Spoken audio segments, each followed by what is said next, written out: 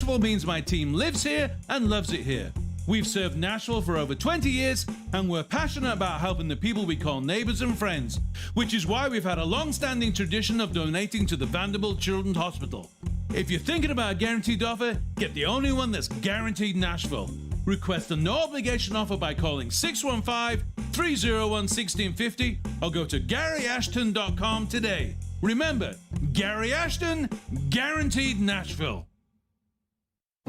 Due to overwhelming response, Genesis Diamond's amazing holiday finance offer has been extended. Now through Christmas Eve, you can enjoy 5 years, 0 interest on any holiday purchase. Everyone's loving this because it makes it easy to splurge this holiday season. A $6,000 pair of diamond stud earrings is just $100 a month with nothing down. You can even include the sales tax. At Genesis, we have all the most popular gifts: rings, earrings, bands, bracelets, pendants, pearls, and a spectacular selection of designer jewelry you won't find anywhere else. Names like Tacori, Verragio, Kirk Cara, unique, one-of-a-kind, fashion-forward designs. So let our non-commissioned diamond experts help you pick out that headliner gift. Get the guaranteed best Genesis price, pay nothing down, and spread your payments over 5 whole years. Make this one unforgettable Christmas with help from Genesis Diamonds.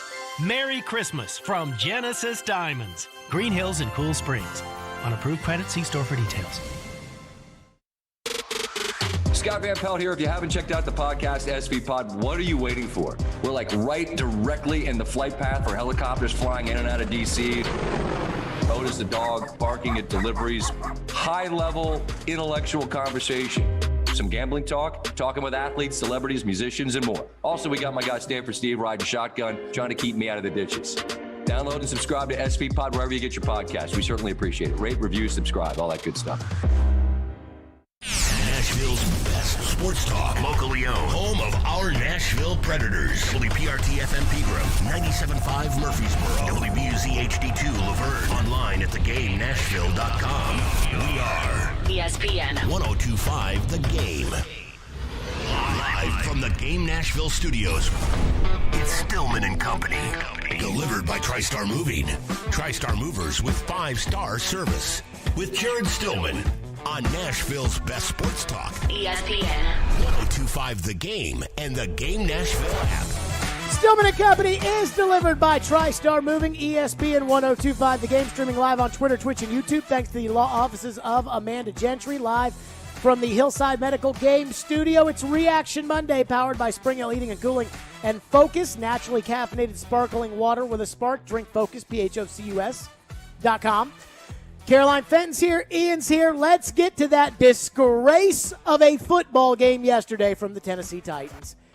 And I'm going to go first. By all means. And I'm going to start with this. You know, oftentimes in life, in sports especially, but in life, there's a lot of things that really irk you that really just aren't that big of a deal, right? Like you think back to it and you were like, oh my God, I can't believe I cared so much about this at a point in time because it seemed so nondescript, right? Like it's just, you know, when you have a 15-year-old and they break up with their first girlfriend, I'm sure that's what it's like. Like, you know, hey, it'll be fine, Johnny. You'll have a lot more of these and then it'll come around. And then there are certain things in life that are really freaking important. And sports is the same way. Some play calls here and there, not that big of a deal. Decision to challenge here or there, not the end of the world. Field goal to win the Super Bowl, that's a big deal.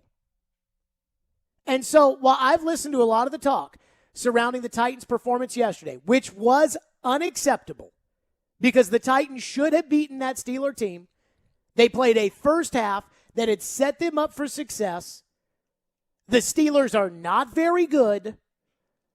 All of those things. Yesterday's game, when I hear all the talk, it's about, what about these wide receivers, and what about this, and what about that? And I haven't heard one person say the reality of yesterday's game, which is where I want to start. And that is that I believe that what your hope was for this season, you the fans, not me, your hope going into this year was that the Titans could compete for the championship, not win the Super Bowl. Tampa Bay's expectation, Green Bay's expectation, Kansas City's expectation going into the season was to win the Super Bowl.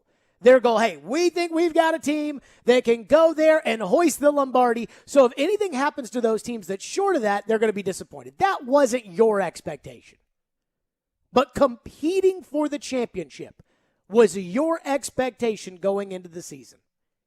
And I believe yesterday the Tennessee Titans ruined any real chance they had at competing for the Lombardi. I said yesterday on the pregame show, I think I said it Friday on this show, if the Titans won yesterday, they would have had a 44% chance, which would have been the highest percentage of any team in the AFC of hoisting the top seed. And I say yesterday, if they can find a way to win this Steelers game and not screw it up, they are going to be the number 1 seed. I think there's a good chance AJ comes back on Thursday. I think the Dolphins game, they're probably going to be wrapped up. It's at home. Vrabel with extra rest, usually pretty good. Derrick Henry's going to be coming back. The Texans, the last week of the year, they're going to be in Cancun. You get the number 1 seed. You get an extra week to get healthy. You get both games at Nissan Stadium, and you only have to play one of New England or Kansas City. That's it. And the Titans couldn't find a way to win the winnable game. Why they didn't win it? I think there are a lot of issues, which we'll get into throughout today's show. But when you're talking about a team that you think can compete for the championship, which was the hope here, which was a team that you felt like, hey, can this team pack their bags, go on the road to Arrowhead, and compete with the Chiefs? It's not going to happen, guys. They're not going to go on the road to Foxborough and beat the Patriots and turn around and go on the road to Arrowhead after they have to beat a quarterback who's going to be much better, whether it is Joe Burrow, whether it is Lamar Jackson, whether it is Justin Herbert, or even whether it's Carson Wentz, which is really beating Jonathan Taylor. Whoever you play here in that first game is going to be better than Big Ben was yesterday. And the Titans couldn't win the game. Nobody stepped up yesterday. Nobody stepped up and said, put their hand in the air and said, I will take over this game for this team, and I will carry the load for Derrick Henry. If Derrick Henry plays yesterday, we all know the Titans win this game. But not one guy on that team could pick up their hand and say, I've got this team. And that ultimately is the downfall of this Titan team. They make too many mistakes, and there's no accountability for the mistakes. Anthony Ferkser's fumble yesterday is a perfect example of this. Anthony Ferkser drops a lot of passes, and Anthony Ferkser fumbles the ball. He dropped a pass last week against Jacksonville that hit him square in the hands. In a practice in 2019, he fumbled the football when they weren't even wearing pads. And Marcus Mariota, the quarterback at the time, went over to Ferkser and just gave him a nice little tap on the helmet. Who remembers 2019 against the Texans? At Nissan Stadium, the Titans had salvaged their season, had turned it around, and it was essentially for the division, early December 2019. Titans get at some great defense early, which we weren't accustomed to at the time, are driving down the field to score an opening touchdown, and Ryan Tannehill hits Anthony Ferkser, who's going into the end zone, and he's popped by one Texan, and the ball comes out to Whitney Merciless, and he runs it all the way down inside the Titan 15. Touchdown, Deshaun Watson. You lose. They win the division, and you've got to go to New England and Baltimore and Kansas City. And you got through the first two, but you couldn't get through the third one. All because Anthony Ferkser dropped the football. That was 2 years ago. In a crucial, gotta have it, must-win game, Anthony Ferkser fumbled the football. Guess what happened yesterday? Anthony Ferkser fumbled the football. Nobody with this team can put their hand up and say, I've got this team. I'm not asking you to go out there without Derrick Henry and without A.J. Brown. I'm not asking you to go to Arrowhead and beat the Chiefs. I'm not asking you to beat Green Bay or to beat Dallas and Jerry World. I'm asking you to beat the crappy Pittsburgh Steelers. And that Steeler team yesterday absolutely freaking sucks. They suck. They needed you to play like dog crap, and they needed some really kind officiating in order to win the football game. That's how bad that Steeler team is. They're awful. Tomlin has got them coached up to 7-6-1, but they're terrible. And you should have won, and you didn't. And because of that now, you have to hope that you can get yourself back into the playoffs, and they'll be in the Titans are going to make the playoffs. But you got to go on the road now. And there's nothing about this team, as currently constructed, that makes me think you can go on the road and beat the Kansas City Chiefs, or go on the road and beat the New England Patriots. Or if you have to get into a match where you got to score and throw the football, that you can get into that with Justin Herbert and the Chargers. Maybe the coach against the Titans defense, which looks pretty good, maybe the Chargers coach will go for it on 4th and 13 and help you out a little bit. But like, seriously, it was set up perfectly for the Titans. Beat the Steelers, win on a short week with A.J. Brown Thursday, get Derrick Henry back, beat the Dolphins, smack the lowly Texans, get a week off, and get 2 home games at Nissan Stadium. And there was no guarantee that if you got the 2 home games at Nissan Stadium, you're going to the Super Bowl, but you at least had a chance. And I think yesterday this team proved that they don't have it in them to be able to do what it's going to take in order to go on the road and win in January and win twice. And I think they proved they don't have what it takes to win 3 times. Yesterday, as I said, some things in life, you think they're a big deal. At the end of the day, it's okay. It'll be fine. That Patriots game where they had nobody out there on the field, it was fine. This game, it's a big freaking deal that they lost. And I think yesterday was the season. Now the second thing, the quarterback. I've heard all the excuses. Oh, the offensive line is so bad. Oh, Derrick Henry's out. Oh, the wide receivers are so bad. Oh, the quarterback, who is paid $29.5 million a season, is playing like a backup. Everything you got from Ryan Tannehill yesterday, you can get from anybody who's a backup in the NFL. I can get what I got out of Ryan Tannehill yesterday out of Blaine Gabbert. I can get it out of Case Keenum. I can get it out of Ryan Fitzpatrick. I can get it out of 3 guys who combined don't make $29.5 million. And if I had some extra money to spend, maybe I could go get a tight end or a right tackle. But I don't, because I'm paying my quarterback $29.5 million.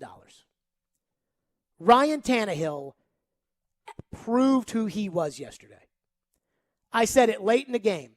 When all the momentum was going against the Titans, all of it. Titans started the game out with a great wave of momentum.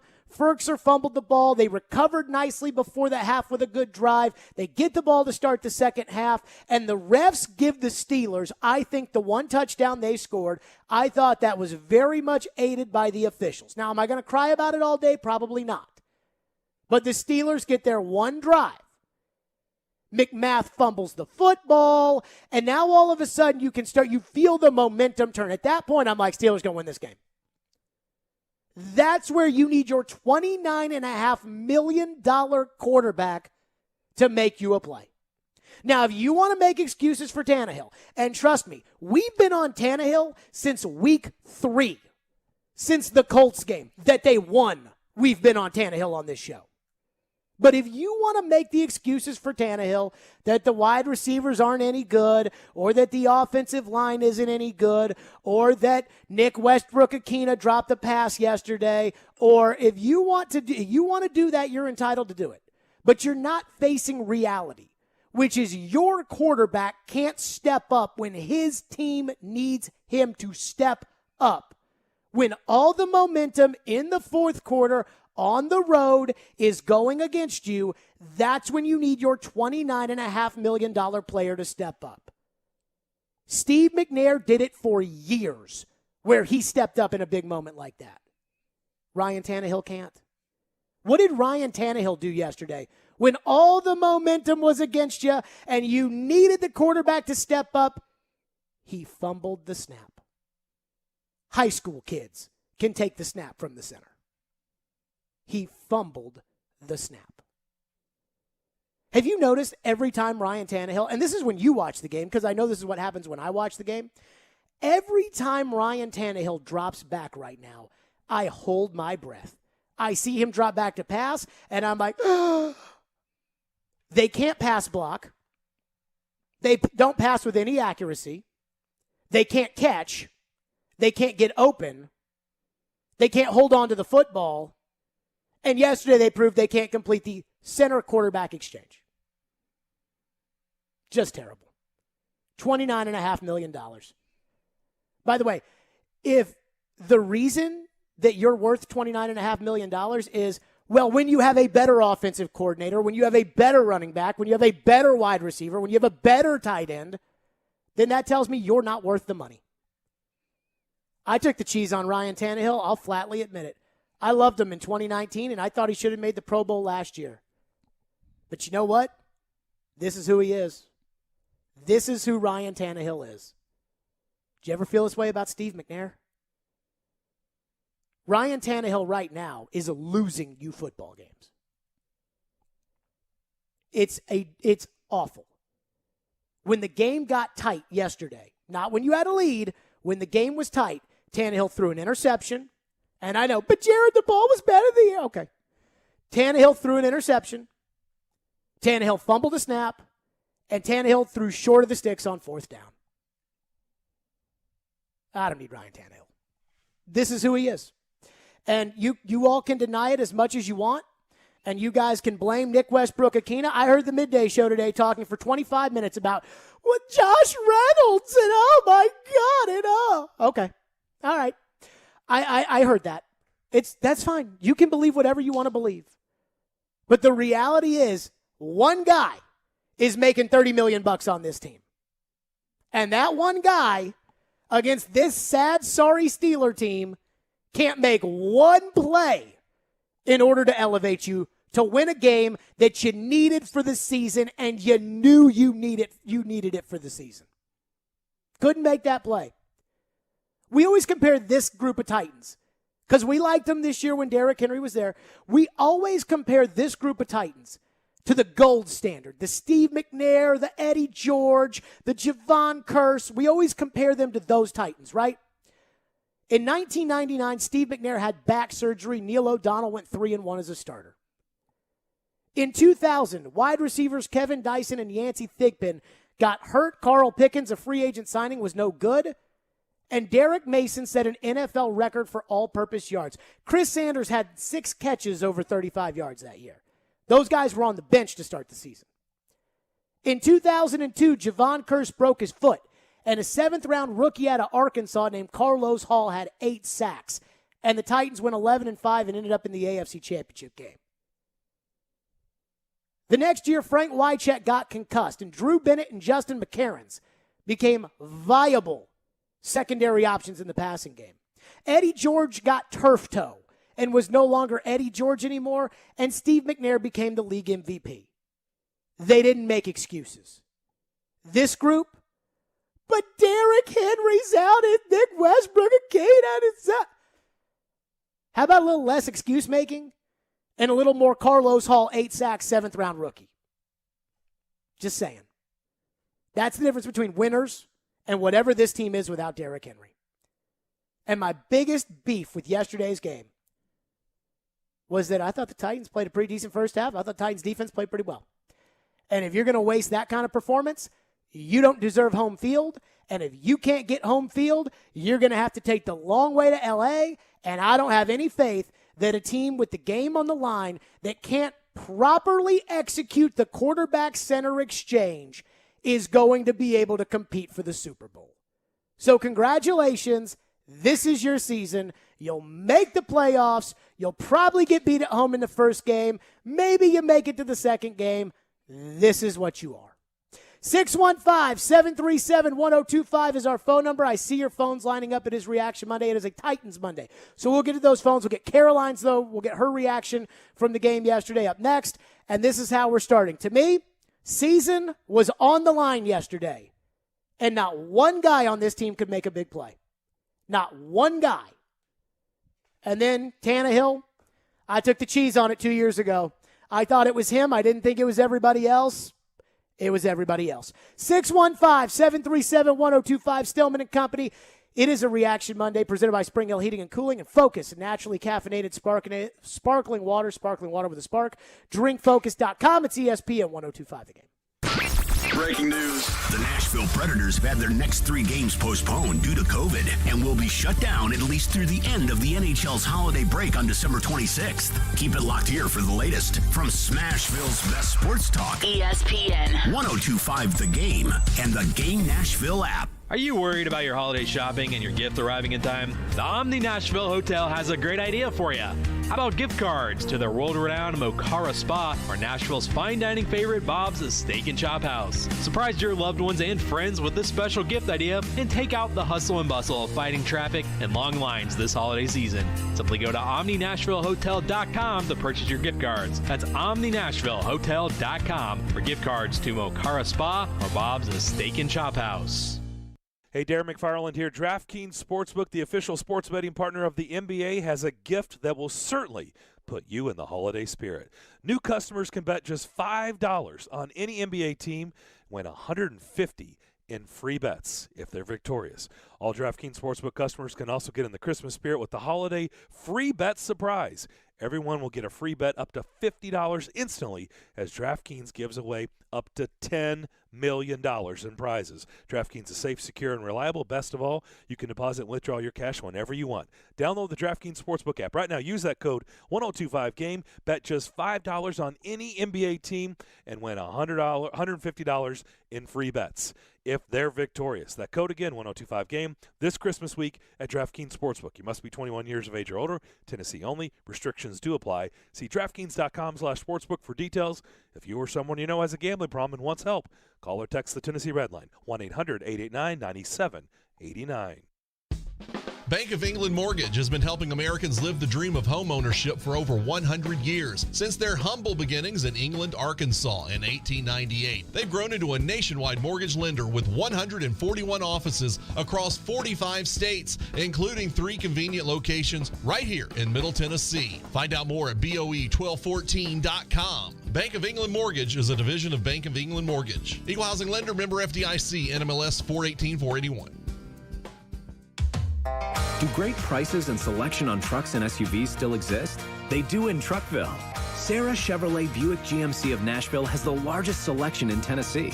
And we keep getting fresh stock on our lots every day. We're committed to offering you our best price and a 5-star experience, which is why we're still known as the destination for trucks and SUVs. Come visit Truckville, Tennessee today in person or online at sarahnashville.com.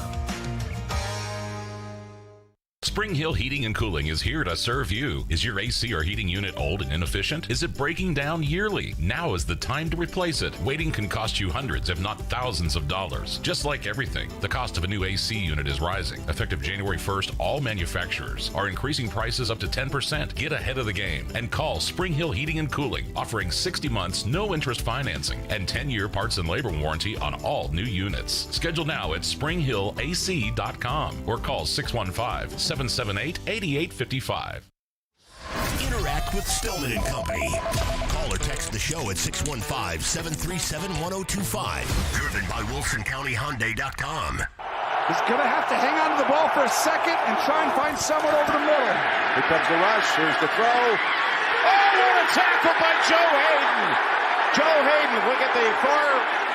The receiver was not able to get to the line to gain. Short of the line to gain.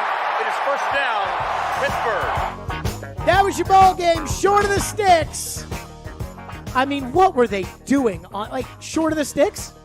Have we never played football before? With the guy that there's not a 5th down, guys. Can you be totally confident in that Nick Westbrook-Akina is going to be able to gain those extra yards? Is he any sort of yak king? No. There's nobody on the team that I trust to. Now, Chester Rogers had a great yak play where he was 1 yard short of the stick on a 3rd down, and he lunged forward. But to your point, there's nobody on the team that I would have trusted to give the ball to work it around, which is why whoever you threw the ball to, it has to be past the sticks. And I thought that was a big mistake from Tannehill yesterday. So we started the show with this. I think the goal of competing for a championship, which I think is probably what the goal was this year, right? Like winning the division, getting a home playoff game, and losing to the Chargers, I don't think was what our expectation for this season was. And I think we thought when the Titans decided to sign Julio Jones, Bud Dupree, Danico Autry, all of these offseason signings, that was John Robinson's way of saying, we're going for it. Well, forget about Bud and Autry. The Julio trade was we're this one piece away from competing. Now, again, this is the show that begged you. I mean, begged you to not do that. Is that fair? Am I overemphasizing how much we begged don't make that trade? I think we talked about it every single day for about a month, or whenever it even became a possibility that Julio could get traded to the Titans. We talked about it every day, and we talked about why it wouldn't be a good idea for several reasons. We begged, but it didn't matter. They did it anyways. And now this is the mess that they're in. Is it overreacting to one loss against a fairly crappy Steelers team that I'm sitting here telling you, like, that goal of competing for a championship, which I think you could have done if these games were at Nissan Stadium? Like, if yesterday's game was at Nissan Stadium, Titans win 24-0 or 24-10, or, Titans win easily if that game's at Nissan Stadium yesterday. Why do you think they would win at Nissan Stadium versus on the road? Because, number one, I thought the Steelers got the flags from the refs. Like, I think that they got that. I think that was crowd-induced. And you heard that one play where they called Foreman down, and then they huddled, and then they said fumble, and then they reviewed it, and it was like a 1-second review, and you heard the crowd react before any of us knew what was going on. That crew last night was drawn by the crowd, and I think that played a factor into it. I also just think questionable penalties. I also think that teams just don't play as well on the road as they do at home, and the Titans usually send good teams home at Nissan Stadium.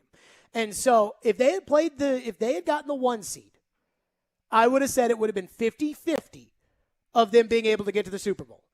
Now, I think they've probably got about a 5% chance to get to the Super Bowl, maybe less. And that 5% is, can Derek carry you for a month after having not played a game for 3 months? And I don't know the answer to that. Is it an overreaction, though, to look at yesterday's loss, what it meant for the standings, and say, there goes the hope for the season? No, it's not, because I don't think it's just that game yesterday. I think it's a culmination of what we've seen from the Titans over the past few weeks of losing games that they were not supposed to losing games because of silly, stupid mistakes that could have been avoidable. And I think yesterday, it's not just one game. It was an incredibly important game, especially for what the Colts did to set you up in terms of the AFC and possibly a first-round bye. All the Titans needed to do yesterday was beat the Steelers. No matter what happened with the Colts and Patriots game. Patriots win, Titans are a better position for the AFC South. Colts win, the Titans are a better position to get the first overall seed in the AFC. All the Titans needed to do was beat the Steelers, and they had it. And it's so frustrating to have watched that game yesterday, knowing how difficult things have been for the Titans for the past few weeks, and they've only made it more difficult for themselves. That's the part. That's it. That's what hurts the most about yesterday's game. If they had gone out there against the Steelers, and we had seen the Steelers play like what you're used to seeing Steeler football looking like, and the Titans had lost the game on a field goal at the end, it would have hurt. You would have looked at the standings, and you would have – but you had it. You had the game. You're the better team. You dominated them in the first half. You had 19 minutes time of possession. You had the game. And you gave it to the Steelers. You just gave it to them. They didn't do anything to take that game from you. There was not one ball yesterday that I thought was a beautifully thrown pass. Everybody is getting on Westbrook-Akina for dropping the bomb from Tannehill. And he did drop the bomb from Tannehill. But I heard Chase today, and he was like, I know people are saying it wasn't the perfect pass, but make the damn catch. Like, both things can be true. If Tannehill puts the ball where it's supposed to be, and Westbrook-Akina catches it, it's a 75-yard touchdown. Tannehill put it a little bit out in front of Westbrook-Akina. Westbrook-Akina had to dive to make the catch. He got both hands on it. He should have made the catch, but he didn't. And so you lost what should have been a 40-yard gain, but it would have been a 70-yard touchdown if the ball had hit Westbrook-Akina in stride. That's a big difference. The Titans, I thought Todd Downing, and I have been as neutral on Todd Downing this season as you can be. But I got one big beef with Todd Downing, and that's that I don't think he watches the games. I think he spends too much time. Al Michaels did a podcast this week, or did an interview this week. Mm-hmm. Actually, he did an interview on the Pat McAfee show on Sirius XM Mad Dog Radio, which is a great channel, by the way. And Al Michaels did an interview. And Al Michaels said, I get so wrapped up in the production of the game that I'll be on an elevator at the hotel and somebody will ask me who won, and I'll be like, I can't even remember who won. Because Al gets so wrapped up in like what he's doing right then and there. Mm-hmm. And I think Todd Downing does that too. Like, I don't think Downing watches the game. Like, I think Downing is like, this was our plan that we put in this week, so this is what we're going to do. You do realize after about the third or fourth drive of the game, it was obvious they weren't going to stop Deontay Foreman. Like, they had no answer. Every team you play knows what the Tennessee Titans are going to do. Every single team.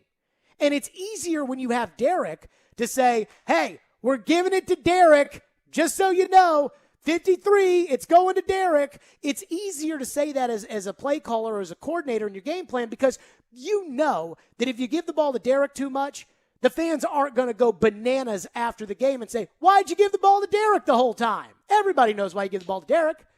But I told you after the Texans debacle, I said, it's time to treat Deontay Foreman like Derrick Henry. He's not Derrick Henry, but it's time to treat him like Derrick Henry and run the offense as if he were Derrick Henry. And they couldn't do it. And the one time that they finally realized they had to give the ball to Foreman was in the 2-minute drill where they had to have a touchdown. I mean, embarrassing. Like, I don't think Downing watches the games. I think he gets too caught up in what he planned all week. Because if you spend all that time putting together a game plan to go into the week, you would say, hey, I spent 40 hours on this game plan right here. I spent 80 hours on this game plan, and so now I trust the 80 hours of preparation I did.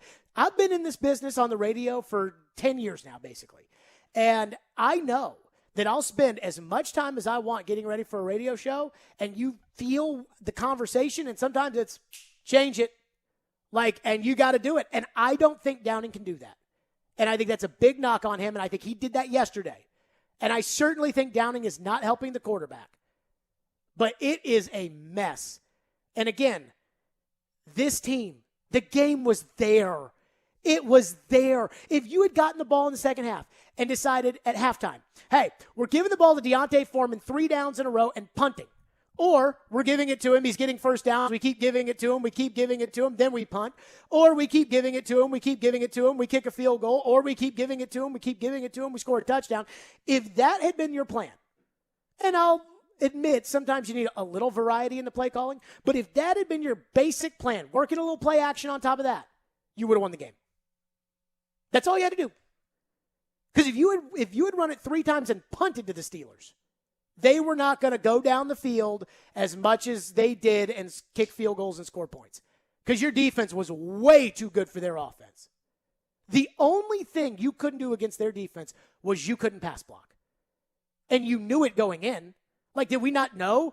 David Quessenberry is a practice squad level right tackle, and he's going up against TJ Watt, who might be the best player in the NFL. So you knew you were never going to be able to pass protect yesterday. But Downing spent all week on his game plan and got to stick by it. They get inside the red zone. Great drive. Throwing out to Foreman, throwing out to Hilliard, handing off to Foreman, handing off to McNichols. Great drive. They get to the red zone. They force the ball to Julio Jones, and it takes them totally out of their rhythm. Titans get no penalties when they're running the football. They get a ton of penalties and sacks when they throw it. And that drove me insane. I see your phones lined up. We'll get to the calls first and then the text. 615-737-1025 because it is a Reaction Monday. 615-737-1025 is our phone number. The holiday season is here, which means New Year's is right around the corner. And New Year's resolution, weight loss, I know a lot of you are thinking about it. That's why I want to tell you about semaglutide, which is carried exclusively by my friends at Invigorate Health. Invigorate Health with 2 locations, one in Mount Juliet, one coming soon, very soon, into Franklin. They've got semaglutide. What is semaglutide? It is a prescription. It has been a prescription for a long time for diabetic patients. Now it has been FDA approved for weight loss for normal people that don't have diabetes. So you don't need a prescription. You just go right to Invigorate Health. Their trained nurses and physicians will monitor your blood work. They'll take it for you, make sure that semaglutide is right for you, and you are on your way to fighting that weight battle that you have had for years. It's easy. Invigorate Health, online at InvigorateHealthTN.com. Again, 2 locations, Mount Juliet and Franklin, and they will take great care of you. Men's Health Magazine's November edition said semaglutide is the breakthrough that America has been waiting for to fight obesity. In fact, I've talked to many doctors who say it's a great drug, and again, they've been prescribing it for years for diabetic patients. That's semaglutide, carried exclusively by Invigorate Health, online at InvigorateHealthTN.com. The MTSU Blue Raiders live here. Touchdown, Middle Tennessee!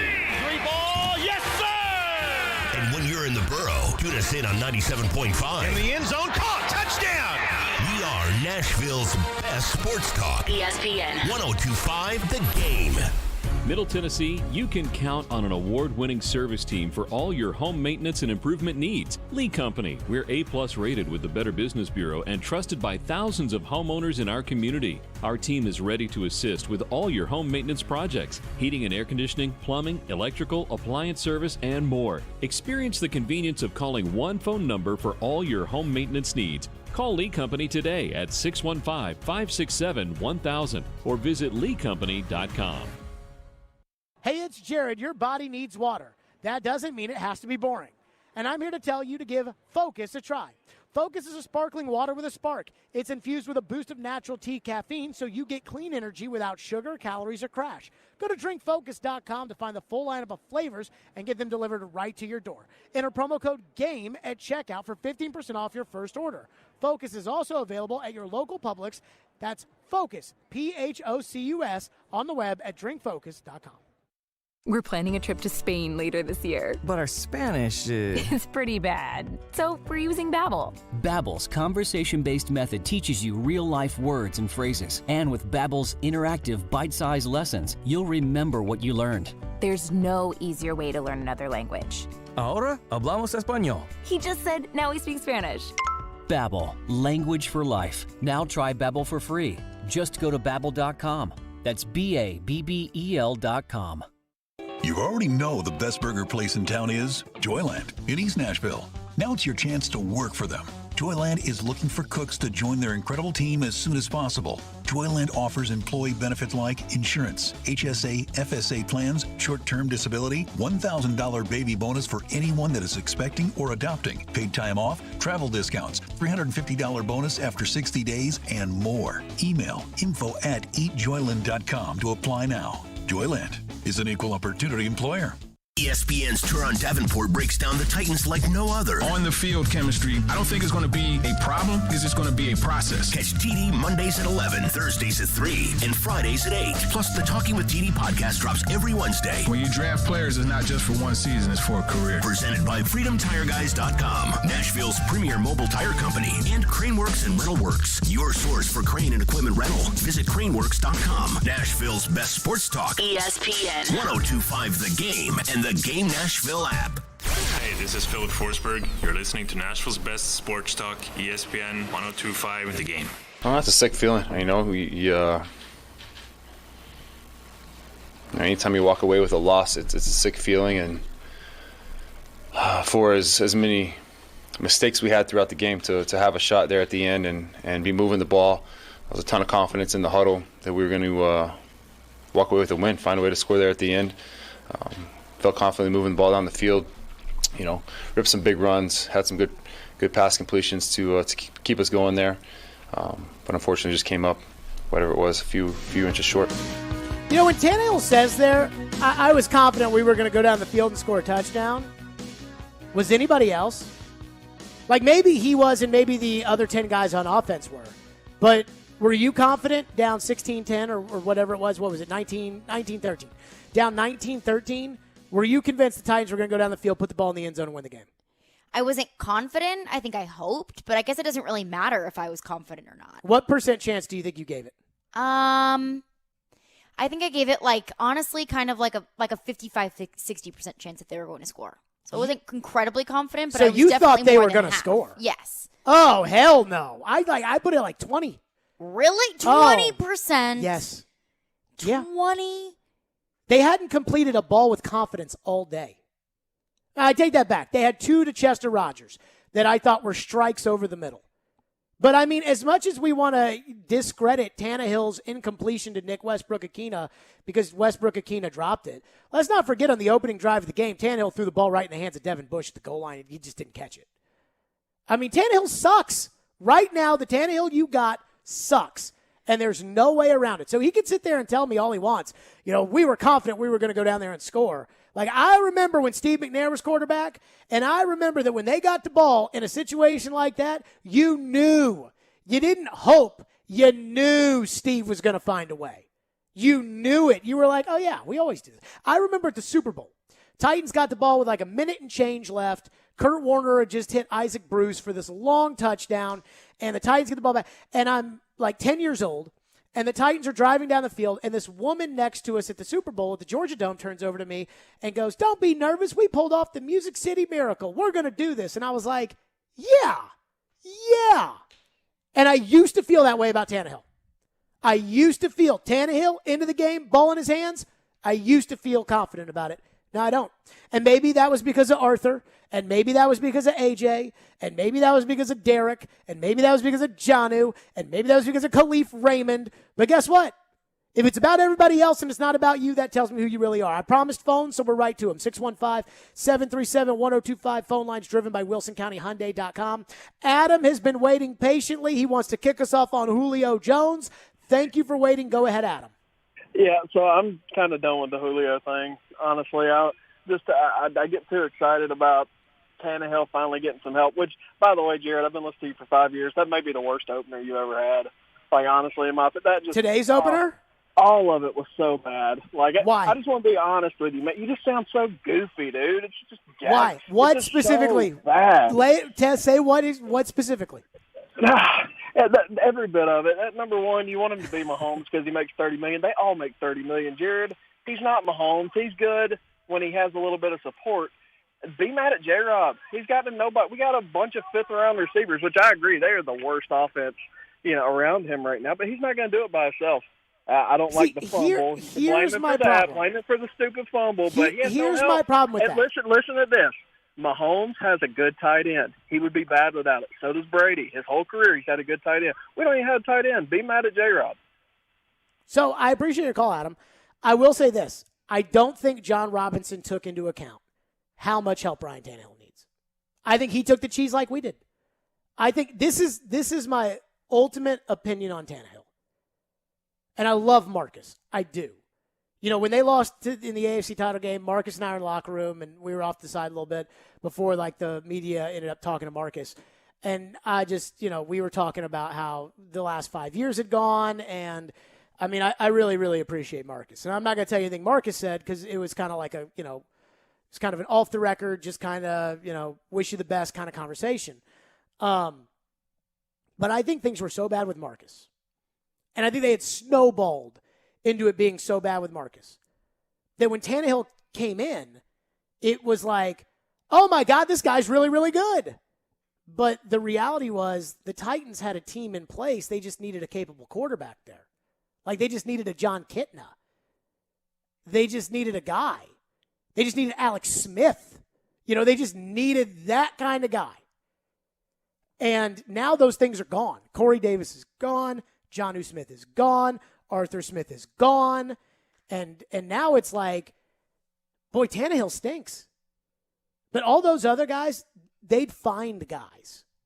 Brady's found guys. I love this. Brady didn't play great yesterday. See? Brady hasn't practiced with these guys for 5 weeks. Tannehill practiced with these guys in training camp. Tannehill's been down to this for 5 weeks or 6 weeks or however long it's been since Derek got hurt. I promise you, they'll look better next time Brady's out there with Jaden Mickens. I promise you. This is a guy who got to the Super Bowl with a washed-up Deion Branch, and I love Deion, but a washed-up Deion Branch and Rashae Caldwell. Like, come on. Like, it's not the same.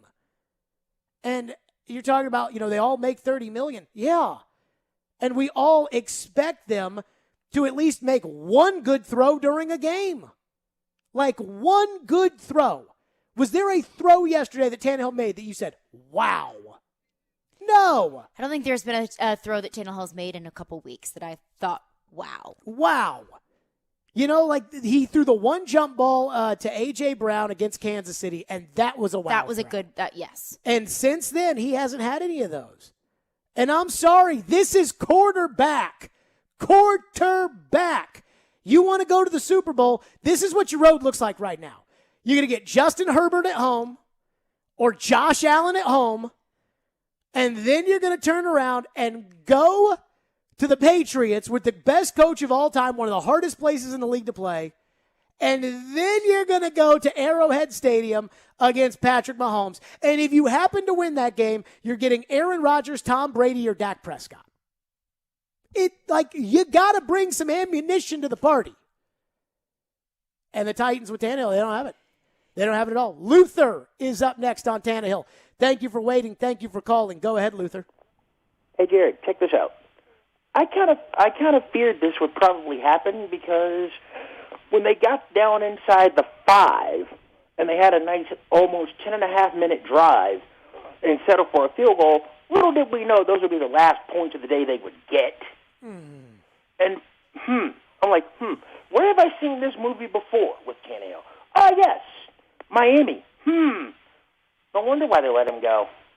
So something tells me if Tennessee wins the AFC South, I have a strange suspicion there could be a possibility where Tennessee would be the 4 seed, somehow get out of the Buffalo game if Buffalo finishes up the 5, or they may have to play the Colts again. And if they somehow get out of that, forget having to play them in the AFC Championship game. The Titans may have to travel to Arrowhead Stadium in the divisional round. Forget the championship game. So, Luther, right now, they're either the 3 or the 4 at this point. Luther, I appreciate your call. The Titans could finish second. If the Titans win out, which, again, I don't think it's crazy to think that the Titans could win out when they get A.J. Brown back and Derrick Henry. I think there's a legitimate chance Titans could win out. I really do. Titans are going to win Thursday.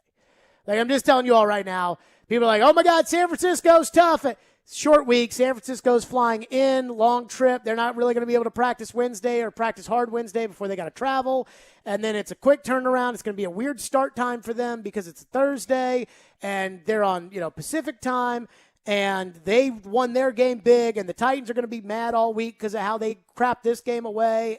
But other than all of those outside factors, because they're all legitimate, home field advantage, San Francisco has to fly into Nashville short week, whatever. Is there any on-field confidence that you have, that the Titans are going to win this game on Thursday, other than those outside factors? Yeah, I think the defense is playing pretty well, and I don't think Jimmy the defense is playing very well.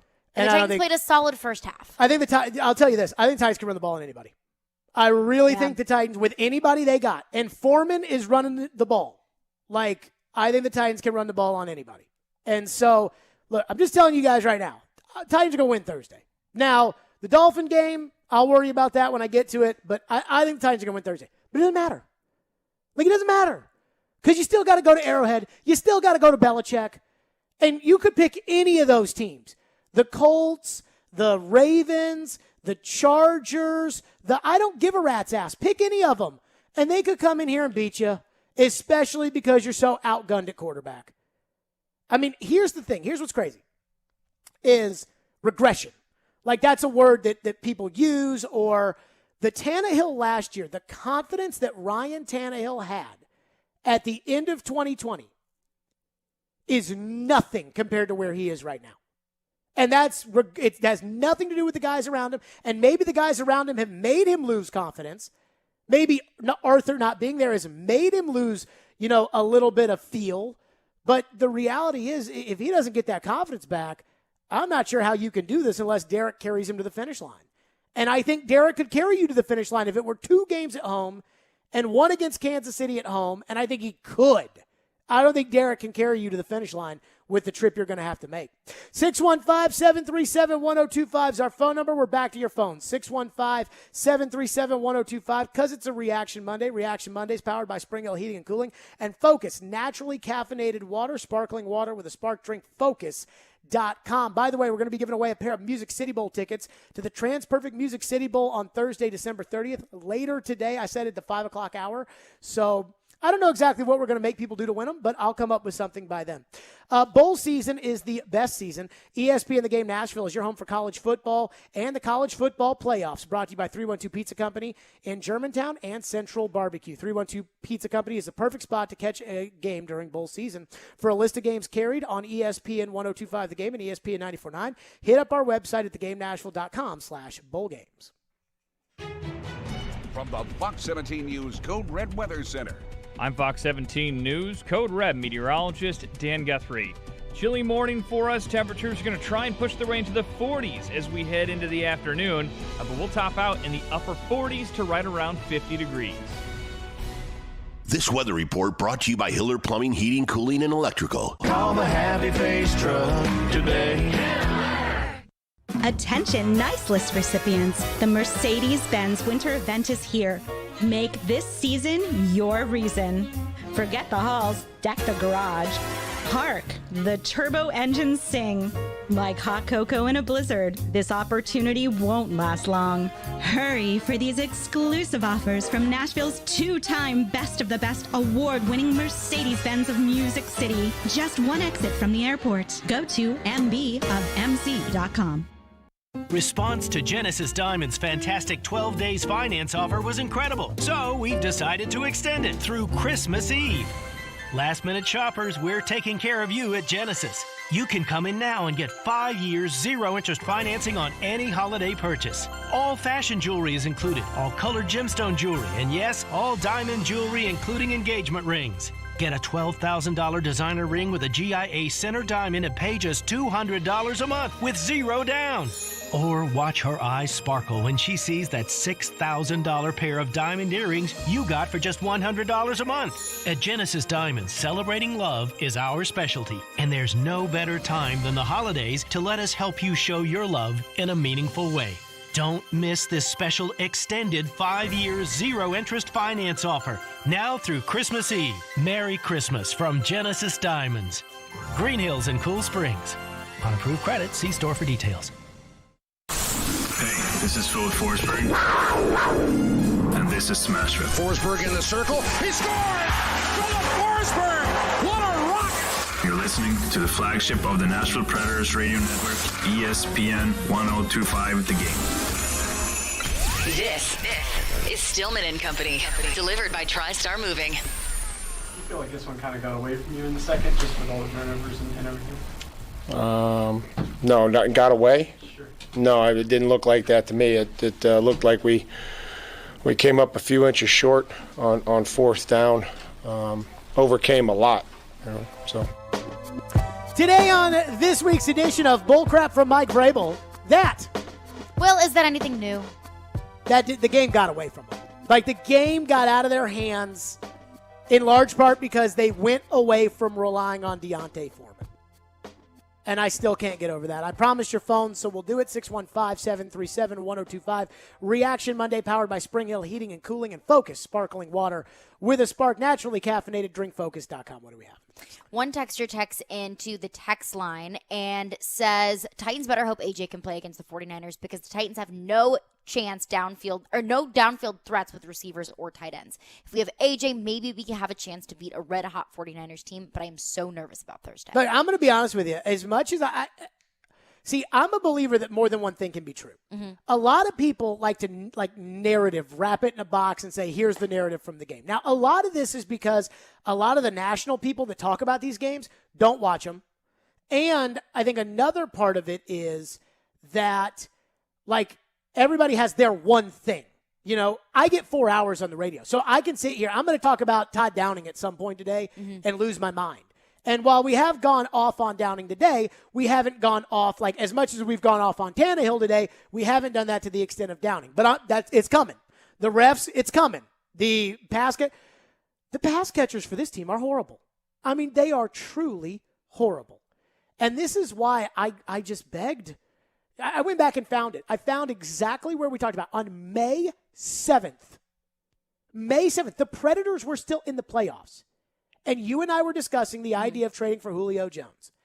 And I was like, absolutely not. In fact, the video cuts off of me going, no, no, no. And one of the things I go, these hamstring injuries, they don't really go away. Like when you're 32, like hamstring injuries usually don't go away. Now, did I think I'd be this right about not doing the Julio thing? No. But, I mean, the pass catchers for this team are downright awful. I mean, it is awful. And we can say, well, they didn't know that Julio would get hurt, and they didn't know that A.J. Brown would get hurt. Well, A.J. Brown always gets hurt. And Julio came in hurt. Julio was hurt. I told you all, a league source told me after the trade was made that Jacksonville's, not Jacksonville, I get the Urban Meyer stuff still on that. Atlanta's doctors were literally laughing when the Titans made that trade because they never thought Julio would be the same again. And I said it on the air, and I honestly thought that when I said it on the air, this is a really popular show. I thought that when I said that on the air, it was going to be like, oh my God, do you believe this report? And like, honestly, nobody cared. Like everybody was too caught up in their own bullcrap about how excited they were to get Julio to care about every red flag that existed. And now people want to care about it. You do realize 2 years ago, Ian still has the clip, and I'd play it for you, but you've heard it enough. Floyd told you, if you sign Jadeveon Clowney, you're going to lose Jonnu Smith. Ian, did he not tell us that? Pretty much. I mean, it was like the long explanation of how the salary cap works. Yeah. It was you want 1 year of Clowney or like maybe 4 years of either Jayon Brown or Jonnu Smith. It'll cost you another player, whichever player that is. Do you like to have Jonnu Smith right now? I would. But the pass catchers on this team are horrible. Like, I want people to understand this. Westbrook-Ikhine is the second best pass catcher they have behind A.J. Brown. He's horrible. Like, he is horrible. Like, and I know you're going to sit there and say, well, he's not bad for a backup in the NFL. In 2000, the Titans went into the season. This is a Titan team that had gone to the Super Bowl and was a run-first team. And they had Kevin Dyson as their number 1 wide receiver, Yancey Thigpen as their number 2 wide receiver. They had signed Carl Pickens from the Bengals, which was almost as disastrous as Julio has been. And they had Isaac Byrd. And so Derek Mason and Chris Sanders were buried on the bench. Chris has told you the story that Floyd asked him to take a $600,000 pay cut. By the way, Chris Sanders was wide open on the Super Bowl play where they lost by a yard. Just throwing that out there. But Chris Sanders and Derek Mason, they were on the bench. And all of a sudden, Dyson tears an ACL. Thigpen gets his 47th injury. Pickens is terrible. Isaac Byrd gets released in training camp. And the Titans are sitting there like, what do we do? And Derek Mason goes out and sets an NFL record for all-purpose yards. Chris Sanders catches 6 balls for 35 yards or more as a deep ball threat to take the top off of the defense. So that team had 4th and 5th receivers that could play. This team doesn't.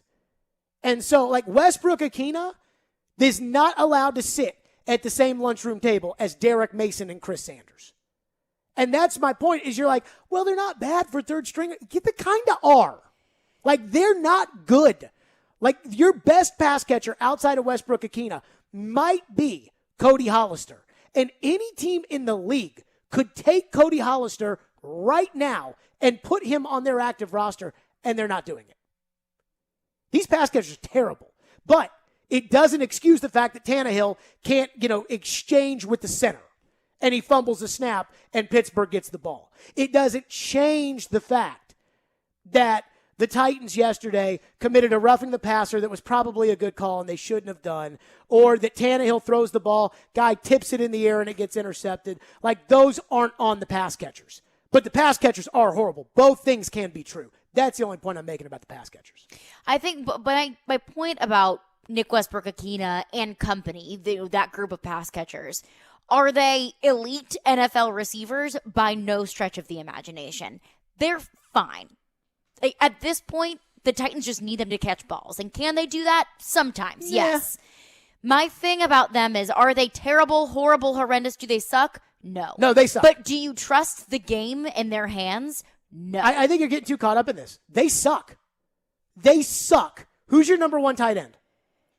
Ferkser or Swaim. Okay. Jeff Swaim could not make it on the 1-15 Jacksonville Jaguars last year. It's bad. Like, they're not good. Like, these aren't diamonds in the rough.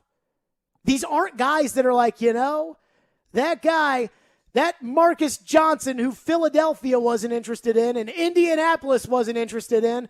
Boy, what a mistake by them. Like, these aren't accidents, guys. These pass catchers are horrible. And you still should have won the game yesterday. You still should have won the game. I talked to a former Titan earlier today, and I was asking him about all this stuff and what do you think. And he goes, one guy has elevated their game on offense. One guy, Foreman. He said everybody else is just kind of waiting along for somebody else. And I go back to all the old Titan teams. Javon Kearse breaks a foot. Carlos Hall, 7th-round rookie out of Arkansas, never did another thing in his life in the NFL. 8 sacks that one year. Told you about Chris Sanders and Derek Mason. What about Chris Brown and the game he had against the Ravens in the playoffs when Eddie George dislocated his shoulder? Scored a game-winning touchdown. We'll never talk about that. Drew Bennett, undrafted rookie out of UCLA. So the other guys could do it. The Titans won a game at Pittsburgh one time against a not-so-great Pittsburgh team. Ugly, sloppy, whatever. Neil O'Donnell is starting at quarterback because Steve McNair bruised his sternum the week before against Kansas City. McNair is active, but only to play in case of extreme emergency. O'Donnell gets knocked out of the game, like blood coming out of his nose, knocked out of the game. So McNair has to come back in. The Titans are trailing, and it's a 3rd and 11. And he connects on a ball with Chris Sanders that Chris literally jumps 20 feet in the air to grab and gets hit in the back and comes down with it. And McNair, for the game winner, puts the most beautiful ball in the corner of the end zone for Aaron Kinney. No excuses there. That's why that team was 13-3. That's why that team got home field throughout the playoffs. That Carlos Hall season is why that team got to the AFC Championship game. Neil O'Donnell in relief of Steve McNair in 99 is a large part of how that team was able to get to the Super Bowl. This is the NFL, guys. And not only that, we're talking about how bad all these guys are, and they're bad. I mean, they are bad. If you were to open it up for everybody to take players off your roster, Westbrook-Akina might get claimed, and that's probably it, honestly. One guy might get claimed by another team. That's it.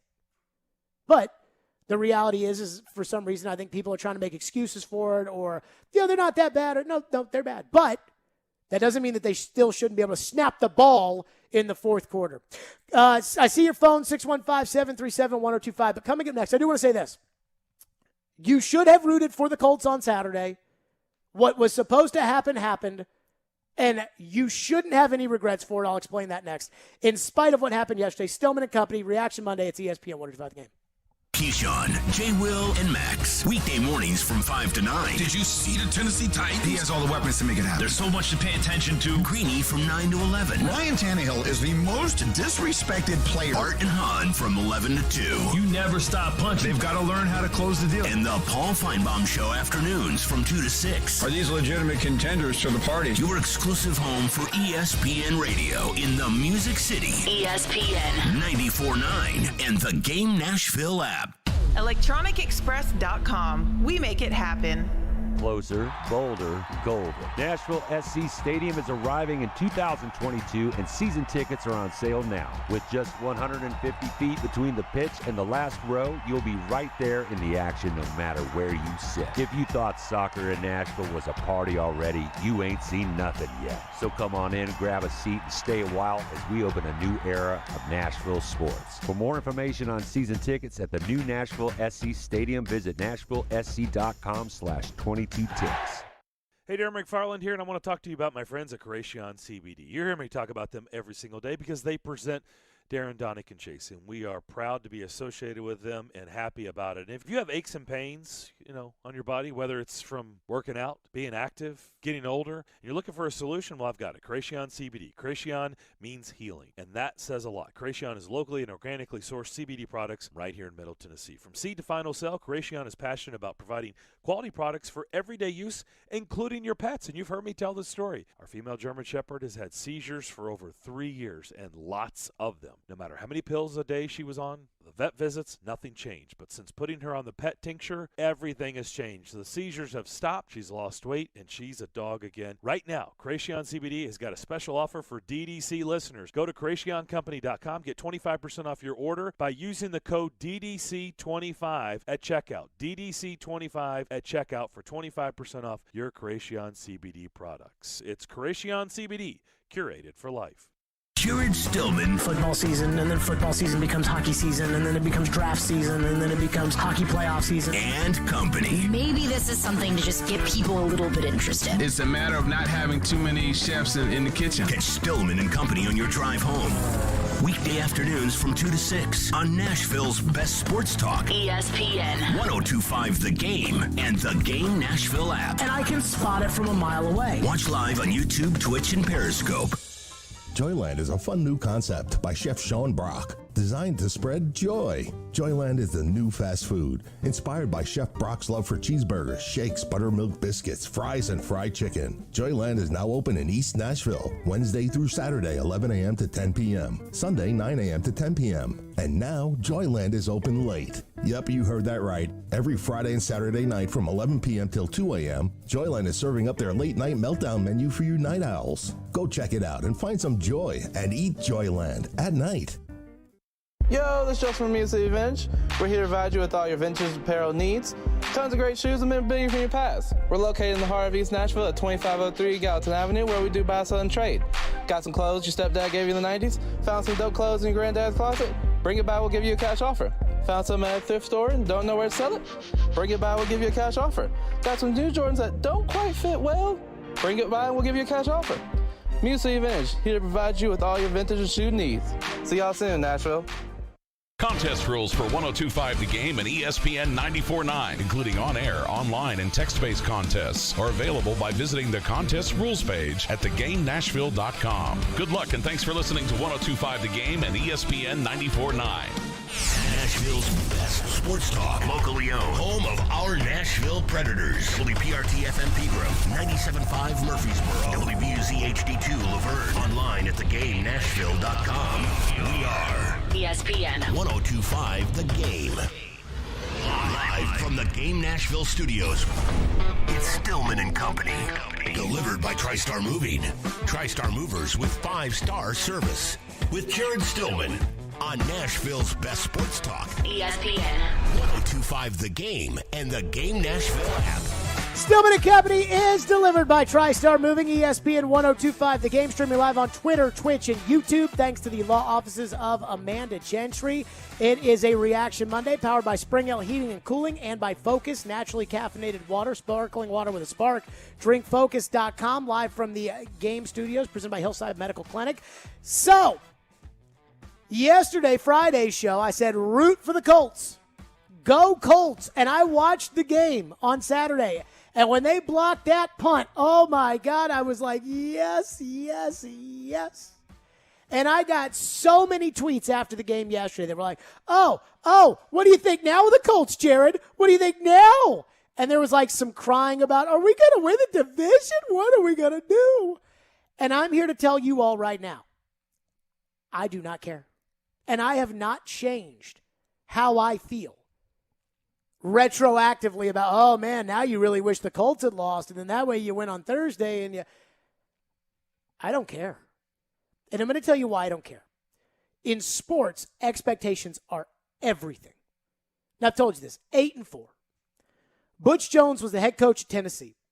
They went 8-4 in his 4th season, and that wasn't good enough. They lost to South Carolina. They lost to Vanderbilt. They weren't going to make the SEC championship game. They had a shot at the Sugar Bowl. They missed out on that. And even though they beat Florida that year, and they beat Georgia that year, who were down, That wasn't good enough. The next year, Butch came in with all this pressure, lost a couple games. See ya. James Franklin went 8-4 2 years in a row, just like Butch did at Vanderbilt. He turned around and got the Penn State job. Why? Because the expectations at Vanderbilt are different than the expectations at Tennessee. The expectations for the Tennessee Titans going into the season was not win the division, get a home playoff game, lose to Joe Burrow and the Bengals, go away for the offseason. That wasn't the expectation. The expectation, I put out a poll, and I asked the question, what are your expectations for the Titans now that they've acquired Julio Jones? This was in June of this year. And 39% of the people, which was a majority, 39% of the people said Super Bowl. Well, I know Super Bowl for this group was not a realistic expectation. Your real expectations and my expectations for this year were that the Titans were going to have a team that could compete for a championship. Not go to the Super Bowl, not win the Super Bowl, but I mean compete for a championship. The 2002 Titans that went to the AFC title game and lost to Oakland, they were competing for a championship. The 2000 Titans, who went 13-3, had the number 1 seed, lost at home to the Ravens, they were competing for a championship. The 2007 Titans that got in on the last day of the year in the last game on Sunday Night Football because Tony Dungy pulled all of his starters and Vince Young beat Jim Sorgi in the second half of a game, snuck into the playoffs and lost to the Chargers in the wild card round. That team wasn't competing for a championship, and we all knew it. So this year the goal was to compete for the championship. My goal wasn't to win the division. Now, is it harder to win the division today? Is it more likely that you're not going to win the division today because you went and lost to the Steelers yesterday and the Colts beat the Patriots? Sure. But the magic number is still 2. Indianapolis has to go to Arizona. Arizona got embarrassed yesterday. Guess what happens when a team in the NFL gets embarrassed and then plays the next week? They usually play a lot better. So the Titans could win Thursday. I think they're going to. The Colts could lose Sunday. I think it's 50-50. And you win the division. But even then, how much do you really care about the division? They won the division last year. They went to the AFC title game 2 years ago. Derrick Henry should be back for the playoffs. The window is open. So to me, that's all I care about is setting you up for success. Setting up your team for a chance to compete for a championship. And simply winning the division or making the playoffs, or whatever it is, there's not that big of a difference to me between doing that and being the 4th seed in the AFC and welcoming in Joe Burrow or welcoming in Josh Allen or welcoming in Justin Herbert or welcoming in Jonathan Taylor and then turning around and going to Arrowhead. It's kind of all the same. Like it's the same, right, as if the Titans end up getting the wild card and the Colts win the division and you go to Indianapolis and you have to play the Colts. And I think you can beat the Colts because when Derrick Henry plays, you usually beat the Colts. And so you go beat the Colts and then you go to Arrowhead. It's all the same to me. Doesn't really make much of a difference. I don't have an incentive-based contract that says if the Titans win the division, I get an extra $150,000. Now, maybe Vrabel does. I don't know his contract. But for the fans that are like, what about the division? I'm telling you, honestly, I don't care that much about the division. I never cared that much about the division. I always cared about the seeding. I always cared about getting the extra week to get your players healthy, getting the time to make sure Derek was ready to go, and playing these games at Nissan Stadium. These games where that Steeler crowd isn't going to convince an inexperienced officiating crew, which is what they had yesterday. I mean, that's what I care about. Indy Ben texts the text line. Our phone lines are driven by WilsonCountyHyundai.com. Indy Ben, who spent all summer telling us that we had to give respect to the Colts, spent all summer telling us Wentz was the answer, spent all summer telling us they had a great defense. What did he say? Indy Ben texts in and says, I'm sure you both were shocked beyond belief when the Colts beat the Patriots. Division is still very much in play, as I could certainly see this Titans team dropping the 49ers and Dolphins games. Yeah. Well, I think the Titans are going to win on Thursday. And I think the Titans, Vrabel's never lost a game on long rest against the Dolphins. And so the assumption of now they're going to lose because they lost this last game, that's not how the NFL works. And the Colts are going to win against the Cardinals because the Colts just won their last game. Again, not how the NFL works. Like, it's a week-to-week league. And so this idea of, here comes Indy. I'm glad that I rooted for Indy on Saturday. I think it gave the Titans the best chance to compete for a championship. And then they couldn't snap the ball. 615-737-1025 is our phone number. We'll get your thoughts in on that. 615-737-1025. Is it wrong that I don't really care that much about just winning the division? We got to win the division, Jared. That I looked at it more of, if you really wanted a shot at beating the Chiefs or the Patriots, you needed that game on your terms in your stadium. Are you wrong? Yes. No, absolutely not. Because at the end of the day, it's about what do you really want.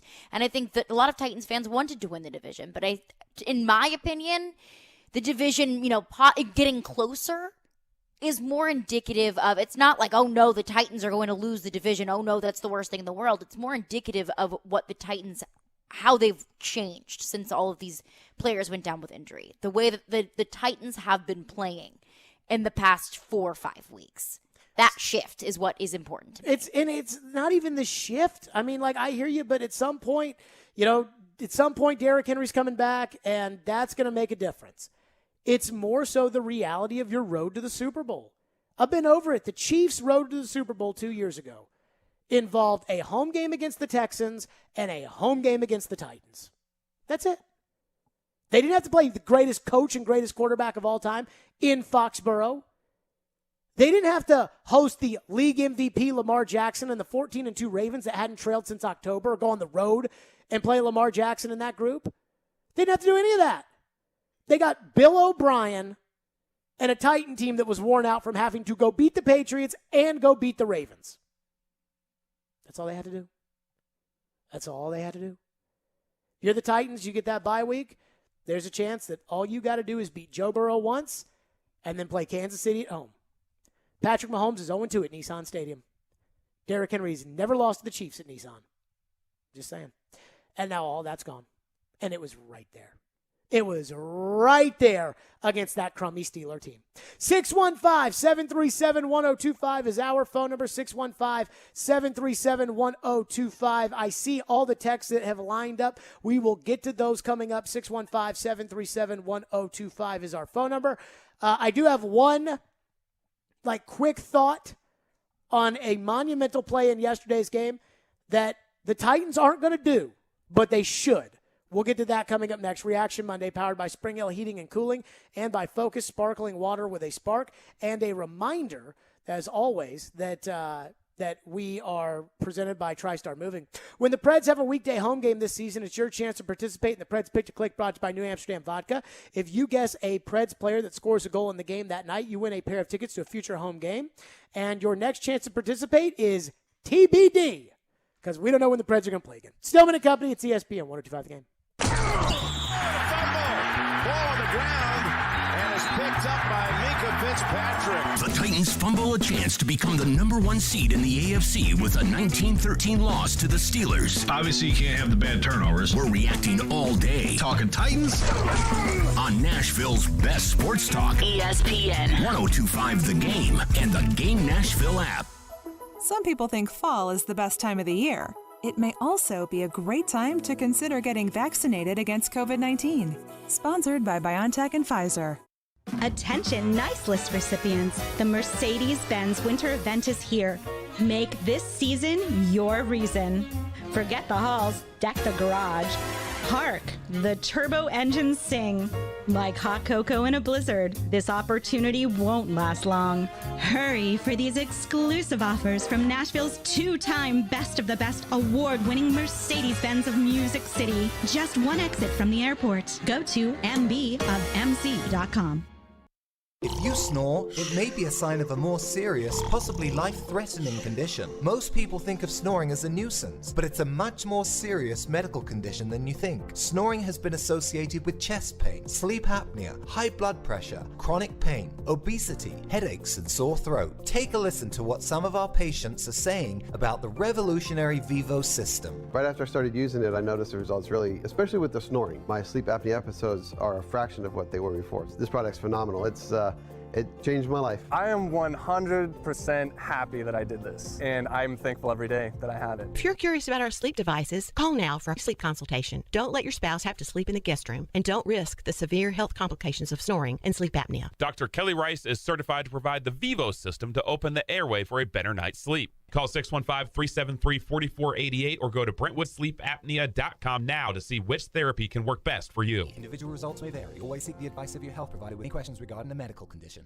When it's more than just your lawn, it deserves the Kubota Z400. Get a head-turning offer on class-leading speed, agility, simple deck height adjustments, and a quality cut. When you need comfort and performance, then you need the professional-grade Kubota Z400. Right now, get the Kubota Z400 mower for 0 down, 0.99% APR for 36 months, plus no payments until April 1st, 2022. Now through December 31st. See us or go to KubotaUSA.com for full disclaimer. Come see why Coleman Tractor Company is one of the largest Kubota dealers in Middle Tennessee, with 4 locations to serve you in Paris, Clarksville, Nashville, and their new location in White House. Hey, it's Elijah Campbell from Darren, Donick, and Chase, and I got my radio start right here as an intern at ESPN 1025 The Game. It was an excellent experience, and we're now looking for new interns. If you think that's you, go ahead and send your resume over to together@cromwellmedia.com to apply. If you've missed any of today's show, just search Stillman and Company on Apple, Spotify, or your favorite podcast platform. By the way, McNichols back in after that early shoulder injury. What a pass. Oh, and a fumble. Ball on the ground and is picked up by Minka Fitzpatrick. Unbelievable. The Titans have total control of the ball game. They're getting the football back. Ben and the Steelers look like a mess. And the ball goes right in the hands of Anthony Ferkser. It wasn't even a good hit that lodged the ball. It's just that Ferkser happens to fumble the football. Ferkser fumbles it. Ferkser drops it. He's just not very secure. In fact, the Titans punt on the opening drive, or the Steelers punt on the opening drive. Titans punt on the opening drive. Steelers punt. Chester Rogers has the great return. Titans score touchdown. Steelers punt. 3 plays, -4 yards. Titans go 11 plays and kick a field goal. They're up 10-0. Steelers punt. At that point, the game is on the line. And Anthony Ferkser on a 3rd and 5, fumbles the football. And you would say, hey, Ferkser's got good hands. He doesn't drop the ball very often. He dropped the ball last week when Tannehill put it right in his hands. This isn't the first time he's dropped it. But you'd say, hey, Jared, it's one fumble. What are you going to do? No, this is the second time. This is the second big-time December mistake that Anthony Ferkser has made that has cost the Titans a game that they absolutely had to have. And I showed it to you before the show today, Caroline, because you weren't here. I think you were still in college probably at this time. I had just graduated. So 2019, Titans are playing the Texans, and it's a gotta-have-it game for the division, which all you people seem to be really worried about. And it's a gotta-have-it game at Nissan Stadium, and the Titans gotta have it, and it's no score early, and it's mano-a-mano, and the Texans throw an interception on their first drive. Titans end up, getting a field goal block because Ryan Suckup wasn't right, so they're trading punts. So it's the middle of the first quarter, and here are the Titans. I think now in the first quarter, and they're moving the football down late first quarter. Derrick Henry is driving inside the 6-yard line. Derrick gets to the 6. Derrick goes for 2 yards. Now all of a sudden the Titans are at the 1st and goal at the Houston 5, and Ryan Tannehill throws a ball to Anthony Ferkser on the goal line where he is hit. And the ball comes out and pops into the arms of Whitney Merciless, who takes it down to the Titan 12. 2 plays. Touchdown, Kenny Stills from Deshaun Watson. Titans go 3 and out. Touchdown to Kenny Stills from Deshaun Watson. and it's now 14-0 Texans. Your final score, 24-21. This is the second December game in 3 years that Anthony Ferkser's inability to hold on to the football has cost you. And I firmly believe that if Anthony Ferkser didn't fumble the football, that the Titans would have won yesterday. Do you agree with that? Yes. I mean, the momentum of that game, it just completely shifted. And if this is a team that really preaches accountability, they will release Anthony Ferkser today. They're not going to, because they'll look at it like, well, we've only got 3 tight ends, and if we release Anthony Ferkser, then who's going to be the third tight end for the game on Thursday with a quick turnaround against the 49ers? And I hear all that. I get all of it. I understand. But I would release him. He doesn't block, so he's not really a tight end anyways. He's practically a glorified wide receiver, and you're giving him too many chances. You can preach accountability all you want. You can do that. But if you don't hold anybody accountable, then you're going to be having the same discussions every single time. If you don't hold Ryan Tannehill accountable for his mistakes, and it's hard to hold him accountable because he's got a $25.5 million contract, and the guy behind him, Logan Woodside, we don't know anything about. It's probably not very good. It's one thing when you make one mistake. It's another thing when you consistently make mistakes, like Ferkser has this season, and also when you give nothing back. Nick Williams got released after dropping what would have been a game-winning touchdown on the road at Buffalo. And while I didn't like the idea of just dropping the guy because he made one mistake, I get it. The message is, you cost us the freaking ball game. Goodbye. This is the second time Anthony Ferkser has cost you a have-to-have-it ball game. Goodbye. A lot of people were talked into the belief that Anthony Ferkser could be the starting tight end of the Tennessee Titans. That never made sense to me. I wrote a Father's Day card to the GM. Dropped it off at his house because I knew he wasn't doing very well in June of this year. He passed away in August. And I dropped off a Father's Day card. And one of the things I said was, you know Ferkser's not a starting tight end. He knew. Now, I'm not putting his words in there because he didn't say it. But I'm telling you, I wrote that in the card because I knew that there's no way that would have flown with him. And here you are. Here you are, Jeff Swaim. And guess what? I trust Swaim a lot more than I trust Ferkser. And I trust Pruitt, a guy who wasn't good enough. I think the Titans have to say, look, you've cost us one too many ball games around here. You are not carrying your weight on this ball club. You've got to go. And I don't think they'll do it. 615-737-1025 is our phone number. Our phone lines are driven by WilsonCountyHyundai.com. Scott texts in and says Deontay Foreman was ready to take over the ball game and kicked butt when given the ball, but the coaches stopped giving it to him. His effort and performance was A+. He put his hand up, and the coaches said, put it down. Dude, the Downing, I still am not convinced he watches the games. Like, I think he's so buried in his play sheet. You know, when you're an offensive play caller, you have to be thinking one play ahead. So it's easy for us to sit up here and say, why did they run the ball on that play? They got 1 yard. But as an offensive play caller, say it's 3rd down and 6. You know, that's a passing down. But if I know I'm going for it on 4th down, then it's really kind of a running down because I can pick up 3 yards on the ground and set myself up for 4th and 3. So it changes what you can do. But you got to know that because you got to think a play ahead. So these guys spend hours and hours and hours and hours. Ian, you remember all the talks about meetings that Floyd would always talk about. When I'd get on Rick Barnes, because he never calls timeout, and Floyd used to say, well, you know, Rick Barnes has probably had how many meetings on timeouts? And how many hours a day has he sat there worried about timeouts? So I'm not going to criticize him for not calling timeout. So Downing has meeting after meeting after meeting every week to come up with this game plan. But I think sometimes guys get so stuck in their game plan and what they talked about during the week because they had all these meetings that they don't feel the game. And they don't look at it and say, hey, nobody's stopping him. Give him the ball. That Texan game I was referring to, the one that Ferkser cost you by dropping it and you lost by 3 points, they were man for man on the outside with A.J. Brown, and they couldn't stop it. And the Titans ran the same play like 6 times. Like, A.J. runs a curl to the outside. Tannehill hit him every time. I honestly think it was Jonathan Joseph who was covering him. I can't remember. And they threw the ball every play to A.J. right there, and they marched right down the field. When Derek is humming, you know what I'm talking about. When the big dog is eating, you know you just turn around and hand that ball off to 22. How many times do you sit there and see Derek when he's getting after it, and you say, oh, he's about to break a big one. Give it to him. Foreman, and I said this after the Texan game, I said they've got to get back to what they are. And I know everybody's going to tell me that Foreman isn't Derrick Henry. I get it. But he's the closest thing you've got to what you had. And you got to treat it that way, with the understanding that you're going to punt a little bit more than you would punt if you had Derrick. But I don't think the Titans have fully been able to commit to that.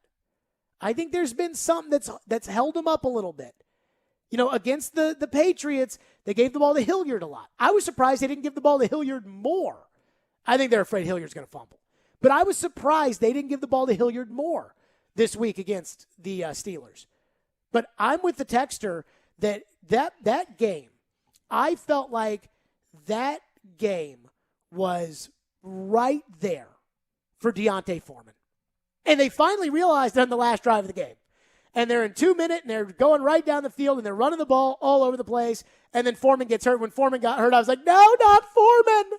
Because like I said, I talked to a former Titan player, and the former Titan player told me the only guy on offense that's elevating his game is Foreman. What else we got?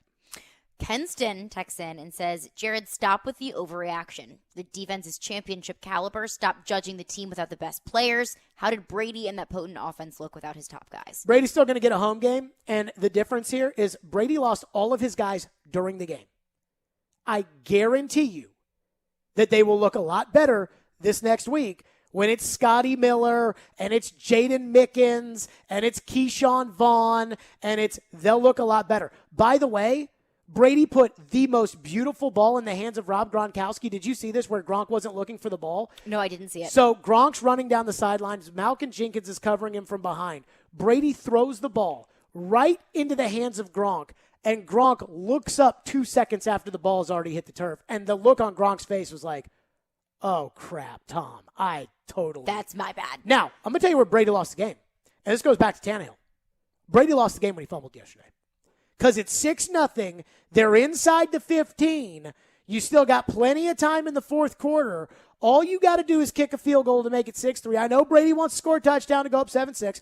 All you've got to do is kick a field goal to make it 6-3, get one stop from your defense, and then now all of a sudden the Saints defense is, oh, God, here comes Brady with a chance to win the game.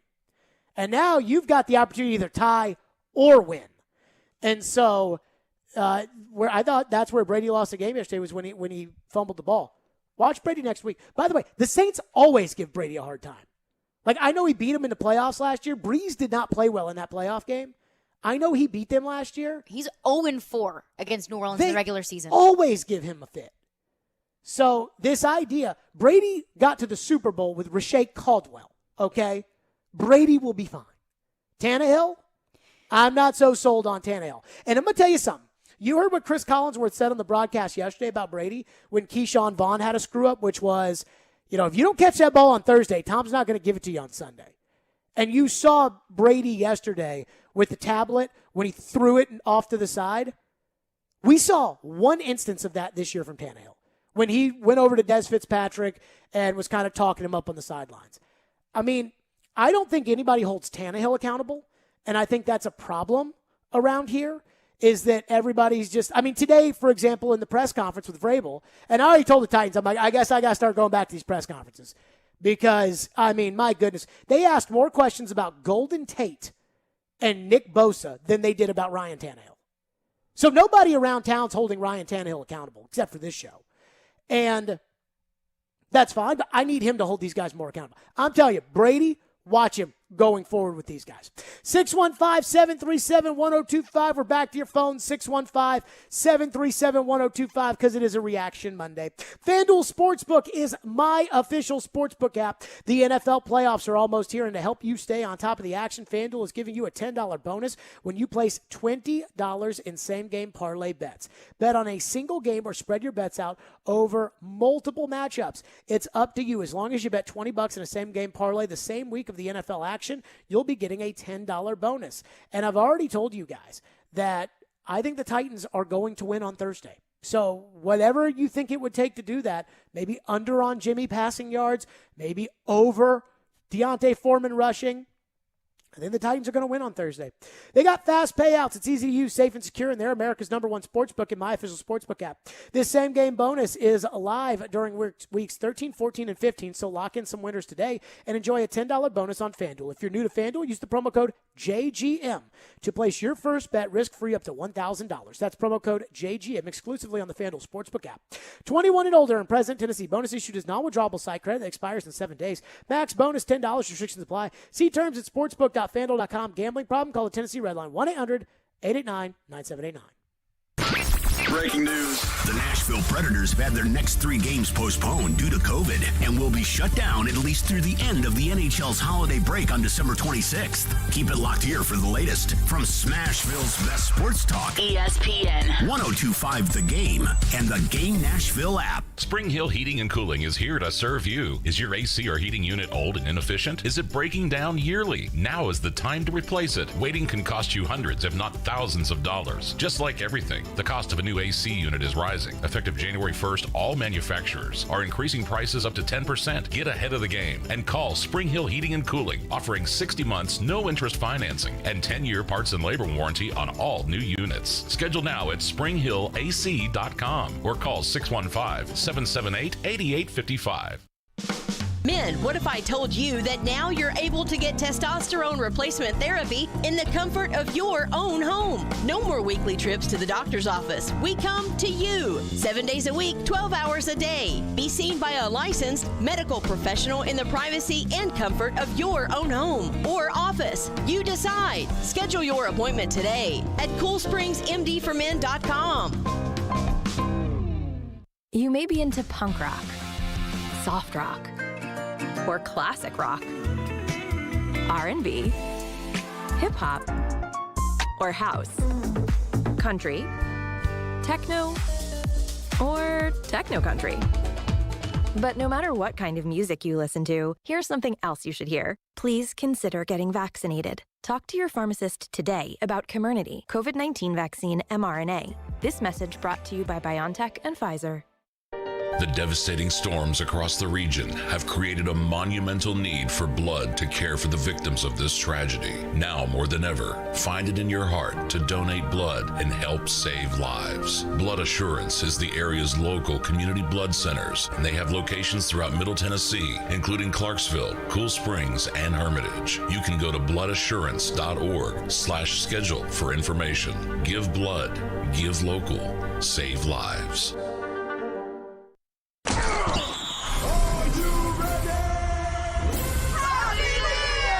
Alabama versus Cincinnati. Leonard Taylor, touchdown Cincinnati. Michigan versus Georgia. To the end zone, Kearis Jackson has got it. Your exclusive home for the college football playoff semifinals on New Year's Eve is ESPN 1025 The Game, 94.9, and the Game Nashville app. Brought to you locally by 312 Pizza Company in Shermantown. Hey Nashville, this is Laura Rutledge from the SEC Network, and you're listening to Nashville's best sports talk, ESPN 1025 The Game. See? Can Tennessee stand up and take? I got no more things to talk about, Jim. There's the pass, McMath. Was he down or not? Or did he ever hit the ground? If he didn't, they say he didn't, and it's a turnover, the ruling on the field. Joe Hayden comes away with it. From the 36, he lost the snap. Ball's on the ground. That says they have it. Whose ball? Oh, Pittsburgh got it. I thought Foreman had jumped in there in time. Ball tipped and intercepted. Picked up by Schobert.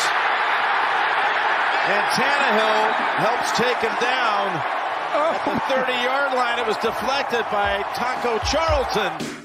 Oh, it was just all bad. Oh, it was bad. And here's what kills me. For each one, Tannehill's got this new, excuse when he makes these turnovers, which is, every turnover has its own story. And I find that to be people are like snowflakes and we're all individuals. And I'm like, yeah, but so do the good throws. The good throws have their own stories too. And we like the people that have more good throws than bad throws. And so I almost feel like this is Tannehill's way of not getting into the turnovers by saying, oh, they all have their own story. No, you're consistently turning the ball over for whatever reason. But when the Titans had the lead and Julio Jones went out, which is a whole nother thing to get into, by the way, which we will. But when the Titans had the lead and Julio Jones went out, you knew Ben was not going to take apart this defense. You knew the Titans' pass rush was getting to him, and I felt like it was a matter of time before he put up a dumb one and that you could pick it off and really change the game. But you knew you were shorthanded in the second half. You knew you needed one drive, one play, one touchdown, one something. But that's all you needed. At that point, the game is won if you can make one big play. By the way, the Titans just announced A.J. Brown returned to play. So he hasn't been activated off of IR, but he's going to try to give it a go Thursday. And I don't have great sourcing on this, so I wouldn't count this as a report. Dan Graziano said, and I don't know what his sourcing is, but he said what he was hearing, he thinks it'd be a little harder for AJ to get out there on Thursday than Sunday. I've just heard, again, not great sourcing here. I've heard AJ's going to play on Thursday. So I looked at this game can you squeak this out on offense? Can you find a way to get this done, to get AJ back on Thursday, short week, San Francisco, long travel? Can you just find a way to get it back to AJ coming back to be the savior, which we all would have looked at AJ to be? Can you just wait until that happens, and then Derek comes back, and now all of a sudden you got your guns ready for the playoffs? And they couldn't do it. And it wasn't that they couldn't do it because the Steelers were better than them. It wasn't that they couldn't do it because Ben, who's going to the Hall of Fame, made some Hall of Fame throws. It's because Racey McMath dropped the football. Tannehill got a ball tipped at the line of scrimmage, which, by the way, didn't even look like a confident throw from Tannehill. Every throw he looked like was even the one great play McNichols had that I think almost got him knocked out of the game. Mm-hmm. That ball, McNichols had to come back to the ball and then turn around and try to cut it up. And, he's not throwing the ball well. And then he fumbles the center exchange. Can you just get it back? One game. Because AJ's coming back. Can you just do it for one game? No. And all of that you just named, 9 points for the Steelers. 9 points. 9 points. Plus Ferksers. Plus the ball that you threw short of the sticks on fourth down. Guys, that is not acceptable football. Even with people hurt, that's not acceptable football. But again, the news is they've designated A.J. Brown and Chris Jackson return to play. That's good. Elijah Molden goes to the COVID list. Molden's doing fine. But my guess is Jackson comes in, and he'll either play the nickel or he'll go outside, and Buster Skrine will come in and play the nickel. And I got to say this. Buster Skrine's playing some ball now. They got this guy off the street.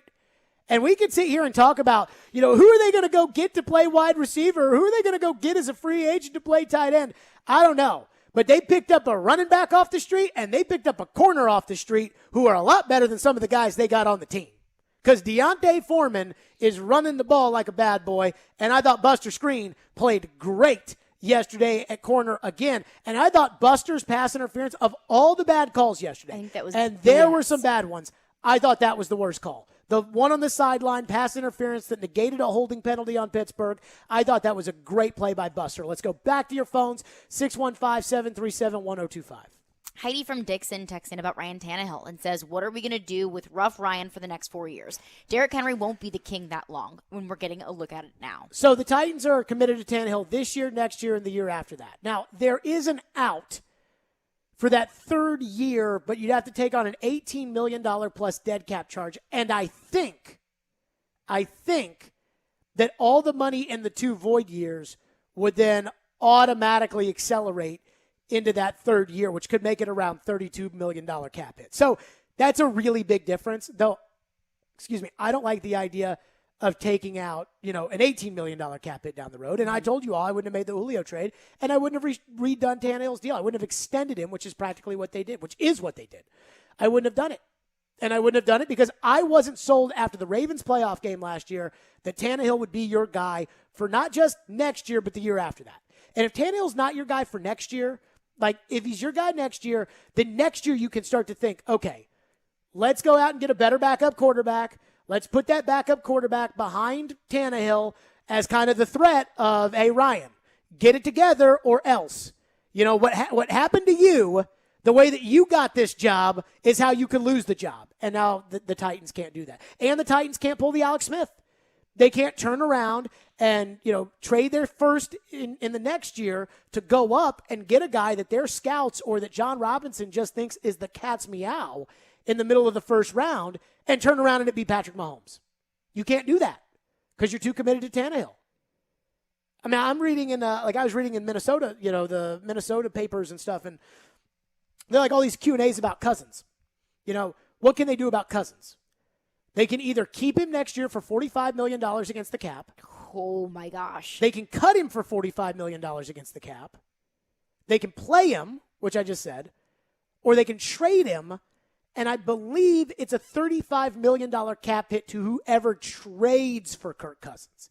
And then I think it's a $10 million cap hit to the Vikings. Or it may be 30 and 15. I can't remember. But what team in their right mind would trade for Kirk Cousins at this point? Nobody's taking on a $30 million cap charge for Kirk Cousins. For Kirk Cousins. Nope, not happening. So I don't think it's out of the realm of possibility that the Titans could make a move on Tannehill at the end of the offseason, but it would be painful. It would be like the Rams getting rid of Jared Goff was painful because they had to trade the first-round picks in order to get rid of him. They're still taking a $20 million cap hit this year on him, and they may not get any further than the divisional round, which is where they got last year with him. And the Titans need their picks. Titans need picks. There's just way too much to rebuild in that team. I mean, they're not picking anybody good, but they do need their picks. Kinston is up next and has been waiting patiently. Thank you for calling. Go ahead, Kinston. What's going on, Jared? What's going on, Caroline? I'm eager to talk to you about the overreaction I feel with Tannehill because I think about reminisce on the GM, God rest his soul, when he talked about Tannehill when Mariota came in. He always said, we know what Tannehill is. And that's what I'm thinking now, that I think the people that are hard on Tannehill are the ones that got too high 2 years ago and a year ago with the stats, because we always knew Tannehill is the sum of the parts around him. And you lost, however you feel about Jonnu, however you feel about Corey Davis, those were guys. Corey Davis was one of the best number 2s in the league, and Jonnu was one of the most dynamic tight ends. And quite frankly, I try to tell people just like you did, you replace one of the best number 2s in the league with a guy that literally cannot finish a game, that's washed up and over the hill, and 3 third-string tight ends to replace Jonnu. So naturally, there's going to be a regression, and you lost AJ, and Derek is out, as we all know. So my thing is, he's playing. I'm not saying I expected Tannehill to play like this, but I'm not surprised, just like I'm not going to be surprised when he starts to get some of these pieces back, and his level of play is going to go up take an uptick. So he's eager to hear about what you think about that. Thanks, Garrett. So I appreciate your call. I need him to be able to get the ball from the center. Like this idea of, Tannehill's here, and all these guys go out, so now he's here, so now he's going to get back here. I mean, there's some confidence issues with Tannehill right now. Like, there is some serious stuff there. It's not just, these guys are no good. I mean, watch him throw the ball. I mean, he used to step back and zip it. And he threw a couple of those. One to Chester Rogers where Chester made a great play to lunge forward and get the first down yesterday. But he's not zipping the ball with the confidence of knowing where guys are. I mean, there were plays last year that were designed where Tannehill would roll all the way to the right, turn over to the left, and Jonnu Smith be by himself and go run down the field for 70 yards and get pushed out to 2. I don't ever see those kind of plays anymore. So it's more than just the, Tannehill's some of the parts, this is what he is. I will say this, though. Going back to Floyd was adamant during the offseason of 2020 that he either wanted Henry and Tannehill back together or he didn't want them at all. I see what the GM was thinking. 615-737-1025. We're back to your phones next. 615-737-1025. Your thoughts on the Titans. Again, though, the news, A.J. Brown returned to play, which means he'll practice this week, although they won't practice very hard. The big deal for me in this is that I think A.J. is going to play. 615-737-1025. Focus is naturally caffeinated sparkling water with a spark. They are proud supporters. That's right, proud supporters of Reaction Monday. Most of you don't know about Focus, so that's why I want to tell you. If you're a big coffee drinker, energy drinks, I mean, look, those energy drinks with that fake sugar or the fake non-sugar or whatever it is, that's just going to lead you to a crash. Those are not good for you. This is natural tea caffeine. You can find it at your local Publix, or you can go to Drink Focus, P-H-O-C-U-S. Go to drinkfocus.com, enter promo code GAME at checkout, and you can get it delivered to your door. Just give it a try. 15% off with the promo code GAME. Give it a try. See if it can replace your diet soda or, with all this stuff that's bad for your teeth. And this is sparkling water. So if you're a sparkling water drinker, it's sparkling water with a little natural tea caffeine. That's what your body needs for you to get that spark during the day. That's Focus, P-H-O-C-U-S, available at your local Publix and drinkfocus.com. From the Fox 17 News Code Red Weather Center. I'm Fox 17 News Code Red meteorologist Dan Guthrie. Another cool afternoon in store with highs heading back to the upper 40s to right around 50 under partly cloudy skies, and we stay in this territory for the first half of the week. This weather report brought to you by Hiller Plumbing, Heating, Cooling, and Electrical. Call the Happy Face Truck today. Panera believes in saying yes to things, like the new sausage and pepperoni flatbread, crafted with rich cheeses. Order on the app today. Panera, live your yes. Restrictions apply. It's the end of the year blowout sale at Social Furniture. Save up to 70% off Ashley Furniture. Tom, where experience matters. Are you worried about your holiday shopping and your gift arriving in time? The Omni Nashville Hotel has a great idea for you. How about gift cards to their world-renowned Mocara Spa or Nashville's fine dining favorite Bob's Steak and Chop House? Surprise your loved ones and friends with this special gift idea and take out the hustle and bustle of fighting traffic and long lines this holiday season. Simply go to OmniNashvilleHotel.com to purchase your gift cards. That's OmniNashvilleHotel.com for gift cards to Mocara Spa or Bob's Steak and Chop House. Contest rules for 102.5 The Game and ESPN 94.9, including on-air, online, and text-based contests, are available by visiting the contest rules page at thegamenashville.com. Good luck and thanks for listening to 102.5 The Game and ESPN 94.9. Stillman and Company is on. Delivered by TriStar Moving. Stillman and Company Reaction Monday, delivered by Spring Hill Heating and Cooling and Focus.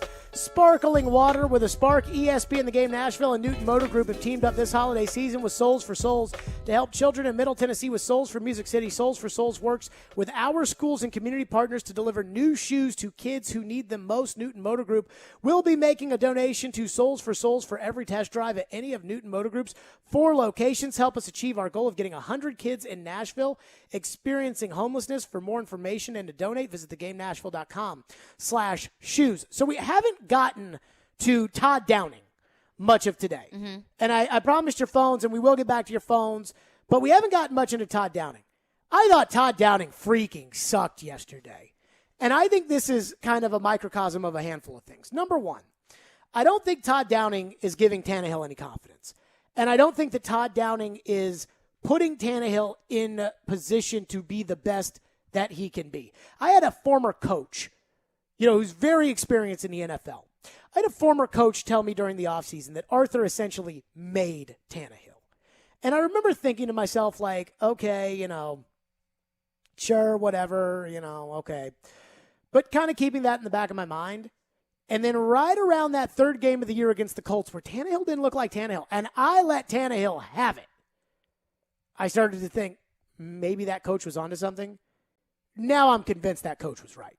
That Arthur made Tannehill, that Tannehill was at a certain level, which was where all 32 teams in the NFL thought Ryan Tannehill was a backup quarterback. All 32. The Titans traded a 4th-round pick for him. He took a $10 million pay cut, and he became the backup behind Marcus Mariota because nobody else in the league viewed him as a starter. And that Arthur made him into a Pro Bowler one year and what probably should have been a Pro Bowler last year, and now he's back to essentially a backup. And that there was probably some truth in that. That's my first thing on Downing. That's not very tangible. My second thing with Downing, the horribleness in his play calling. I'm not going to get on him for the fumble from Anthony Ferkser. And then after that, the Titans had that beautiful 19-play drive. But in the second half, the Titans get the ball. Titans give the ball to Foreman. 9 yards. By the way, at this point, it's clear they're not stopping Foreman. They don't stop the run at all coming into the game. They didn't stop. You run the ball especially well, and they're not stopping Foreman. Foreman for 9 yards. Foreman for 12 yards. 1st and 10, Foreman for 1 yard. Now, here's the thing. When they get a run like that, I always say, it's okay. It's okay. You're all right. It's okay. 2nd and 9, not the end of the world. When I was a kid, the Titans would give the ball to Eddie George on 1st down and get 1 yard, I lose my mind. But I think I've seen enough of Eddie. I've seen enough of Derek to know 1 yard on 1st down, not the end of the world. You know, right now you got 9, 12, and 1. 2nd and 9 at the Tennessee 47. So you are essentially 20 yards away from points. Tannehill pass incomplete Tannehill pass short middle to Dontrell Hilliard for -4 yards. That was a drive killer where Tannehill screen pass is called, and instead of throwing it at the feet of Hilliard, which is what he should have done, instead of throwing it at the feet, he completes the ball and loses 4 yards, which, by the way, Tannehill's been in the league for a decade. He needs to know, like, when they blow up a screen pass, you got to throw the ball away, babe.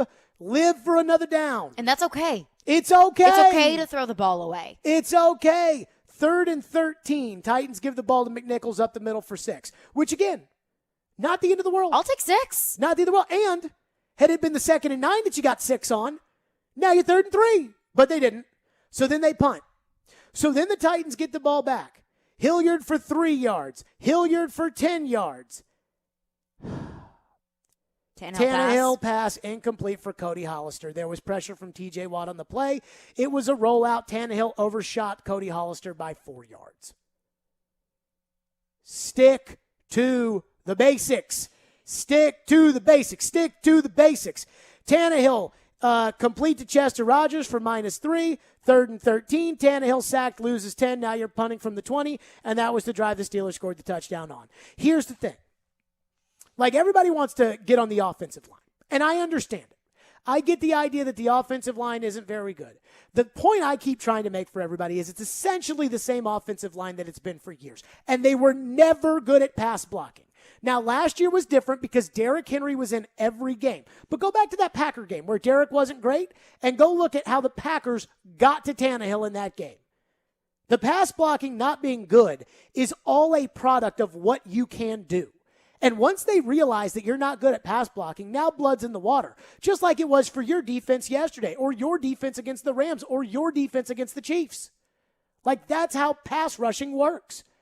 The one thing we knew the Steelers could do, we knew they could rush the passer. The one thing that we knew the Titans couldn't do was block against the pass. So now you're setting yourself up on 3rd and 13. Of course Tannehill's going to get sacked. That's why I didn't mind the 3rd and 13 handoff to McNichols to set up a punt. Because 3rd and 13, Tannehill's going to get sacked. When he got sacked before the half, when they kicked the field goal, my dad lost his mind watching the game yesterday. He was like, why didn't he throw it? Why? I'm like, Dad, why didn't he throw? Why? If nobody's open and you want him to throw it before he gets sacked, he might throw an interception. My dad's like, well, then throw it out of the back of the end zone. I go, then the clock stops. I'm not saying Tannehill should take sacks, but that was a good sack. You take the sack, the clock runs down, or Pittsburgh uses a timeout. You kick the field goal with Randy, you get in the locker room, which the Titans made the whole end of the half a lot more eventful than it needed to be. But, like, I'm not saying, but we knew they couldn't block TJ Watt. We knew going into the game that David Quessenberry could not block TJ Watt. So now you're expecting him to block him? No! Run the ball! Run the ball! Run the ball! And Downing just couldn't do it. He just couldn't commit to it. He could run it a couple times, but then he'd have to throw. And I understand. Sometimes you got to have variety, and I get it. But no. Run the ball, run the ball, run the ball. Because I can't trust Tannehill right now. You're going to throw that 4-yard screen, that minus 4-yard screen pass where T.J. Watt's standing right there, and you throw the ball to Hilliard. Nothing good can happen in that play. Put it at his feet. Second, it would have been, 3rd down and 9 or whatever it would have been. Just do it. Just it's fine. But he couldn't commit to it. And so I've been very neutral on Todd Downing, and I have not thrown him overboard where a lot of people, I think, have been doing it. But I think the idea that Tannehill is not as good because Arthur made him much better and Downing can't do that, I think is probably fair. I think the sample size is large enough now. But I thought yesterday Downing's head was too stuck in his laminated play sheet and not with a feel for what was going on around him. I thought Downing was terrible. And again, with everybody out, you're going to need your guys to step up, and that includes your coaches. And the other thing about Vrabel, and we know this, Vrabel will never admit that it's a coach's fault. Vrabel will never look at his skill coaches and say, man, the offensive line can't pass block. Maybe look at the offensive line coach. He will not do it. Maybe he's right, maybe he's wrong, I don't know. But I thought Downing yesterday was just horrible. Coming up next, Julio Jones is hurt again. We'll get our thoughts on that and why yesterday was a reflection of a much bigger issue. That's here on Stillman and Company. TriStar Moving, they're our presenting sponsors. I absolutely love TriStar Moving. I have been telling you about TriStar Moving for a while because my most recent experience with moving over a year ago was with TriStar, and they made the entire process stress-free. I hate moving, and I really hate the whole process, and I really hate but when you got TriStar Movers, it's so much easier. That's why their motto is TriStar Moving with 5-star service. From the initial phone call to the final signature, moving was a breeze. And they're always upping the game when it comes to mover training. I absolutely love them. And I love the fact that they've got a state-of-the-art storage facility in Mount Juliet now as well. Their owners, Garrett and Robert, are true Nashvillians, and they want to take care of their hometown. This company is the real deal and on the rise quickly because of the high standard that those two hold. And I know them really well, and I'm telling you, they hold a very high standard.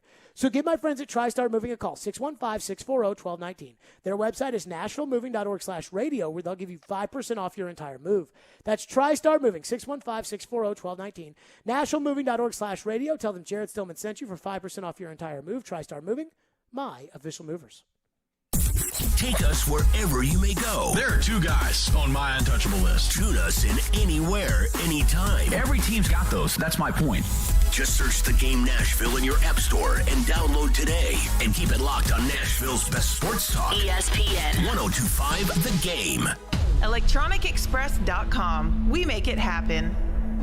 Due to overwhelming response, Genesis Diamond's amazing holiday finance offer has been extended. Now through Christmas Eve, you can enjoy 5 years 0 interest on any holiday purchase. Everyone's loving this because it makes it easy to splurge this holiday season. A $6,000 pair of diamond stud earrings is just $100 a month with nothing down. You can even include the sales tax. At Genesis, we have all the most popular gifts: rings, earrings, bands, bracelets, pendants, pearls, and a spectacular selection of designer jewelry you won't find anywhere else. Names like Tacori, Viraggio, Kirk Cara, unique, one-of-a-kind, fashion-forward designs. So let our non-commissioned diamond experts help you pick out that headliner gift. Get the guaranteed best Genesis price, pay nothing down, and spread your payments over 5 whole years.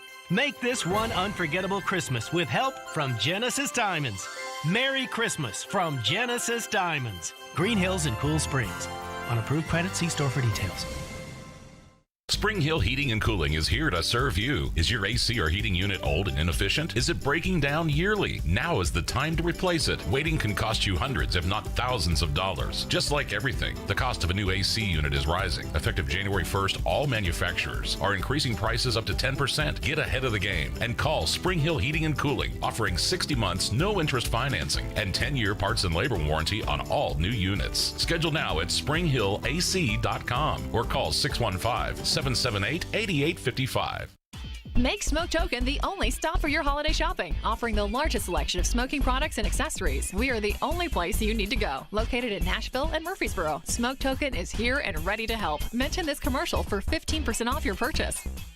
Nashville's best sports talk. Locally owned. Home of our Nashville Predators. WPRT-FM Pegram. 97.5 Murfreesboro. WBUZ HD2 Laverne. Online at thegamenashville.com. We are ESPN 102.5 The Game. Live from the Game Nashville studios, it's Stillman and Company. Delivered by TriStar Moving. TriStar Movers with 5-star service.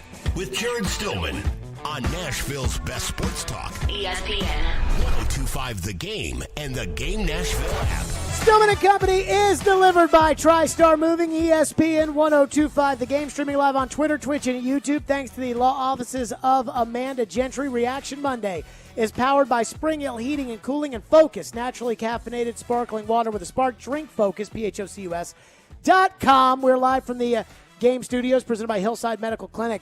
So one of my favorite things the GM used to always say is he used to say, if you listen to the fans, pretty soon you're sitting with the fans.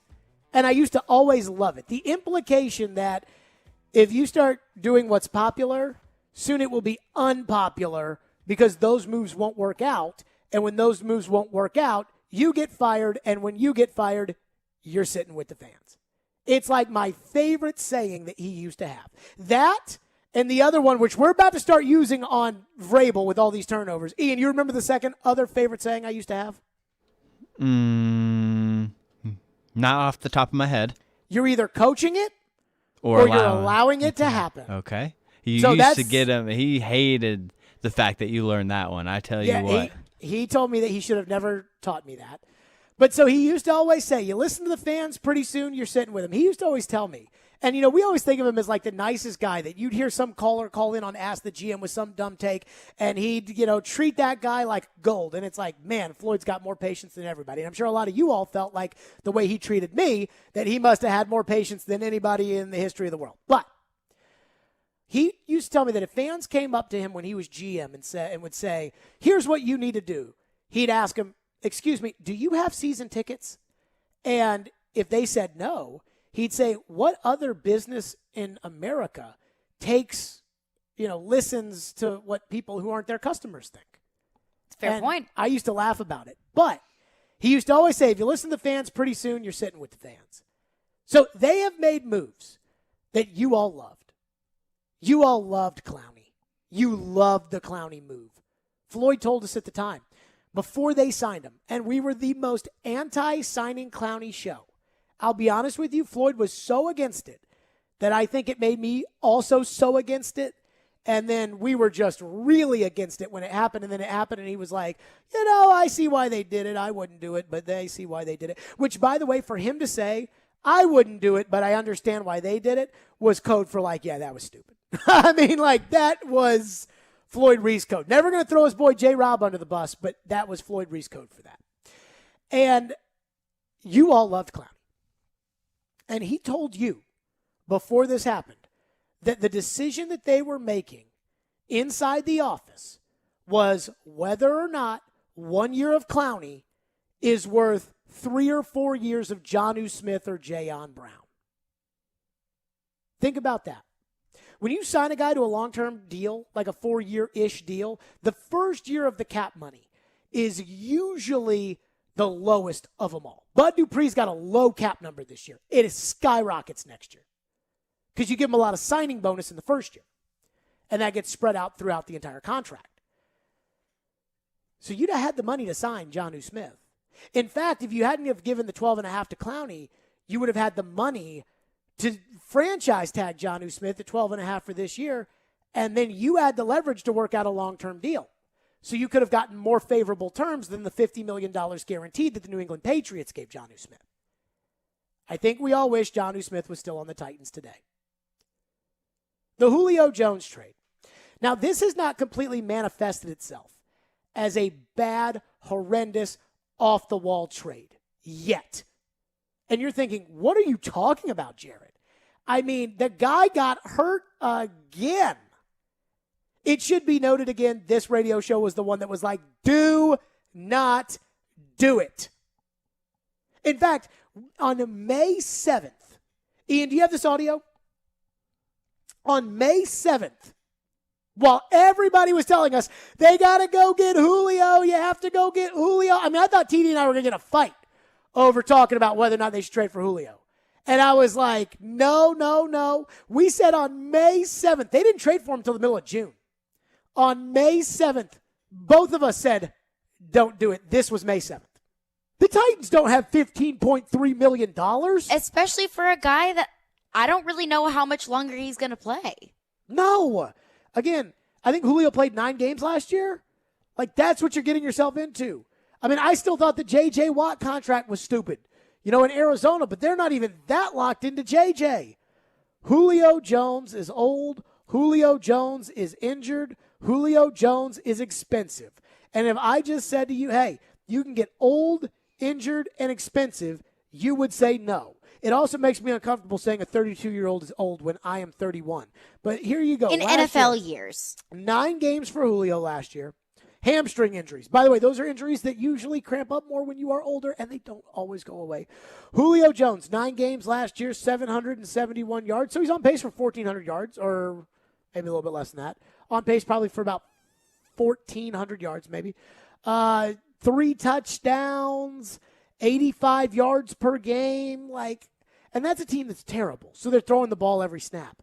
No. We told you right there. Those hamstring injuries, when you get older, they seem to keep coming back. And I think the Titans fans kept holding out hope, every day, that wasn't going to be the case. And I think yesterday it hit them. This is who he is. So the Julio trade has not yet totally manifested itself. Julio restructured his contract. The cap hit's not that bad this year. Next year it's $14 million with a $13 million dead cap number. The year after that it's high with an $8 million dead cap number. So that contract's going to get a little out of whack. What about cutting Julio Jones? Well, you cut Julio Jones, you just gave up a second-round pick, and you got 300 receiving yards and 1 good game out of him. Doesn't make a lot of sense now. I feel like you're already pot committed. But this is what you are. These bad decisions. And it was a bad decision to trade for Julio Jones. And it was a bad decision to sign Jadeveon Clowney. The ones you all loved. You loved them. Rex Road today was talking about, I thought these were great moves at the time. They're the ones that are really biting you in the butt. Yeah, they missed on some draft picks, and I'd much rather have T. Higgins or Michael Pittman Jr. than Isaiah Wilson, but you're going to bust a little bit in the first round. Now, to bust 2 years in a row on tackles in the first 2 rounds, that's bad. But what we're seeing right now, all the things that are bothering all of you, that is a culmination of bad decision-making. And it's bad decision-making that easily could have been avoided. Floyd told you he wouldn't have done the Clowney deal, and we know him well enough to know he would have never done the Julio deal. But this is the hand you're dealt. And again, I like John Robinson. I think John Robinson's doing a good job. They've had 6 seasons with him as general manager, 6 winning seasons. But it doesn't mean that John Robinson is perfect. And it doesn't mean that he hasn't created a mess for himself right now, that it looks a lot rather bleak of how they're going to get out of it. By the way, not only with the Julio move did they kick money down the road on Julio that they're going to have to pay, but they also kicked money in the Tannehill extension that they're going to have to pay going forward. You're now more committed to Tannehill than you ever were before. How do you feel about that today? And that's why they say, if you listen to the fans, pretty soon you're sitting with the fans. When Julio went out with a hamstring injury yesterday, I didn't even flinch. It didn't have an effect on me whatsoever. Julio has not played like a high-end receiver. He has not played like a number 2 receiver, and he hasn't shown any signs lately that he's going to play like it. I told you, when he's out there, he's Tajay Sharp right now. And you can go get Tajay Sharp off the waiver wire whenever you want to get Tajay Sharp. That's all he is. And so now he's hurt. So now, oh my God, what are they going to do? And what are they going to do next year? What are they going to do? And what are they going to... This is the move you guys wanted.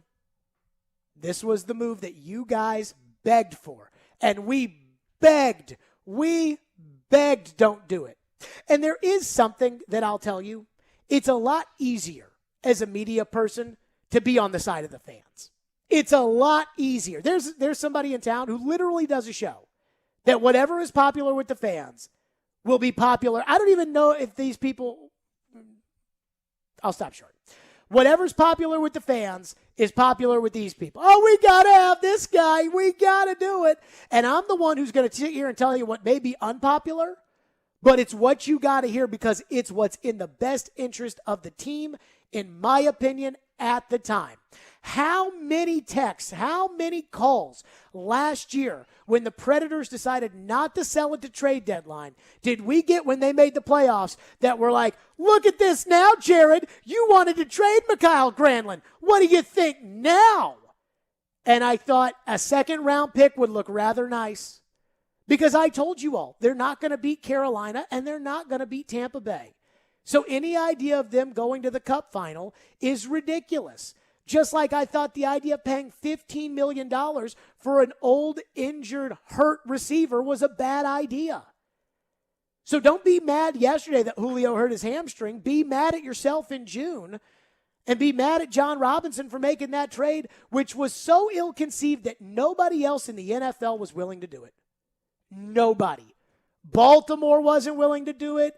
Green Bay wasn't willing to do it. All these teams had contracts they could move money around if they really wanted Julio Jones, but nobody else was willing to do it. And so when you lose Corey Davis and you lose Jonnu Smith and you lose the Adam Humphries role and you don't replace it, this is where you are, where Racey McMath has the football in his hands in the second half of an important game. This is where you are, where you're elevating Cody Hollister off the practice squad and you're overthrowing him by 5 yards on a deep ball that you really need to have. This is where you are when you make these decisions and you invest in injured players. And there's going to be a big question mark that comes up this offseason about A.J. Brown because I don't think you can count on A.J. Brown. So I may not be willing to give the money to A.J. Brown. I may be putting A.J. Brown on the trading block if I'm the Titans. And I think A.J. Brown's the second best player on the team. Maybe third behind Bud Dupree. Like, I think AJ's a bad boy, but he's never healthy. But this is what happens when you put all your chips in the middle. One thing that has drove me crazy about the Titans and about the city is that we're a little too nice in Nashville. There's a guy that used to do sports radio, had a lot of success somewhere, didn't have a lot of success somewhere else, whatever, and he's in Nashville now. And he always talks about, the fans don't get mad. The fans don't get angry. The fans don't. I'm like, yeah, it's different. It's a different town. And I understand it. It's not the same as Boston. It's the same as Philadelphia. It's the same as Dallas. It's not the same. Fine, whatever. We're nicer. Great. That's good. But I hate when people push their chips in the middle. And they're like, we're going for it. First round pick for Ryan Hartman. We're going for it. And it doesn't work. And then when it doesn't work, nobody gets blamed? No. When you gamble in life and you lose, there are repercussions for losing on a gamble. The Julio acquisition, while the ESPN commentators liked it, the Julio acquisition never made any sense. And it happened in June, and here we are on December 20th. Here we are December 20th, and guess what? Now you all realize why the Julio trade was a bad trade. And you realize the position you're in now, and trust me, it actually gets worse. It gets worse when you don't pick in the second round. It gets worse when you're overcommitted to Julio next year, and he hurts his hamstring again. It gets worse that you're overcommitted to Tannehill, and you can't put pressure on him because he's got to be your starting quarterback next year and the year after that. It's bad. 615-737-1025 is our phone number, 615-737-1025. Your reaction to the Julio trade, or I shouldn't say the Julio trade, the Julio injury. What do we think about that? Plus, Kevin Byard had to call out the refs. We'll get to that later this hour as well. Stillman and Company, Reaction Mondays, powered by Spring Hill Heating and Cooling and by Focus Sparkling Water with a Spark. Let me tell all the fine folks out there, go to thegamenashville.com/deals to check out Nashville's best deals.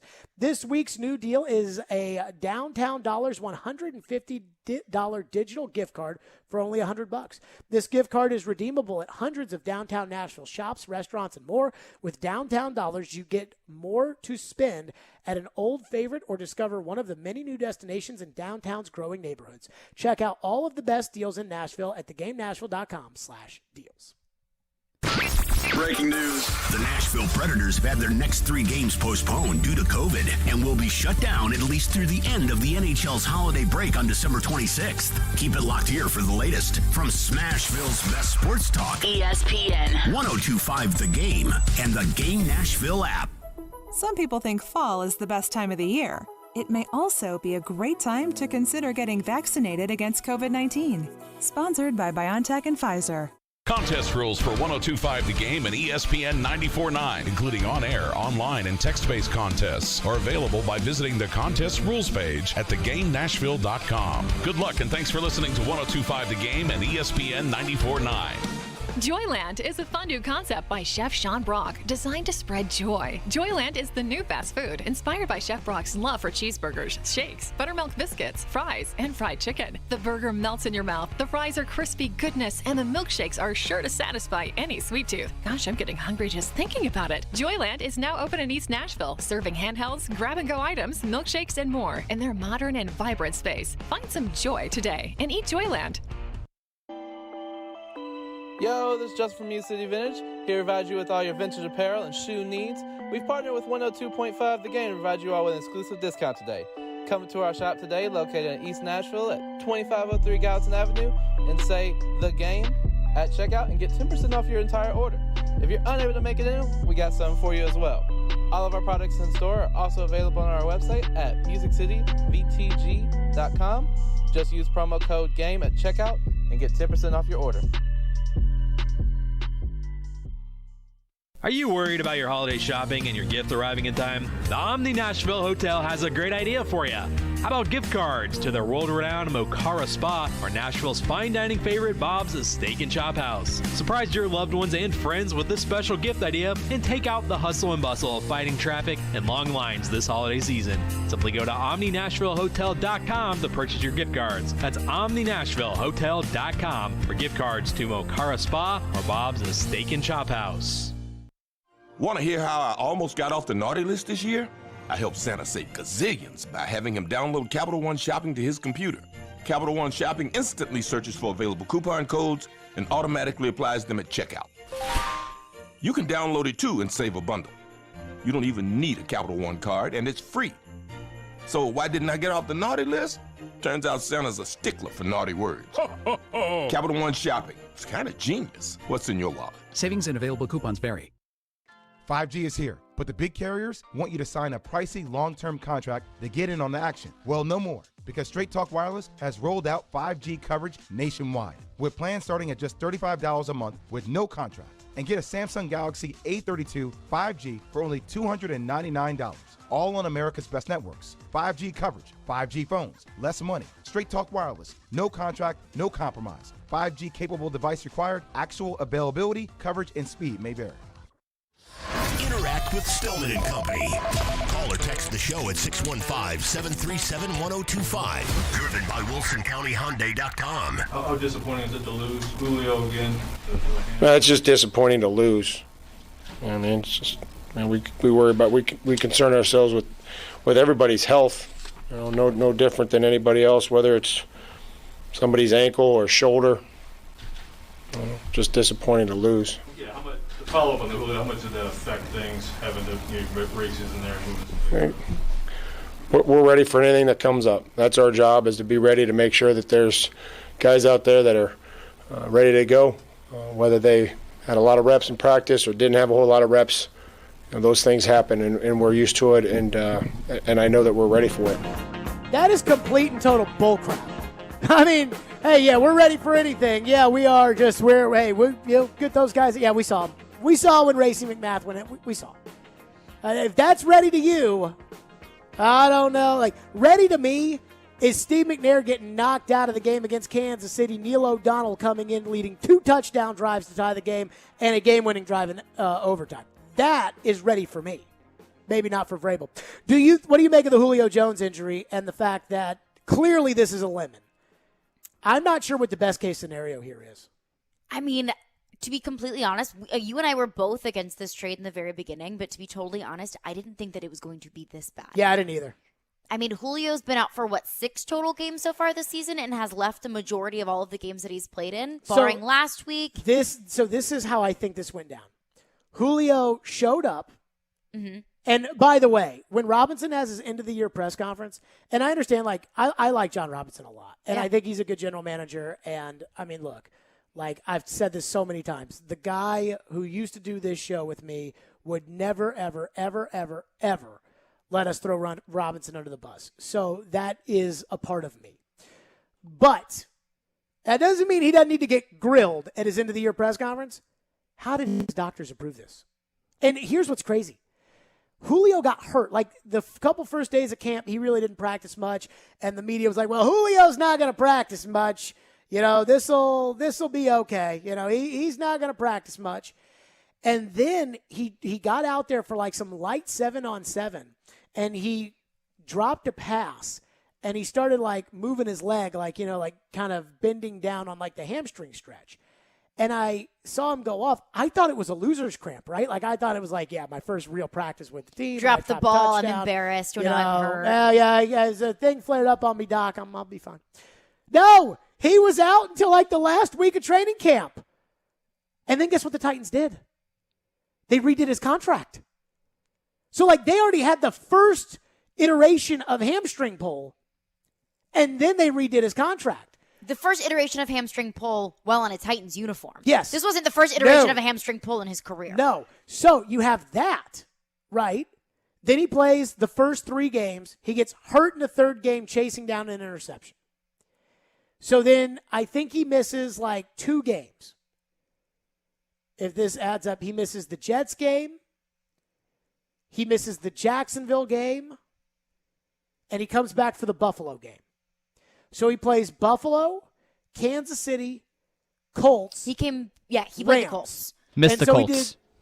That's right. He missed the Colts. So he played Buffalo, Kansas City, misses the Colts. First Colts game. Right. Yeah. But then he got hurt in that game. Yes. So then he missed the Jets game, Jacksonville game, played a little bit in the Buffalo game, was clearly hurt playing in that game, played Kansas City, sat out Colts, played Rams, got hurt at practice, didn't come back until last week, got hurt again. This is what's going to happen. He's going to come back at some point this year, get hurt again, be done for the season, if the season's not done first. Then he'll take the whole offseason off.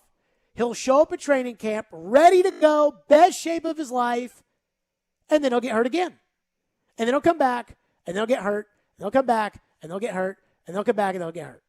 This is not Carl Pickens, where they sign him to a, bullcrap 5-year contract and cut him after 1 year.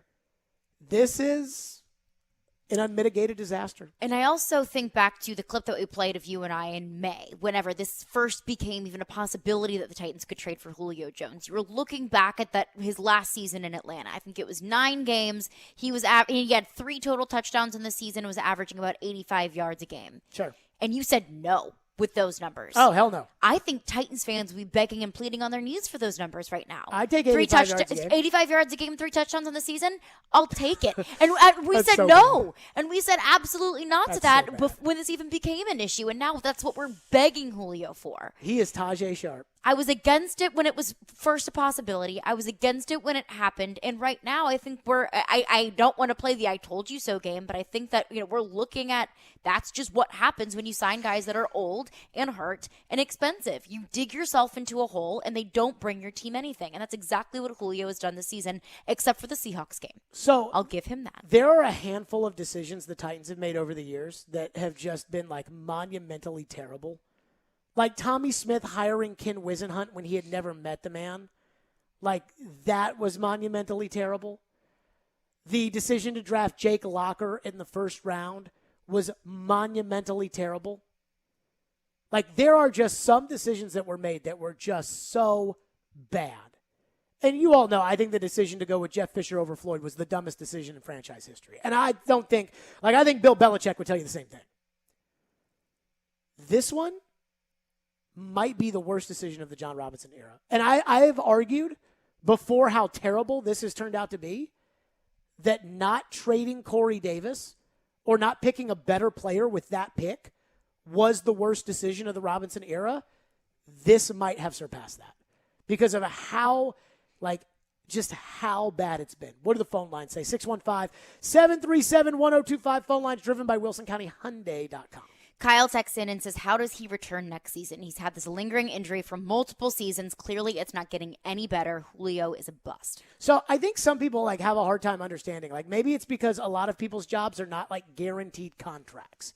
But how does he come back next year?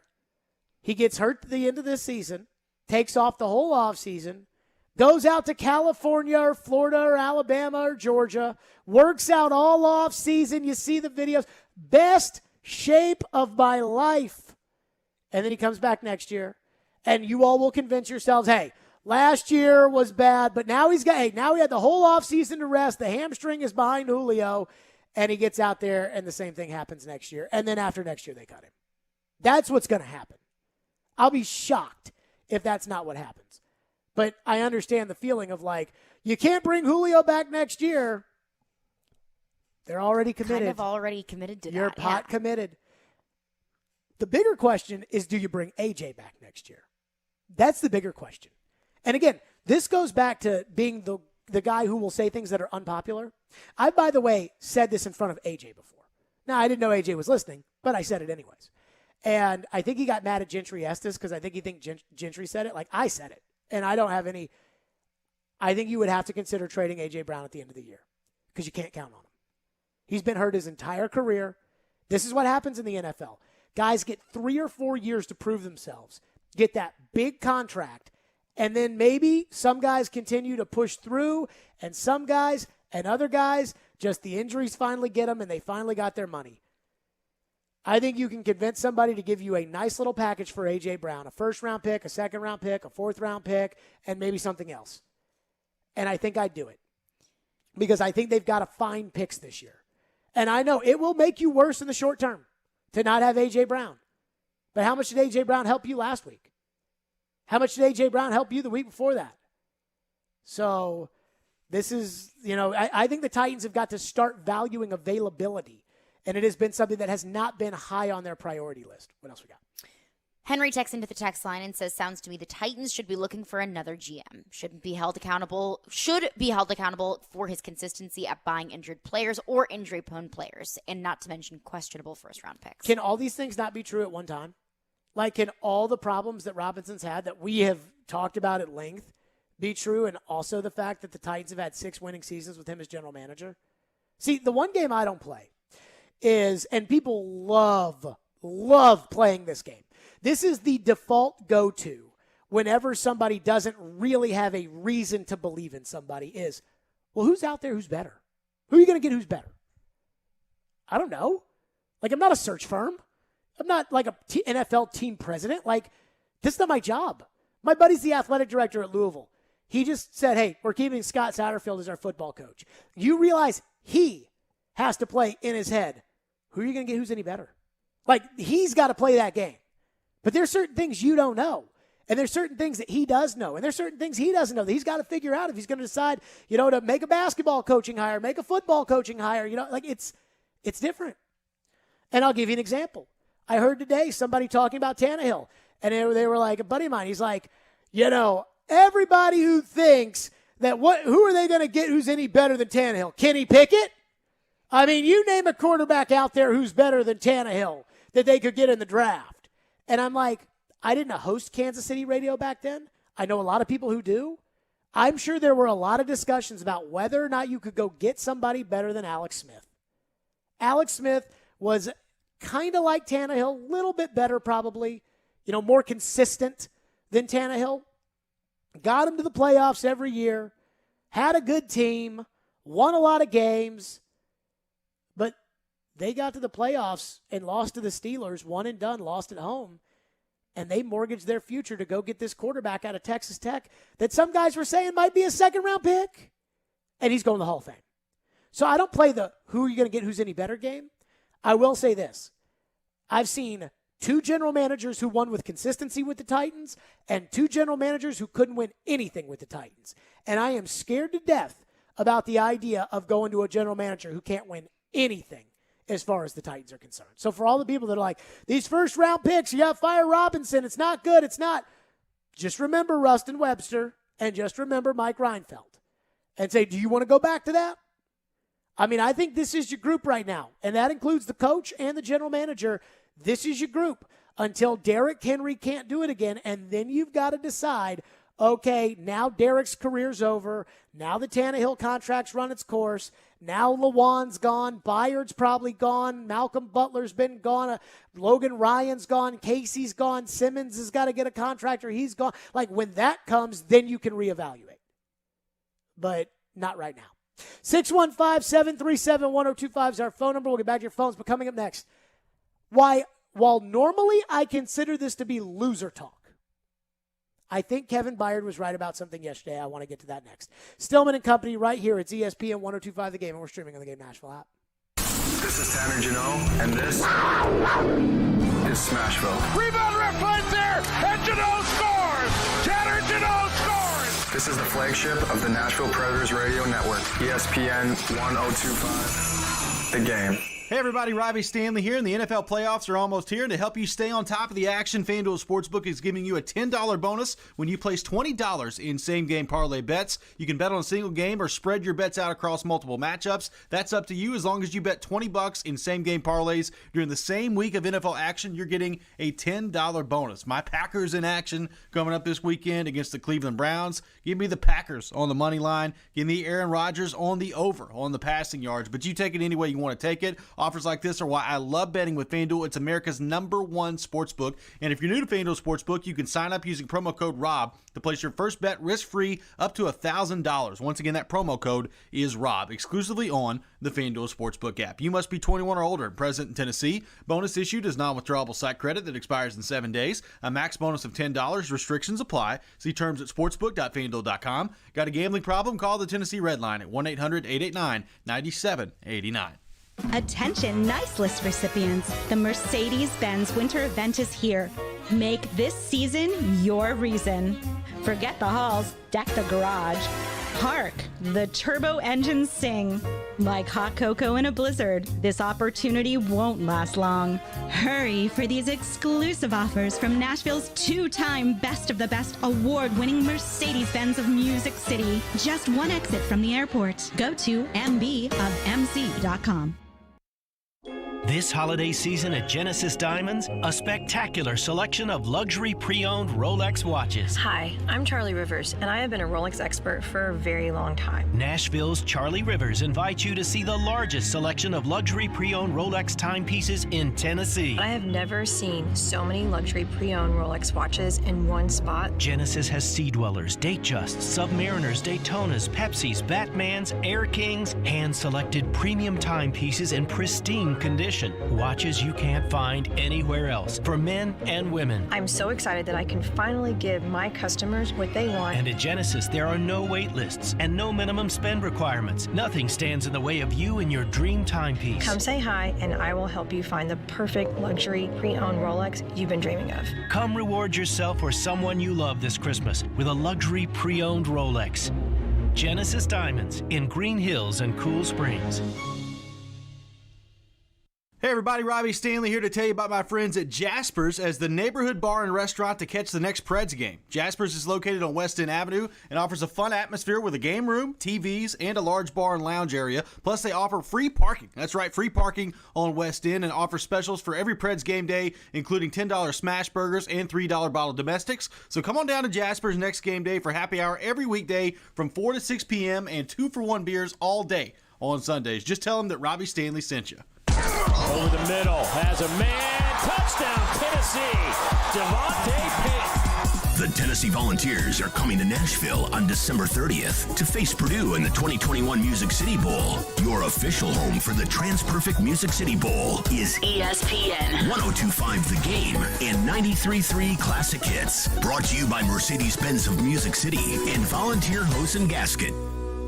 Hey Nashville, Trey Wingo here. You're listening to Nashville's best sports talk, ESPN 102.5 The Game. You guys make of that DPI on Christian that set him up on the first one?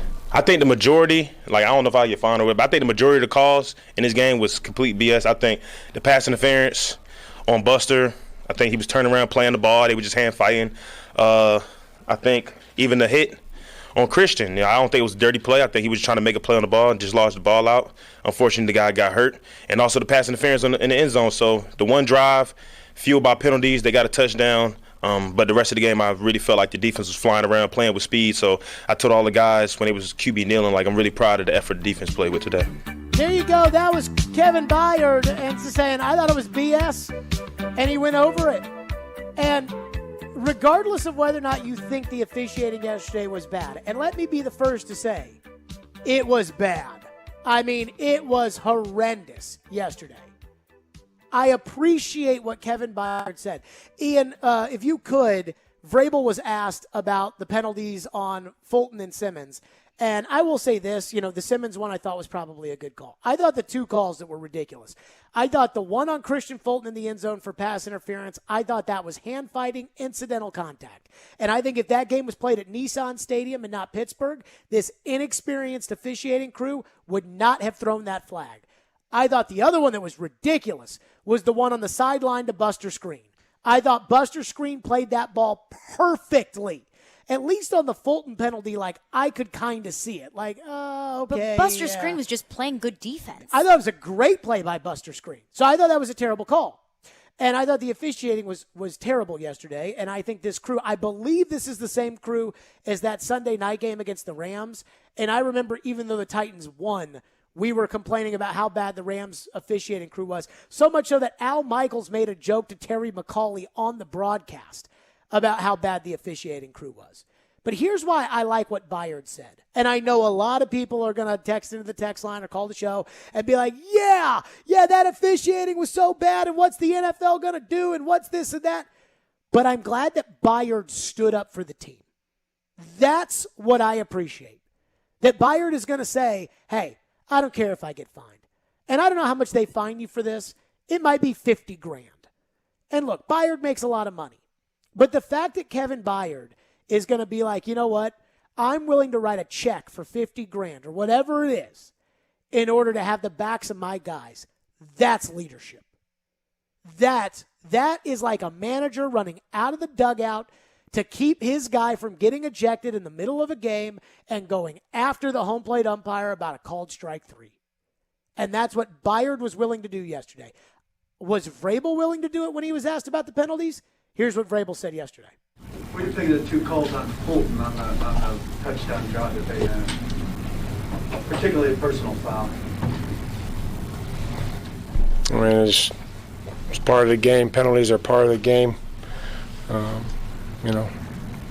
Jeff got the personal foul on the quarterback, and just got he knows that they're protected, and he just has to try to swipe at his leg if he's falling. So Vrabel won't stand up for his guys, but Byard did, and I appreciate that. And I think that's when you really analyze that again. Byard said it the officiating yesterday was horrible. It was bad. And I'll tell you, we said after the Rams game how bad the officiating was in favor of the Titans. We talked about Jerome Boger and how bad his horrible roughing the passer on Tannehill was on a ball that should have been intercepted in the corner of the end zone, and the Saints probably should have won the game because of that bad call, and they didn't. And we talked about Jerome Boger and how bad that was. I appreciate Kevin Byard getting up there and having the gall to say, hey, that was BS. And I told my guys, we played great. Again, sometimes it sounds like loser talk. Like legitimate loser talk to get up there and say the penalties are why we lost the game. And I don't think any Titan fan saying that. The officiating was horrible, but I don't think any Titan fan saying that. But it's another thing when you've actually got skin in the game. And Byard's going to get fined. And he knows it, and he doesn't care because he wants to have his backs of his guys. That is real leadership right there. And I got to commend Kevin Byard for that. Because it's easy to sit there and say, it's easy for me to get on the air and be like, these officials suck. But if they were like, hey, if you say the officials suck on the radio, it's $50,000. That might change my tune a little bit. Byard doesn't care. Doesn't care. The other thing, I thought, and I think this officiating crew was totally overmatched yesterday. And what really bothered me was that penalty on Fulton on the illegal contact. Now, I don't know exactly what the rule is in the NFL. Like college, it's pretty simple, right? You use the helmet, you hit in the helmet, you're out. Mm-hmm. The NFL's weird. It's like head or neck area and a defenseless receiver, but if you have to move because the receiver moves, then, they really don't call it much. Adam Humphries last year at Cincinnati got absolutely decapitated, and they didn't call that. And I could not believe it. And the Titans couldn't believe it. But sometimes they call it, sometimes they don't call it. They did not throw the flag until after it had gone to commercial. And they came back, and Jim Nantz told us there was a flag. And I heard TD say that that's what happened yesterday is then they threw the flag. Well, Freiermuth got absolutely knocked out. I mean, he got knocked out cold on the field yesterday. It was kind of scary. Just like Teddy Bridgewater got knocked out cold on the field yesterday, and that was scary too. But he got knocked out cold. But here's what happened. He got hit in the head 3 times. He got hit by Fulton. I thought incidental head contact, not a foul. He got hit by Cunningham. Incidental head contact, no foul. And his head hit the turf. Well, when you get hit that hard in the head 3 times, you're probably going to get knocked out. It's probably why I, get worried about letting my kid play football. Because of those kind of hits. I mean, that was a hit. But that doesn't necessarily mean that it's a penalty. Doesn't mean it's a penalty. Doesn't mean it's a penalty. And I think that this crew, and this is why I really don't like this crew, this is why I feel like they were totally just, if this game's at Nissan Stadium, I don't think they throw that penalty. If this game was at Nissan Stadium, and it's the emotion of the game that I think is what kind of takes you out of it. Like, it takes your mind, like, totally out of the game, where you're like, you get drawn in by the fans. And you call the flag, you throw the flag because you feel like throwing. I'm trying to find out if this was the same ref as the Sunday night game. I think it was the same ref, except he decided to hit the Barbasol before the show. I was going to say he shaved, if it is. Yeah. I think it was the same guy. And I keep going back to, I thought they got taken out of the game by the crowd. Like, they made calls that appeased the crowd. And I just thought, to Byard's point, I thought it was BS. And I agree. This is the one thing I'll say. I like what Byard did. Belichick came out today, and he thought T.Y. Hilton should have been kicked out of the game, not just Michael Pittman Jr. And I saw that, and I was like, that was smart of Bill to wait, because he'll still probably get, a little slap on the wrist. But Bill's standing up for his guys. And when Vrabel doesn't want to get fined, doesn't want to rock the boat, and Vrabel's on the competition committee, and so maybe it's different. I don't know. But when I've got Byard that gets up and says, those were BS calls, and I've got Vrabel that's like, penalties are a part of the game, so we just have to, deal with it. I'm like, that's not a guy who's getting his guys back. That's all I'm saying. By the way, Brad Rogers was the same ref in this game as that game. He's terrible. I mean, he's terrible. I mean, this is, I think, the second game I've seen him ref. Oh, goodness gracious. These refs are terrible. I mean, it's awful. It's been an issue throughout the league all season. Well, they fired Al Riveron 3 days before the first game, so who knows who's calling the shots there. 615-737-1025 is our phone number. By the way, Monday Night Football Part 1, Part 1 tonight. The Raiders lead the decimated Browns 7-0 early in the second quarter. That game's on NFL Network. So there is that. Hiller Plumbing, Heating, Cooling, and Electrical. You got to hear this offer because it's going away at the end of the year, so you need to listen now. My friends at Hiller take great care of my home. I promise you they'll do the exact same for you. When we had the snowstorm last year, and I had an issue come up, Hiller showed up at my house and took care of my issue. That's how good they are. They'll do the same for you. Hiller is giving away cash for the holidays, and they're celebrating from now until the end of the year with special deals. My friends at Hiller want to make sure every child experiences the joy of Christmas, so they're donating $50 in toys to Toys for Tots with every tankless water heater purchase. And they're giving away a $250 Visa gift card with each unit. Get a $500 Visa gift card when you buy select new HVAC systems, or get a $500 Visa gift card with the purchase of any new whole home generator. More specials are online at happyhiller.com. As always, happy you'll be, or the service is free. And these deals are only happening until the end of the year, so you better schedule today. Hiller Plumbing, Heating, Cooling, and Electrical, proud supporters of the Nashville Predators, the Tennessee Volunteers, and the Vanderbilt Commodores. Hiller, call the Happy Face Truck today. From the Fox 17 News Code Red Weather Center. I'm Fox 17 meteorologist Greg Bobus. Forecast calling for cold nights to continue. Overnight, low temperatures will be in the 30s. Patchy fog settling in after midnight. Tomorrow, unlimited sunshine for your Tuesday, and high temperatures in the low to middle 40s. This weather report brought to you by Hiller Plumbing, Heating, Cooling, and Electrical. Call the Happy Face Truck today. Some people think fall is the best time of the year. It may also be a great time to consider getting vaccinated against COVID-19. Sponsored by BioNTech and Pfizer. It's the end of the year blowout sale at Social Furniture. Save up to 70% off Ashley Furniture. Social Furniture has truckloads of the best selection of furniture. Get your nightstands, mattresses, bar stools, sofas, and recliners. All on sale now. Come first for the best selection of furniture before it's gone. And you don't want to miss out. Visit Social Furniture on the west side at 5412 Charlotte Avenue. On the web at mysocialfurniture.com. Social Furniture is a proud supporter of your Nashville Predators. Yo, this is Justin from Music Vintage. We're here to provide you with all your vintage apparel needs. Tons of great shoes and memorabilia from your past. We're located in the heart of East Nashville at 2503 Gallatin Avenue, where we do buy, sell, and trade. Got some clothes your stepdad gave you in the 90s? Found some dope clothes in your granddad's closet? Bring it by, we'll give you a cash offer. Found some at a thrift store and don't know where to sell it? Bring it by, we'll give you a cash offer. Got some new Jordans that don't quite fit well? Bring it by and we'll give you a cash offer. Music Vintage, here to provide you with all your vintage and shoe needs. See y'all soon, Nashville.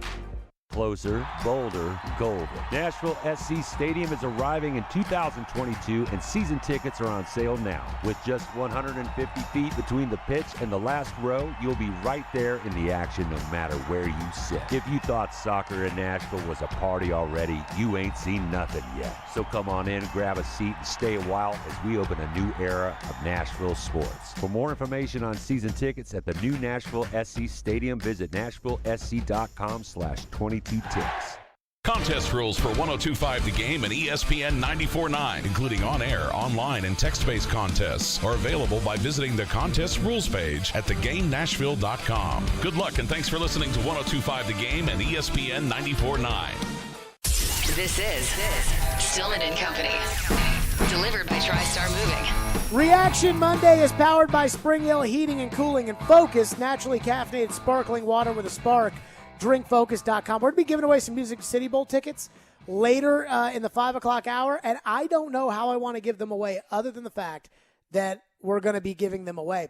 Hey, join us for Smashville Live this Wednesday on 102.5 The Game. Smashville Live will air during the season from 6 to 7 with special guests, including players. You can watch on 102.5 The Game's Twitch, Facebook, and YouTube. Be sure to join us all season long for Smashville Live, brought to you by New Amsterdam Vodka. Let's go to your phone, 615-737-1025. What do we have in there?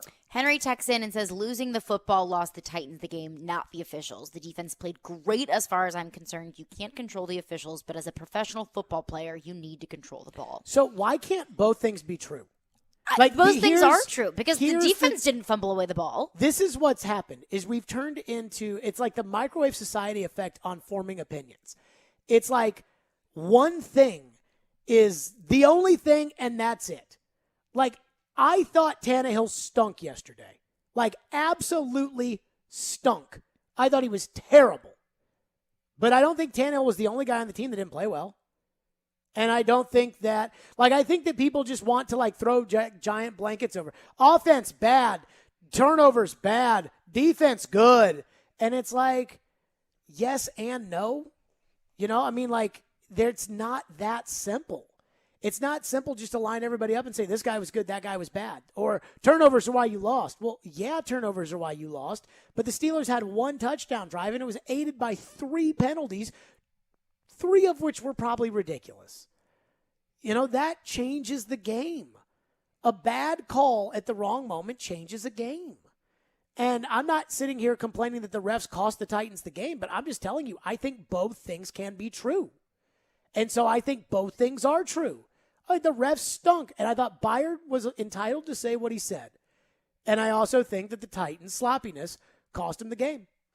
And I think that the Titans' lack of preparedness coming into the season for injuries is part of why they lost the game. And I thought Todd Downing's terrible play calling is why they lost the game. And I think Ryan Tannehill's inability to take a snap from the center is why they lost the game. I think more than one thing can be true. What's next? Ron texts in about Julio Jones and says the combination of signing Beasley and Clowney were as big as of a mistake as signing Julio. No. But at the draft busts of Radins and Wilson point to 2 disastrous off seasons by J-Rob. So here's the thing. You're going to miss in free agency, and you're going to miss in the draft. But the consistency with which the Titans are missing, that's the problem. And that's what's got to get figured out. But the idea of like, oh, well, and Joe Rexrode loves to do this false equivalence. It's like a very Fox News thing of him to do, where whenever, he just campaigned for Clowney. And I said when they signed him, because we were against it, I said, I'm holding Joe Rexrode and Corey Curtis accountable, because Corey will man up. It's not as much fun with Corey as it is with Joe, because Joe says, I'd do it again. Whereas Corey is like, I was wrong about that one. Because Corey Curtis said that if they went out and they signed Clowney, they'd be back in the AFC title game. And Corey was wrong. And so Corey's like, that was, no. Whereas Joe will be like, well, you liked Beasley, so. And I'm like, here's what happened. They signed Beasley 1 year, $9.5 million when they had a bunch of free agency money and they needed a guy to go sack the quarterback. And I'm like, okay, I don't know much about Beasley. Floyd, we were doing the show at my house. We were upstairs at my old house because this was right when the COVID shutdowns had hit. Floyd takes out his phone and he calls Richard Smith, who was the defensive coordinator of the Falcons when they went to the Super Bowl. And Floyd was like, tell me about Vic. And Richard Smith was like, he's got a good motor. When he plays hard coming off the ball. All he can do is rush the passer and nothing else. Floyd gets on the air and says, I just talked to Richard Smith. Here's what he said. To Floyd, what Richard said was enough to make that investment. I was like, okay, fine, whatever. I didn't have a problem with the Beasley thing. I knew there was risk involved. It's $9.5 million. The Clowney thing was once all your money was essentially settled out and you knew you could go get one more player or you could save that money for next year. And the Julio thing was just completely reckless. They're not the same. And those two moves have had huge ramifications on the Titans. And the Julio move will be one that pays negative dividends for a while. Debts that will be paid for a while. What's next? Another texter texts in and says Tannehill and Ben Jones have never mishandled a snap before. Google Brady, muff snaps. Happens to the best occasionally. The problem is Tannehill has no support and his offensive coordinator has the football IQ of an acorn. Todd Downing is awful. See how Brady did it without his stars? He got shut out. It's not Tannehill. So, again, can more things than one be true? I mean, I've been over Downing today. I thought he was horrible. Tannehill's fumbled snap cost you the game. A fumbled snap. High school kids. Let's go take NBA's quarterback, put him under center, and see if he can complete the center exchange with Ben Jones. Like, I get this idea. Accidents happen. It happens to the best, and I hear that. I understand that. I do 250 of these a year. If I slip up and make a catastrophic mistake, it could cost me my job and my career for forever. Ever. And I do 250 of these a year. He's making $30 million. He gets 17 of them a season. You handle the ball 50 times in a game. That's all I'm asking you to do. I'm not asking you to make a superhuman throw in the back of the end zone. I'm asking you in the fourth quarter to not fumble. I'll tell you, maybe I'm wrong. I can't remember Steve McNair fumbling the snap in the fourth quarter of a critical game. Now, I remember when Marcus spiked it on third down. And I remember how mad everybody got about that. Like, no, this is the difference, is everybody couches these things with excuses. And with Tannehill, they are aplenty. But nobody cares. Like if Lamar Jackson, the Ravens will probably make the playoffs, though I think technically the Ravens are out of the playoffs right now. The Ravens will probably make the playoffs. And when the Ravens make the playoffs, Lamar Jackson will go on the road the first week, either here or Kansas City or New England or wherever. And if Lamar Jackson loses, for whatever reason they lose, the narrative will be that Lamar Jackson can't win big games. That's what will happen. Because that's how football is. Tannehill doesn't handle the snap, you lose. It's a simple process, and I'm not making excuses for it. Well, Brady fumbles the snap. Let me think. When they were coming back down 28-3 against the Falcons in the Super Bowl, nope, don't remember a fumbled snap there. I don't remember, I don't remember a fumbled snap in the AFC Championship game. I remember Shane Vereen fumbling the football in the AFC Championship game. But this stuff, that's ridiculous. 615-737-1025. Coming up next, there are decisions in life you have to make. Big ones. And sometimes you got to make them, and you still have to live with them before you can make them official. I'll explain why the Titans might be in that boat now and why the Titans' decision-making may have already hurt them a little bit as far as this is concerned. We'll get to that coming up next. Semaglutide is the breakthrough weight loss drug that people have been looking for years. If you have been suffering from obesity, semaglutide is here to save you. That's right. The thing about it is for people that are fit, it's easy to say, hey, just eat less or exercise more. But for people who have battled obesity, semaglutide might be the key to getting you on the bridge that you need. Semaglutide is carried exclusively by Invigorate Health with 2 locations, one in Mount Juliet and one very, very soon to come in Franklin. And Invigorate Health is online at InvigorateHealthTN.com. They've got trained nurses and physicians that know exactly what they're doing and have used semaglutide themselves so they can tell you exactly what to expect. They'll be monitoring your blood as well. What is semaglutide? It's not a new drug, but it is a newly approved by the FDA for weight loss. It has been prescribed to diabetics for years, and it is essentially an appetite suppressant.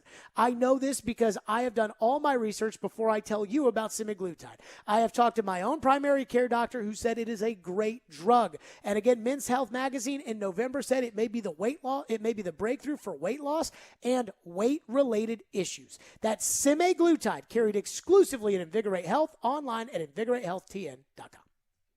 The voice of reason. If I'm the official, I would send both teams to the locker room and say, this is going to stop. The voice of the fan. Our entire team's a MASH unit right now. The voice of Nashville sports is your home of Nashville's best sports talk. ESPN 102.5 The Game and the Game Nashville app.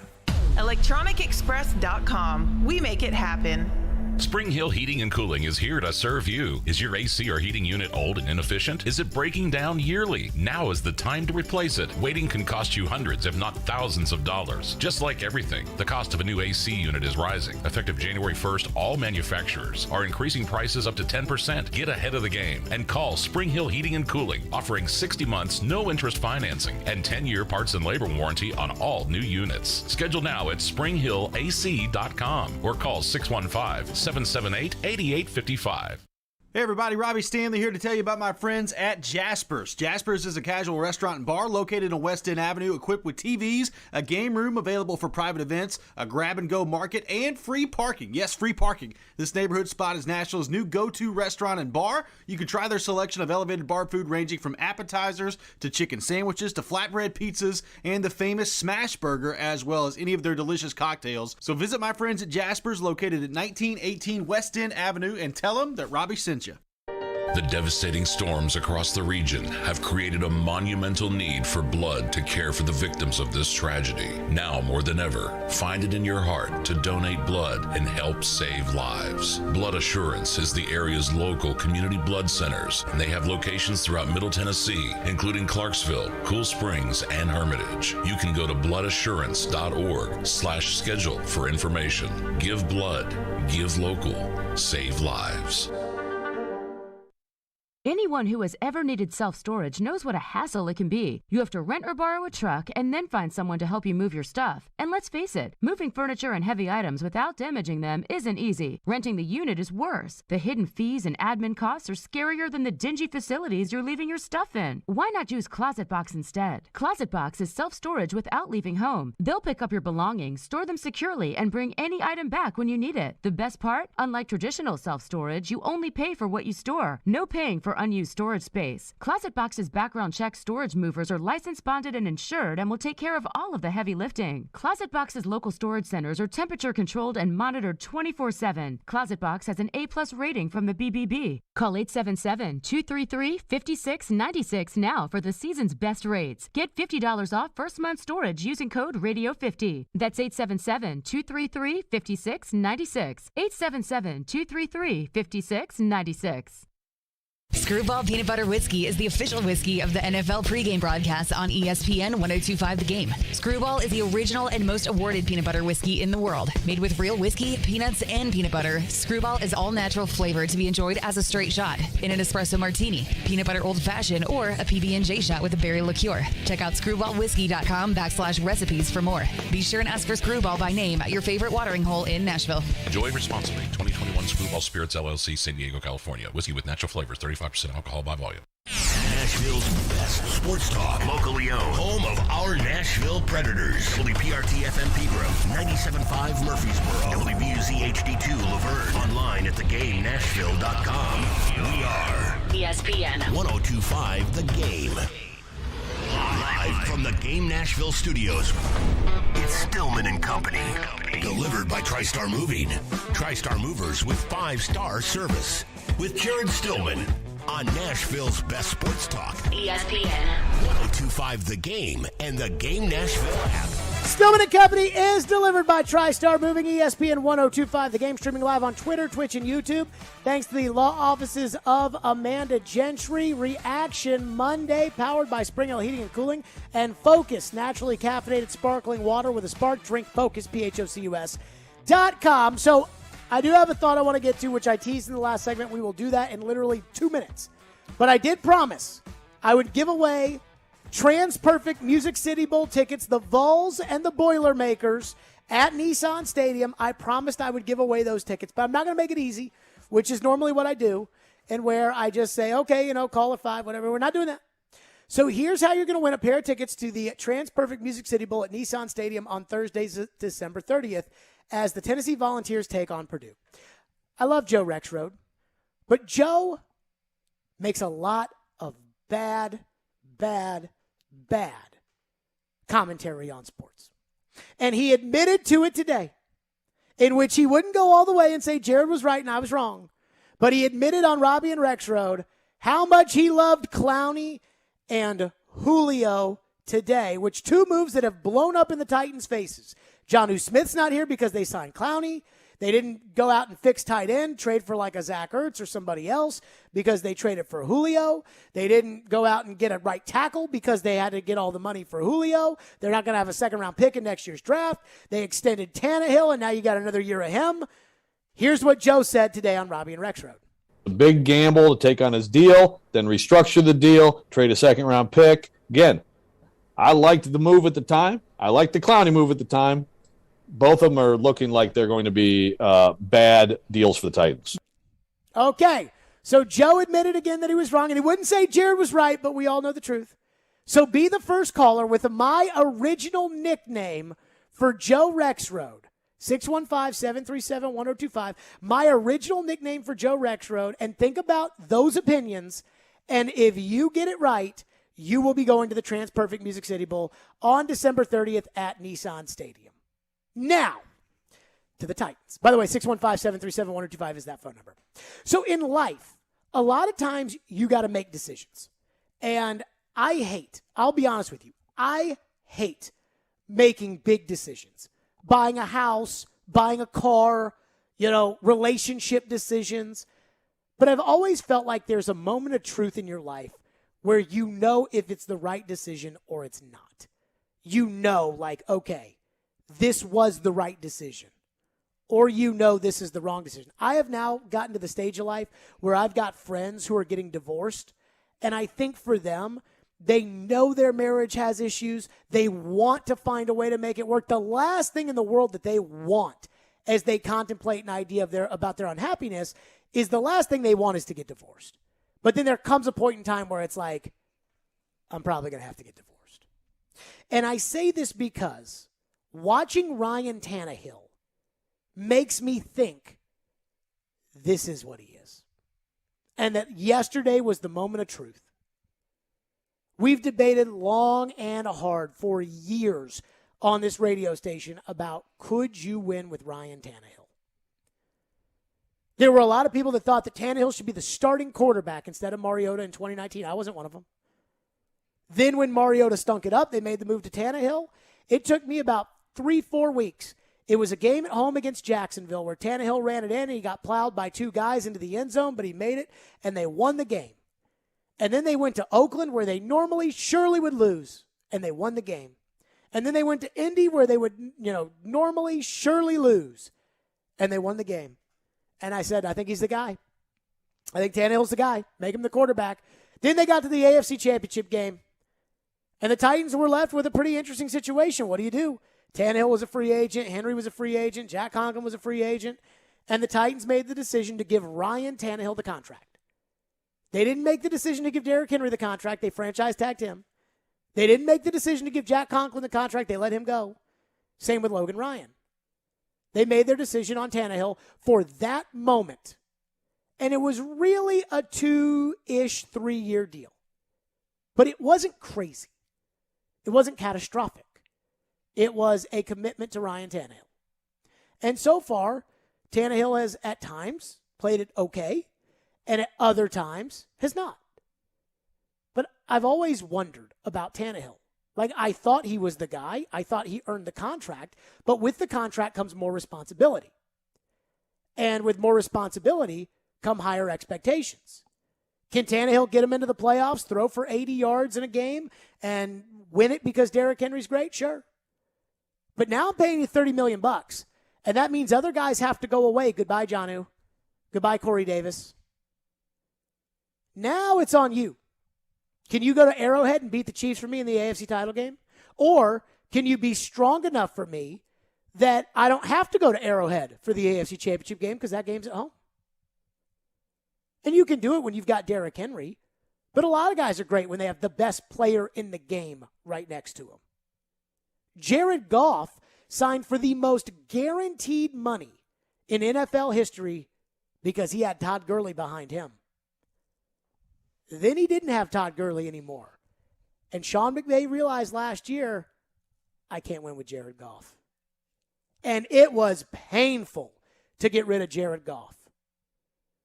And while I thought it was crazy to trade what they traded for Matthew Stafford, and I think history may show that it will be crazy because I'm not sure they'll get much further with Stafford, McVay realized, I can't win with Jared Goff.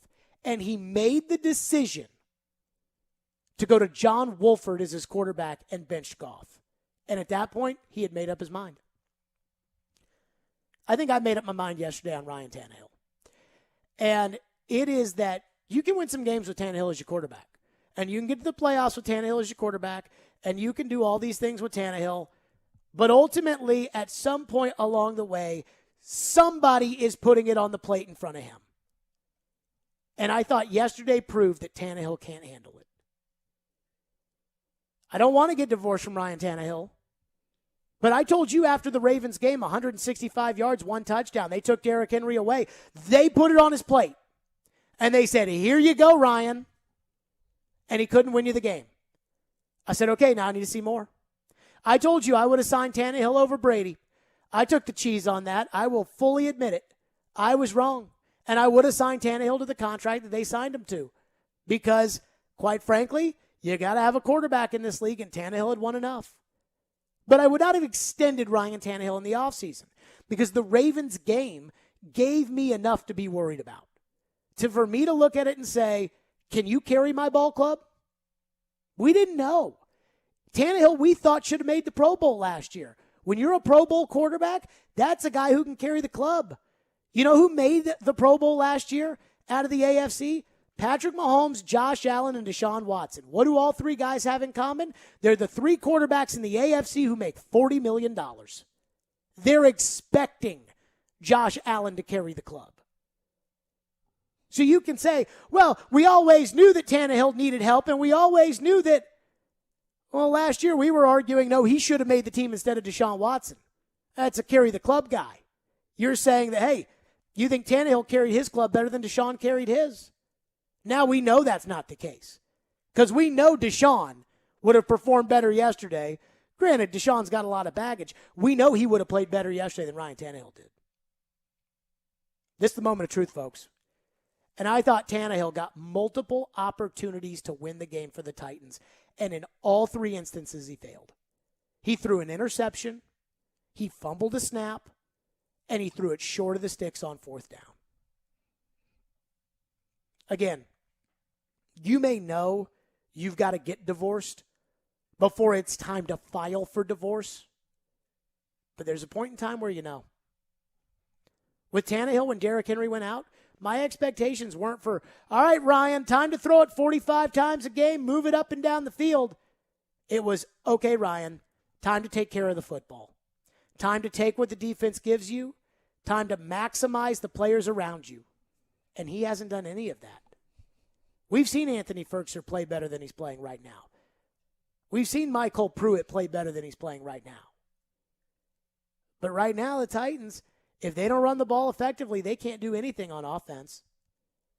And it's not all his fault. I get it. Everything in the passing game is a mess. They can't block when they go back to pass. They don't make good decisions on where they're throwing the football. They don't catch the ball all the time when it's thrown to them. They don't hang on to the ball after they do catch it. And yesterday, they couldn't adequately perform the center quarterback exchange. I shouldn't have to hold my breath every time the quarterback goes to throw when he's making $30 million. I know Derrick Henry's not there. I know Arthur Smith's not there. I know Jonnu Smith's not there. I know Corey Davis isn't there. But if all those guys are needed for you to be successful, then I don't need to pay you $30 million, and you don't need to be my franchise quarterback.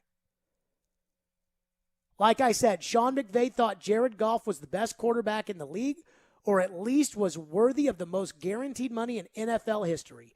And then he lost Todd Gurley. And then he realized, I can't win with this guy. I'm there right now with Ryan Tannehill. At some point along the way, one of these teams is going to put the ball in Ryan Tannehill's hands. That's partly why I wanted the number one seed, to reduce the amount of games in which you would have to have the ball in Ryan Tannehill's hands.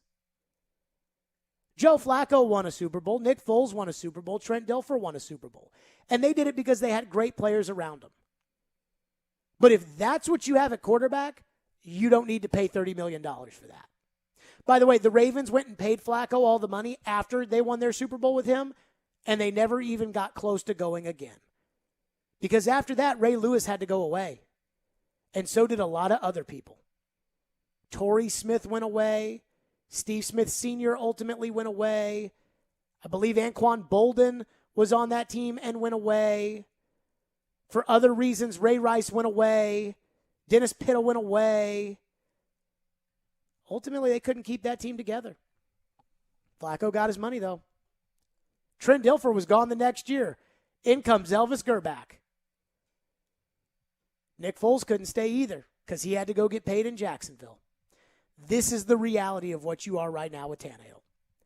And so I don't know what the Titans do. I don't know if the Titans look at it after this year the same way I do after yesterday's game, and they say, you know what? You can't win unless everything is right. You can't win with Tannehill at quarterback. I don't think you can win a Super Bowl. And I said after the Ravens game that I needed more. You know, you threw for 165 and I lost. I need more. Not, I think you stink, not you got to go, not you can't win with him. It's, I got to see more. And this year, Tannehill has not shown more. And yes, it's been harder, but that's what responsibility is in the NFL.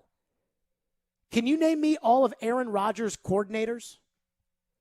What about Tom Brady in New England? Can you even name me Tom Brady's coordinator now? Do you know who Tom Brady's coordinator is? No, I don't. Byron Leftwich. But if we're going to make this big of a deal about Arthur Smith, just know for the great quarterbacks, we don't do that. This is the NFL, folks. I am not asking Ryan Tannehill to go out there and be Patrick Mahomes, as I was accused of doing earlier today. I'm asking Ryan Tannehill to make good decisions. Yesterday, the Titans' first drive of the game, or it wasn't the first drive, but it was the touchdown drive early in the ball game. Tannehill threw a ball over the middle of the field right into the hands of Devin Bush, and he dropped it. It's a bad decision. And that's happened every week. You got down 14-0 against the Indianapolis Colts in a game that, thank God, you won. Because Ryan Tannehill just threw the ball right to the other team. It's been too much this season, folks. This is who he is. This is what he is. He can't elevate his game for anybody around him. Steve McNair didn't throw the ball for a lot when he was coming up. The year the Titans went to the Super Bowl, McNair was about a 200-yard-a-game quarterback. Now, everybody believed in McNair, and they won a lot of games. But when Eddie George, an all-pro running back, suffered turf toe and wasn't the same player in 2001, 2002, 2003 anymore, McNair elevated his game. They became a pass-first team in 2001. Steve McNair finished third in the MVP voting in 2002, and he won it with Peyton Manning in 2003. Tannehill's game has gone down since he lost his coordinator. Tannehill's game has gone down since he lost his wide receivers. We forget, Steve McNair, in his second season with the Titans, after they went to the Super Bowl, lost his offensive coordinator, Les Steckel, lost his top two receivers in Kevin Dyson and Yancey Thigpen, and didn't miss a beat. Frank Wycheck, for years, was his favorite target. He got too concussed. Guess what? The ball went to Derek Mason and Aaron Kinney and Drew Bennett instead. Because that's what good players do. That's what franchise players do. Derrick Henry elevates everybody's game. I told you when they beat the Bills, and everybody was like, give this guy credit, give this guy credit, give this guy credit, like the Oprah Winfrey show of credit. And I stopped you, Caroline, and I said, no. There's only a handful of people that deserve it, and it starts with 22. And it's about him because he's making everybody better. It's funny, Jonathan Taylor runs all over New England, and the NFL's Twitter account says, JT for MVP, ? And Titan fans get upset about it. And I laugh because I think that Derek has shown that he's the most valuable player in the league when he hasn't been here. And that's also what's led me to believe that Ryan Tannehill, you ain't going to win with him. He is what he is. Just like Case Keenum is what he is, just like Kirk Cousins is what he is, just like a lot of these guys are what they are, Tannehill is what he is. That's what he is. And I think I've made up my mind. I'm not saying that they've got to get a divorce today. He's going to be quarterback on Thursday. He's going to be quarterback the rest of the year. But it doesn't mean that means that I think they can win with him. Because yesterday was the moment of truth, and he failed. 615-737-1025. We'll get your reaction on that. 615-737-1025. Plus, what I think I would say publicly if I was the GM or coach of the Titans, and what I think privately at the same time with Tannehill. We'll get to that coming up next. Stillman and Company Reaction Monday, powered by Spring Hill Heating and Cooling and Focus. Sparkling water with a spark. Again, drinkfocus.com. We're delivered by TriStar Moving. It's ESPN 102.5 The Game. Quarterback sneak, and that's a Tennessee touchdown. It's a quick turnaround for the Titans as they look to get back in their winning ways Thursday night against the 49ers. There's guys out there competing, working, and fighting for each other. We'll get you set up all week. You've got to be able to throw the ball down the field to keep a defense honest. On Nashville's best sports talk, ESPN 102.5 The Game and the Game Nashville app. It's the end of the year blowout sale at Social Furniture. Closing out on Ashley's Furniture with up to 70% off. First come, first served on the best selection of furniture. Social Furniture has truckloads after truckloads of furniture with 100 loads of closeouts, samples, canceled orders, and discounted orders of Ashley Furniture. All on sale here at Social Furniture. $300 nightstands, now $99. $1,000 Ashley mattress, now $300. $200 bar stools, now for $59. $1,000 sofas, now $4.99. And recliners starting at $2.99. The best part is there's no waiting. Take your new furniture home today with Social Furniture's same-day delivery. They have 12 months same as cash. Hurry up and come down to Social Furniture's end-of-the-year blowout sale before it's gone. Visit Social Furniture on the west side at 5412 Charlotte Avenue or on the web at mysocialfurniture.com. Do great prices and selection on trucks and SUVs still exist? They do in Truckville. Sarah Chevrolet Buick GMC of Nashville has the largest selection in Tennessee. And we keep getting fresh stock on our lots every day. We're committed to offering you our best price and a 5-star experience, which is why we're still known as the destination for trucks and SUVs. Come visit Truckville, Tennessee today in person or online at sarahnashville.com. Touchdown, Boilermakers! Witness tomorrow's NFL stars this month at the TransPerfect Music City Bowl. First down, hand off, tailback, right up the middle to the 30. He's out of here. 20, to the 10, crank up Rocky Top. Touchdown, right up the middle. Don't miss a second as Tennessee and Purdue, two of college football's top programs, go head-to-head on Thursday, December 30th at 2 p.m. inside Nissan Stadium. For more information on this year's game, including ticket availability, visit MusicCityBowl.com. Presented by the Tennessee Lottery. Response to Genesis Diamond's fantastic 12 days finance offer was incredible, so we've decided to extend it through Christmas Eve. Last-minute shoppers, we're taking care of you at Genesis. You can come in now and get 5 years, zero-interest financing on any holiday purchase. All fashion jewelry is included, all colored gemstone jewelry, and yes, all diamond jewelry, including engagement rings. Get a $12,000 designer ring with a GIA center diamond and pay just $200 a month with zero down.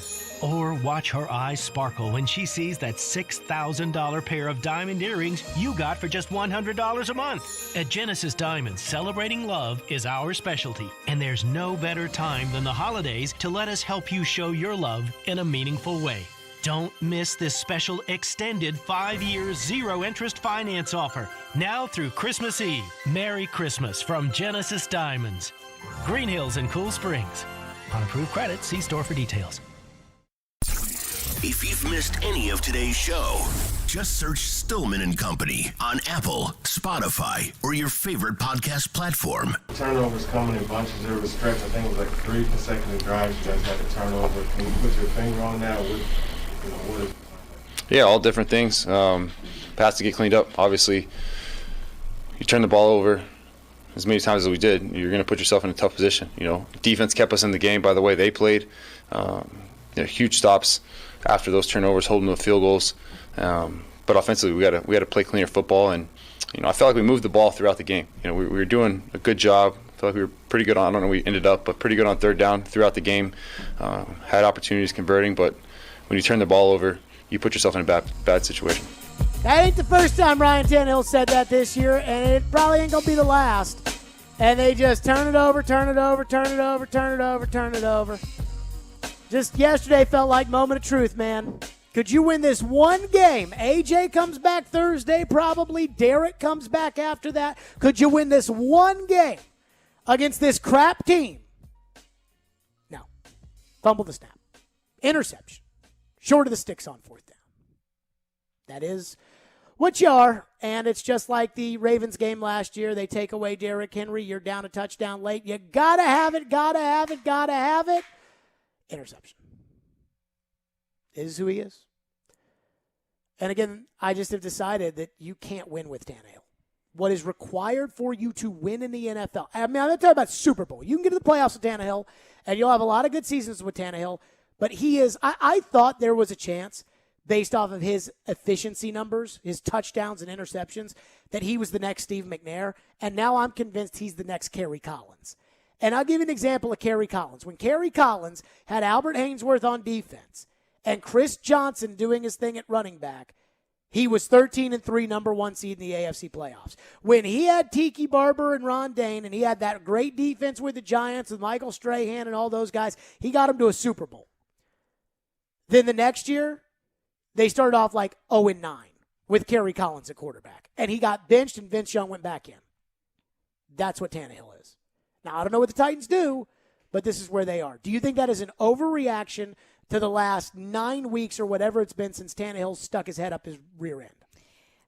I don't think it's an overreaction because I don't feel like Ryan Tannehill can win you a Super Bowl. Can you go to a Super Bowl where Ryan Tannehill is your quarterback because you built up a bunch of really talented pieces, Derrick Henry included?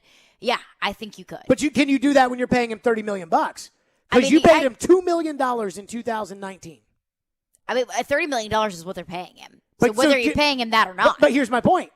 If you get the right coordinator, you get the right tight end, you get the right wide receivers, you get the right running back, you get the right defense, if all this happens, Tannehill can win. You're paying him $2 million, you can get all those things. Yeah. If you pay Tannehill $2 million, you keep Jack Conklin. You keep Jonnu Smith. But you can't. You're paying him $30. And that's my point. When you pay a guy, he's got to carry your team. Now, they're not paying him as much as Deshaun or Patrick Mahomes, and it's going to come with Mahomes. It's already happened a little bit. Sammy Watkins isn't there, and they miss him. And it's going to happen to Lamar, and it's going to happen to Josh Allen. And I don't know if those guys can carry the team. I know Aaron Rodgers can. And I know those guys can carry the team. And I don't see Tannehill taking less money. So this is the reality of the situation. And Tannehill, to me, I know Titans fans know it all too well. If you have a kicker that's incredibly inconsistent, and every time you go out there for a 40-yard field goal or whatever it may be, and you need him to hit this field goal, and every time he goes out there, you're just biting your fingernails because you have no idea what's going to happen because he's been incredibly inconsistent all season long. Titans fans know that all too well. And that's how I feel whenever Ryan Tannehill has the ball in his hands and he needs to throw it downfield and his receivers are Nick Westbrook-Akina or Chester Rogers. That's how I feel. I'm biting my fingernails because I'm so nervous that the ball very easily could end up in a defender's hands. That Tannehill could end up on the ground. He may or may not fumble the ball. When you have a Super Bowl caliber quarterback or a quarterback that can carry your team, you're not biting your fingernails because you're so terrified of where the ball's going to go. I mean, Sean McVay know where the ball's going to go. Sean McVay gave up 2 first-round picks and Jared Goff in order to get a quarterback that he thought he could win with because he didn't think he could win with Goff. And I'm entering that territory to where I feel like we can discuss this offseason of do you do that? We'll use – it's hard because it's in the division, but we'll use Deshaun Watson kind of as the – do you do that if it's – what would Rodgers cost you in Green Bay?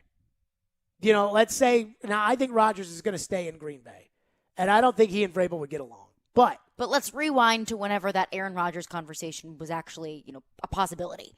Wasn't that long ago. You have to think about it. And it would hurt. It would hurt to do that. It would hurt. I mean, you're talking about if you called Green Bay, they probably want your 2 first-round picks this year, next year, and they might ask for Simmons. That is what – and that is you're sending Tannehill over there too. Yeah. That's what they may ask for. We're to your phones on this next. 615-737-1025. Do you want to give Tannehill another chance, or are you like me? I'm not filing for divorce today, but I'm pretty much there. Yesterday, you had an opportunity to sweep me off my feet, and you couldn't even take the snap from the center. And this has been building up. This is not Nashville radio host does a 180 on Tannehill. No, this started with the Ravens game, and then by week 3 against the Colts, I was all over him for his decision-making. And you guys said, Jared, it's fine. It'll be okay. It's fine. And it got worse and worse and worse and worse, and now he can't even take the snap for the center when the game matters. Now I trust the ball in the hands of a guy who was on the street a month ago in Deontay Foreman before I trust it in Tannehill's hands. I don't trust Tannehill to run with it. I don't trust him to throw it. I don't trust him to be able to get it over the line. I don't trust the decision-making. I don't trust any of it. 615-737-1025 is our phone number. We'll do your phones on this next. It's Stillman and Company on ESPN 102.5 The Game, and of course, we are streaming on the Game Nashville app. Titans. Titan touchdown. Niners. Slicing for 6. Nashville's team is back home for a primetime matchup against San Francisco. Tune in Thursday at 5 for NFL pregame from Boom Baz in East Nashville as Jared Stillman. They'll still have a pretty good grasp on the division. Chris Sanders. Tannehill can't throw interceptions. The one thing that they've done is tackle well. And Mark Howard get you ready on NFL pregame. We are Nashville's best sports talk. ESPN 102.5 The Game and the Game Nashville app. Attention Nice List recipients. The Mercedes-Benz winter event is here. Make this season your reason. Forget the halls, deck the garage. Hark, the turbo engines sing. Like hot cocoa in a blizzard, this opportunity won't last long. Hurry for these exclusive offers from Nashville's two-time Best of the Best award-winning Mercedes-Benz of Music City. Just one exit from the airport. Go to mbofmc.com. Boomba's Craft Pizza and Tap House invites you to join them for all this year's college football bowl game and playoff action. Bama, Cincy, Georgia, or Michigan, who will win it all? Boomba's has countless big screen TVs and a huge video wall to watch it all go down. Enjoy their two-time award-winning best pizza in America, featured on the Food Network, and 100% crafted for you. Wash it all down with their award-winning happy hour with $2 Boom Brews and select domestic pints. Locations in Bellevue, Murfreesboro, Spring Hill, and East Nashville. Pizza, beer, sports. See you there, Nashville. Winter's a bad time for your furnace to go out, but it's never a bad time to call Lee Company. Our heating and air conditioning pros are available 24/7. No heat? Don't wait. Call Lee Company now at 615-567-1000. Our expert technicians will diagnose the issue and fix it right the first time. When you're cold, you need someone you can count on to bring the heat. Call Lee Company now at 615-567-1000 or visit leecompany.com. When Nashville is in need for tire sales or service for their business, the Tire Man has been there for over 20 years to help. The Tire Man repairs new and used tires for construction equipment, dump trucks, 18-wheelers, box trucks, fleets, plus they sell new tires for vehicles of all sizes. When your company needs tires, call the Tire Man, 615-663-6040, where they come to you, fully licensed and insured, and they can't wait to work with you. That's the Tire Man at 615-663-6040. Zines First is the official sign company for 1025 The Game. Go to sfnash.com. Yo, this is Justin from Music City Vintage, here to provide you with all your vintage apparel and shoe needs. We've partnered with 102.5 The Game to provide you all with an exclusive discount today. Come to our shop today, located in East Nashville at 2503 Gallatin Avenue, and say The Game at checkout and get 10% off your entire order. If you're unable to make it in, we got something for you as well. All of our products in store are also available on our website at musiccityvtg.com.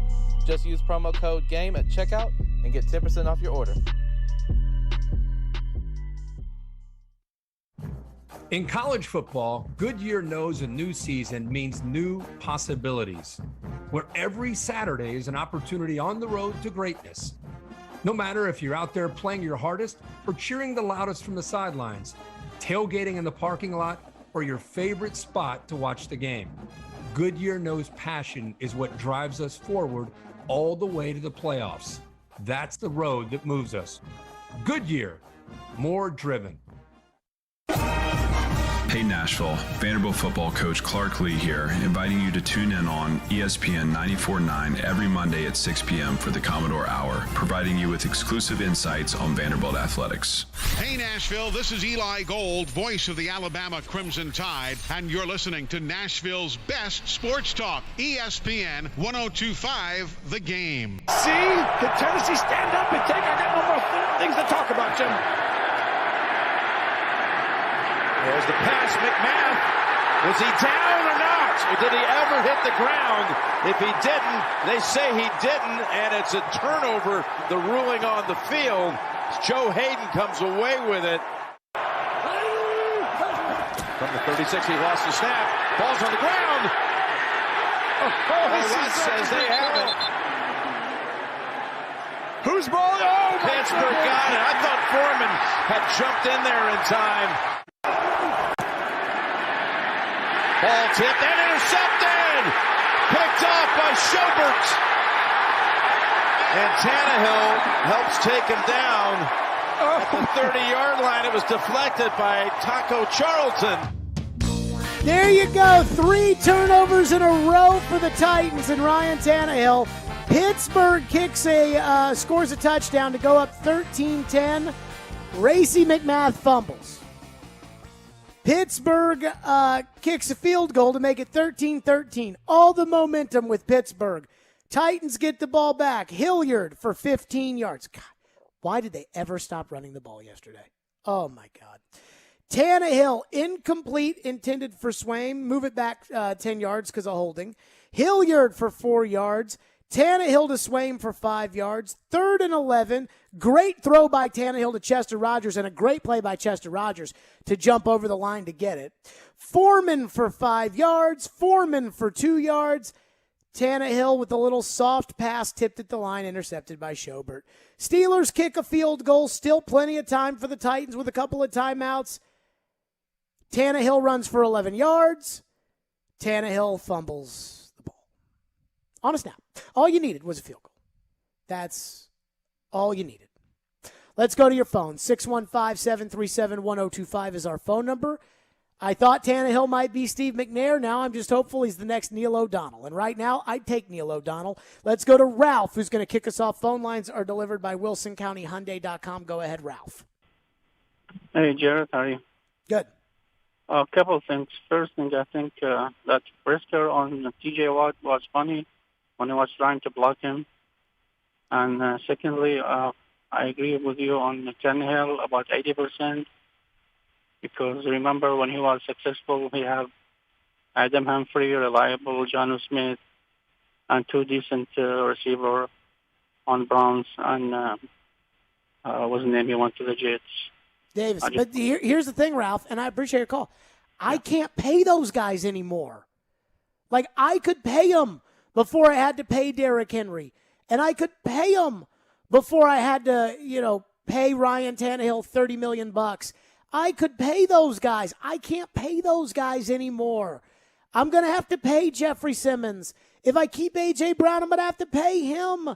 Next year, Julio's contract kicks in. Bud Dupree's contract kicks in. I got to pay these guys. So they've got to produce. And when I got to pay, you got to carry the team. And Derek can do it. Derek's making like $12.5 million a year. And Derek is worth every penny. But if you got to have a great coordinator and you got to have 3 receivers and a $50 million tight end and the best running back in football for me to sniff the AFC Championship game, then I don't need you. Then I can go get Tyrod Taylor and he can do the same thing. Or I can go get Case Keenum and he can do the same thing. Or I could go get Neil O'Donnell and he could do the same thing. When you look at the list of quarterbacks who have made 1 Super Bowl, it can make you throw up. Rex Grossman made a Super Bowl. I mean, it's hard to make the Super Bowl. But you can do it with a great team around you, but I can't pay you premium dollars, and I'm paying you a lot of money. And that's the thing. Remember what he was when we spent all the money on all the other guys. Okay. When you're a great coordinator in the NFL, or you are the coordinator for a great quarterback, you will get a job somewhere else. Peyton Manning won Super Bowls with Adam Gase and with Tom Moore and with multiple offensive coordinators. Brady's had Charlie Weiss, he's had Josh McDaniels, he's had Bill O'Brien, and he's still the same Brady. Do you know the name Joe Philbin? I do not. Joe Philbin was Aaron Rodgers' offensive coordinator in Green Bay. And then he got the job, wait for it, in Miami with Ryan Tannehill. And Joe Philbin hasn't been any good. And I don't even know where Joe Philbin is today because it doesn't matter. So if you need Arthur Smith, and I told you, I got a longtime NFL coach that told me this offseason, and I told you guys, Arthur made Tannehill. And I was like, there might be something to that, but, Tannehill's played great and whatever. No, there may be something to it. And it may be more than, there may be something to it, but it's, that coach was probably telling me the truth. What else we got in the text line? One texter checks in and says, unless you have an elite quarterback or an all-world defense, you cannot have Super Bowl expectations as a fan. This league is too difficult to win in the playoffs and consistently against good teams without those things. Otherwise, you have to get very lucky, whether through health, weather, or very favorable matchups. Well, you always have to have a good defense to win the Super Bowl. It's the Super Bowl. Like, you always have to have a good team. This idea of, one player can get you to the Super Bowl. This is not basketball. Okay, every good quarterback that's won a Super Bowl, Rodgers won 1 Super Bowl. He had a great defense when he won his 1 Super Bowl. When Russell Wilson won his Super Bowl, he had Marshawn Lynch and the Legion of Boom. When John Elway won his 2 Super Bowls, he had Terrell Davis. Like, you've got to have a little bit of help. I mean, the idea that, like, one guy, this is not basketball, folks. But, again, the more I give you, the less I can give everybody else. And with Tannehill, I got to have a good defense, a good coordinator, the best running back, and 3 good receivers. One texter checks in and says it's funny because Jared had Tannehill winning the MVP before the season started. I said that of the bets out there that I thought that Tannehill could win the MVP because I thought that, Derrick Henry was never going to do it because they would never give it to a running back. And if the Titans, this is like a lot of the people hear what they want to hear. This was a could Tannehill win the MVP discussion, just like we had the could Kyler. And I came into the season thinking Kyler was not that good. But we still had could this be Kyler's breakout year? Mm-hmm. And, that doesn't mean that we foreshadowed that it would be Kyler's breakout year. We just were open to the possibility. I thought Tannehill deserved to be in the Pro Bowl last year. I did. I thought that, they gave it to Watson. It wasn't the end of the world for me. Like, Tannehill got to the podium and bitched about it. It wasn't that big of a deal to me. But, we're talking about, again, Josh Allen, Patrick Mahomes, Deshaun Watson. Those are some of the best quarterbacks in the league. We're talking about Ryan Tannehill. What's next? Ben texts in, not Indy Ben, Nashville Ben, texts in and says Tannehill was throwing picks before Henry got hurt this year. When Tannehill didn't turn it over in the playoffs, he might as well have because he didn't step up when Henry got stuffed against the Chiefs and the Ravens. He needs everything to be perfect around him, which is unrealistic in the NFL. So here's my thought on that. Tannehill played a good game in the AFC Championship game until Andy took the air out of the ball on offense. I think the narrative will be that Kansas City shut down Henry and that the Chiefs, that Tannehill can't win for you. And maybe that's true. My feeling on the AFC Championship game was Andy outcoached Vrabel. And look, Andy's going to outcoach Vrabel sometimes. Vrabel's not going to be able to win you every game on the sidelines. But I thought Andy was so afraid of what Derrick Henry did in the first half that when they got the lead, Andy took the air out of the ball and just ran it. And the Titans were so afraid of Mahomes hitting a deep one that they kind of allowed Kansas City to run it. And then the Titans felt some pressure, and that's when they took Derrick out of the game. So I thought that was more coaching than anything else. And I didn't even think that until Floyd, who I watched the game with and spent all day with and traveled with, opened his mouth at 2 o'clock with that take. The Ravens, I need more out of Tannehill. That was on Tannehill. And, I am there. And the truth is, we'll make this, the turnovers are happening because of Derrick Henry, but that texture's right. These turnovers were a problem before Derrick got hurt. And that's concerning. And I just think that Tannehill looks at a turnover and is like, yeah, I didn't see the linebacker there. I'll get him next time. Ryan? And I think we all would feel a little bit more at ease if it was as easy as just pointing your finger to Derrick Henry, saying that it's because Derrick is out, it's because Derrick is hurt, or it's because AJ is out, or AJ is hurt. It would be a lot easier if we could just pinpoint it to one certain thing. But Robert in Nashville texts in and says, if we get divorced from Tannehill, is Baker Mayfield single next year? So here's the thing. That's what I love is the idea of, I had a buddy who said today was like, who could you get that's better than Tannehill anyways? Which, again, I've said, I don't do that. That's the easy thing to do on the radio. For years, Vanderbilt basketball didn't want to fire Kevin Stallings, and the argument was, well, who are you going to get that's any better? And they've gotten people, Jerry Stackhouse is a lot worse than Kevin Stallings. Jerry Stackhouse, like, you thought that bad year where Bryce Drew went all in on Darius Garland and Garland got hurt, you thought that was bad. Stackhouse, I don't know if this guy's ever going to win a game at Vanderbilt. He's like the Woody Woodenhofer of Vanderbilt basketball. But ultimately, Vanderbilt can find a coach who's better than Kevin Stallings. Kevin Stallings ain't a very good coach. But that was the excuse for years and years and years and years. And the thing is that I don't know who's going to be available after this year. There's always going to be a quarterback carousel. There's always going to be somebody available. There's always going to be somebody available that you didn't think was available.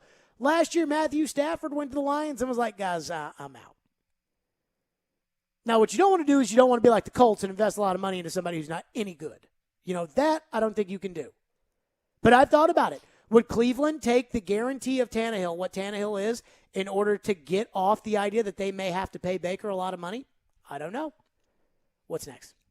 One texter texts in and says, I may be the only person who thinks that Derrick Henry's return this season isn't going to matter. There's no way he's going to be anything close to what he was this season, and he's not going to be in game shape to make a difference with the load that he gets. So I believe that there's a chance that that is true.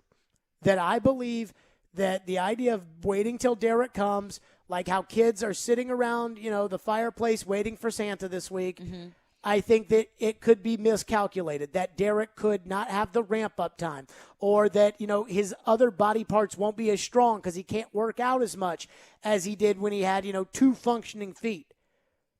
But I think that's the only thing you can hope. Like, that's the hope. Because if Derrick can't do it, you can't. You can't beat the Steelers without Derrick Henry. And the Steelers are incredibly average. So that's the only thing you can hope for. And if Derrick comes back and Derrick can't handle it 30 times, and you can't do, Derrick 20 times and Foreman 10 times, and Derrick to the ability of Derrick, if you can't do that, then you will lose. Justin Herbert will walk in here, or Josh Allen will walk in here, or Lamar or whomever will come in here and you will lose. But that's the only thing that you can hope for. That's your only thought process. It's like, when they tell you if the airplane goes down, your seat can be used as a flotation device. Not sure I feel really good about that long term, but it's the only thing you got if you get stuck on Gilligan's Island. 615-737-1025 is our phone number. One Monday night game already in progress. We got another one to bet. We got a lot of football this week. We got Tuesday night football. We got Thursday night football. We got Christmas Day football. We got bowl game football. We got a lot of football. Stillman and Company. It's ESPN 1025 The Game, live from the Hillside Medical Game Studios. It's ESPN 1025 The Game. We're streaming the Game Nashville app. From the Fox 17 News Code Red Weather Center. I'm Fox 17 meteorologist Greg Bobus. Forecast calling for cold nights to continue. Overnight, low temperatures will be in the 30s. Patchy fog settling in after midnight. Tomorrow, unlimited sunshine for your Tuesday, and high temperatures in the low to middle 40s. This weather report brought to you by Hiller Plumbing, Heating, Cooling, and Electrical. Call the Happy Face Truck today. Gary Ashton here. Most people in Nashville know me as the Don't Sell Without the Intel and the Guaranteed Offer Guy. But despite my accent, I'm also 100% guaranteed Nashville. I'm a guaranteed musician, a guaranteed dog lover, and you're also guaranteed to see me at every Titans and Preds game. Guaranteed Offer means the Gary Ashton team with RE/MAX Advantage will sell your house for top dollar with no cleaning, staging, showings, or open houses, and give you up to 90 days to close. So there's plenty of time to find your next home. Guaranteed Nashville means my team lives here and loves it here. We've served Nashville for over 20 years, and we're passionate about helping the people we call neighbors and friends, which is why we've had a long-standing tradition of donating to the Vanderbilt Children's Hospital. If you're thinking about a guaranteed offer, get the only one that's guaranteed Nashville. Request a no-obligation offer by calling 615-301-1650 or go to GaryAshton.com today. Remember, Gary Ashton, guaranteed Nashville. Spring Hill Heating and Cooling is here to serve you. Is your AC or heating unit old and inefficient? Is it breaking down yearly? Now is the time to replace it. Waiting can cost you hundreds, if not thousands of dollars. Just like everything, the cost of a new AC unit is rising. Effective January 1st, all manufacturers are increasing prices up to 10%. Get ahead of the game and call Spring Hill Heating and Cooling, offering 60 months, no interest financing, and 10-year parts and labor warranty on all new units. Schedule now at springhillac.com or call 615-778-8855. 312 Pizza Company is family-owned and operated, bringing you a slice of Chicago to Nashville. 312 Pizza Company specializes in deep dish pizza, thin crust pizza, and all things Chicago style. Always made from scratch using secret family recipes passed down generation to generation. 312 Pizza is open every day except for Tuesdays and is located in Germantown with dine-in, takeout, and curbside available. Call 615-730-7888 to order 312 Pizza Company, Nashville's authentic Chicago pizzeria. 5G is here, but the big carriers want you to sign a pricey long-term contract to get in on the action. Well, no more, because Straight Talk Wireless has rolled out 5G coverage nationwide, with plans starting at just $35 a month with no contract. And get a Samsung Galaxy A32 5G for only $299, all on America's best networks. 5G coverage, 5G phones, less money. Straight Talk Wireless, no contract, no compromise. 5G capable device required. Actual availability, coverage, and speed may vary. You're listening to Stillman and Company. Delivered by TriStar Moving. Titans injury report is out. Now, I think this is estimated, but Julio Jones did not practice with a hamstring. Taylor Lewan did not practice with a back. David Long did not practice with a hamstring. Laurel Murchison did not practice with a knee. Deontay Foreman limited with an ankle. David Quessenberry limited with a knee. Jagrabbit Jenkins, Roger Saffold, Tier Tart full participation, which means those three guys will probably play on Thursday. For the 49ers, Elijah Mitchell did not practice with a knee. I think he's a pretty good player. So there you go there. Kevin wants to get in on Tannehill, and I'll take it because I'm in the holiday mood. Thank you for calling. Go ahead, Kevin. Yeah, Jared, thanks for having me. Man, Sure. I feel like people need to get off of Tannehill's back. I mean, he's playing with, practice squad receivers, backups, Nick Westbrook-Akina, Rodgers. I mean, look, these guys they are outplaying what we thought they would. But at the end of the day, I mean, he's been going through the season, trying to get into timing with routes. I mean, I feel like some of his picks have been interceptions. He's been without offensive linemen. I mean, do you remember who Tannehill relax. threw his touchdowns to in the playoff run in 2019? So that's one of them. And I appreciate your call, Kevin. But his touchdowns, he threw one to Jonnu Smith. I appreciate your call, Kevin. So he threw one to Jonnu Smith, right? Mm-hmm. Like he threw a touchdown to Jonnu, who was a main guy. Other than that, he threw one to Ferkser. He threw one to Khalif Raymond. He threw one to Dennis Kelly. And he threw another one to Ferkser. So this idea of, he's out there with practice squad level guys. Yeah. And he threw him to Raymond, and that was the thing with him. Was he throw it to anybody? It didn't matter. Rashard Davis was added to the roster the last week of the year just to fair catch punts. Somehow found his way on the field, and Tannehill hit him with a 15-yard game and a had-to-have-it game against the Texans. It's just different now. Now we make all the excuses. And again, these are practice squad level receivers. I get it. I'm not asking Tannehill to go beat the Chiefs. I'm asking Tannehill to not fumble the snap or throw the ball into the hands of a defensive lineman for it to get picked off. That's all I'm asking. We've got a Monday night game. My head is all over the place right now, man. We got Kentucky and Western Kentucky that have decided to play Wednesday because Louisville's got COVID. So I was thinking about that, with the Austin Peay thing, because Ian was telling me that. Yeah. We got Vegas is up 10-0. Games on NFL Network in the third quarter. Vegas is driving up 10-0 on Cleveland. Poor Cleveland. They got their COVID issues. Then we got a second Monday night game tonight, the Vikings and the Bears. And then we got two more tomorrow that will start as soon as we get off air. Washington and the Eagles, Seahawks and the Rams. So a lot to bet. It's time now for Carolines. Get in on the action. Put the money on the mahogany. What's on tap on the sports books? It's time to break it all down with Carolines. Here on Stillman and Company. On ESPN. 102.5 The Game and the Game Nashville app. Give me the late game. Vikings traveling to Soldier Field, taking on the Bears. Spread here is 3.5, and I'm going to take the Bears against the spread plus 3.5. So for the 12th time, the Vikings' last game, it was decided by one possession. So even if the Vikings win, they're not going to blow the Bears out because that's what the Vikings do best, is it comes down to a nail-biter when it really doesn't necessarily have to be.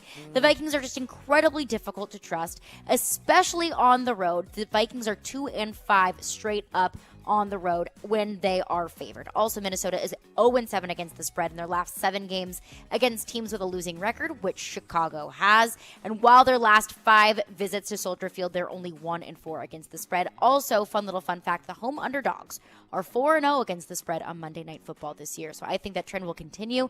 I think the Bears keep it closer than 3.5, but I do think the Vikings ultimately end up getting a win here because the Bears are very depleted in the secondary tonight. Fields? Justin Fields on a 10-touchdown scorer? No. Is he playing tonight? I don't know. If it's Fields, I'll go Vikings. I think it's Fields, yeah. I think it is, I'll go He's plus Vikings. 240. I'll go Vikings. For any 10-touchdown scorer. And I'll take the Vikings because I think the Vikings know that if they've got any prayer of making it to the postseason, they got to win today.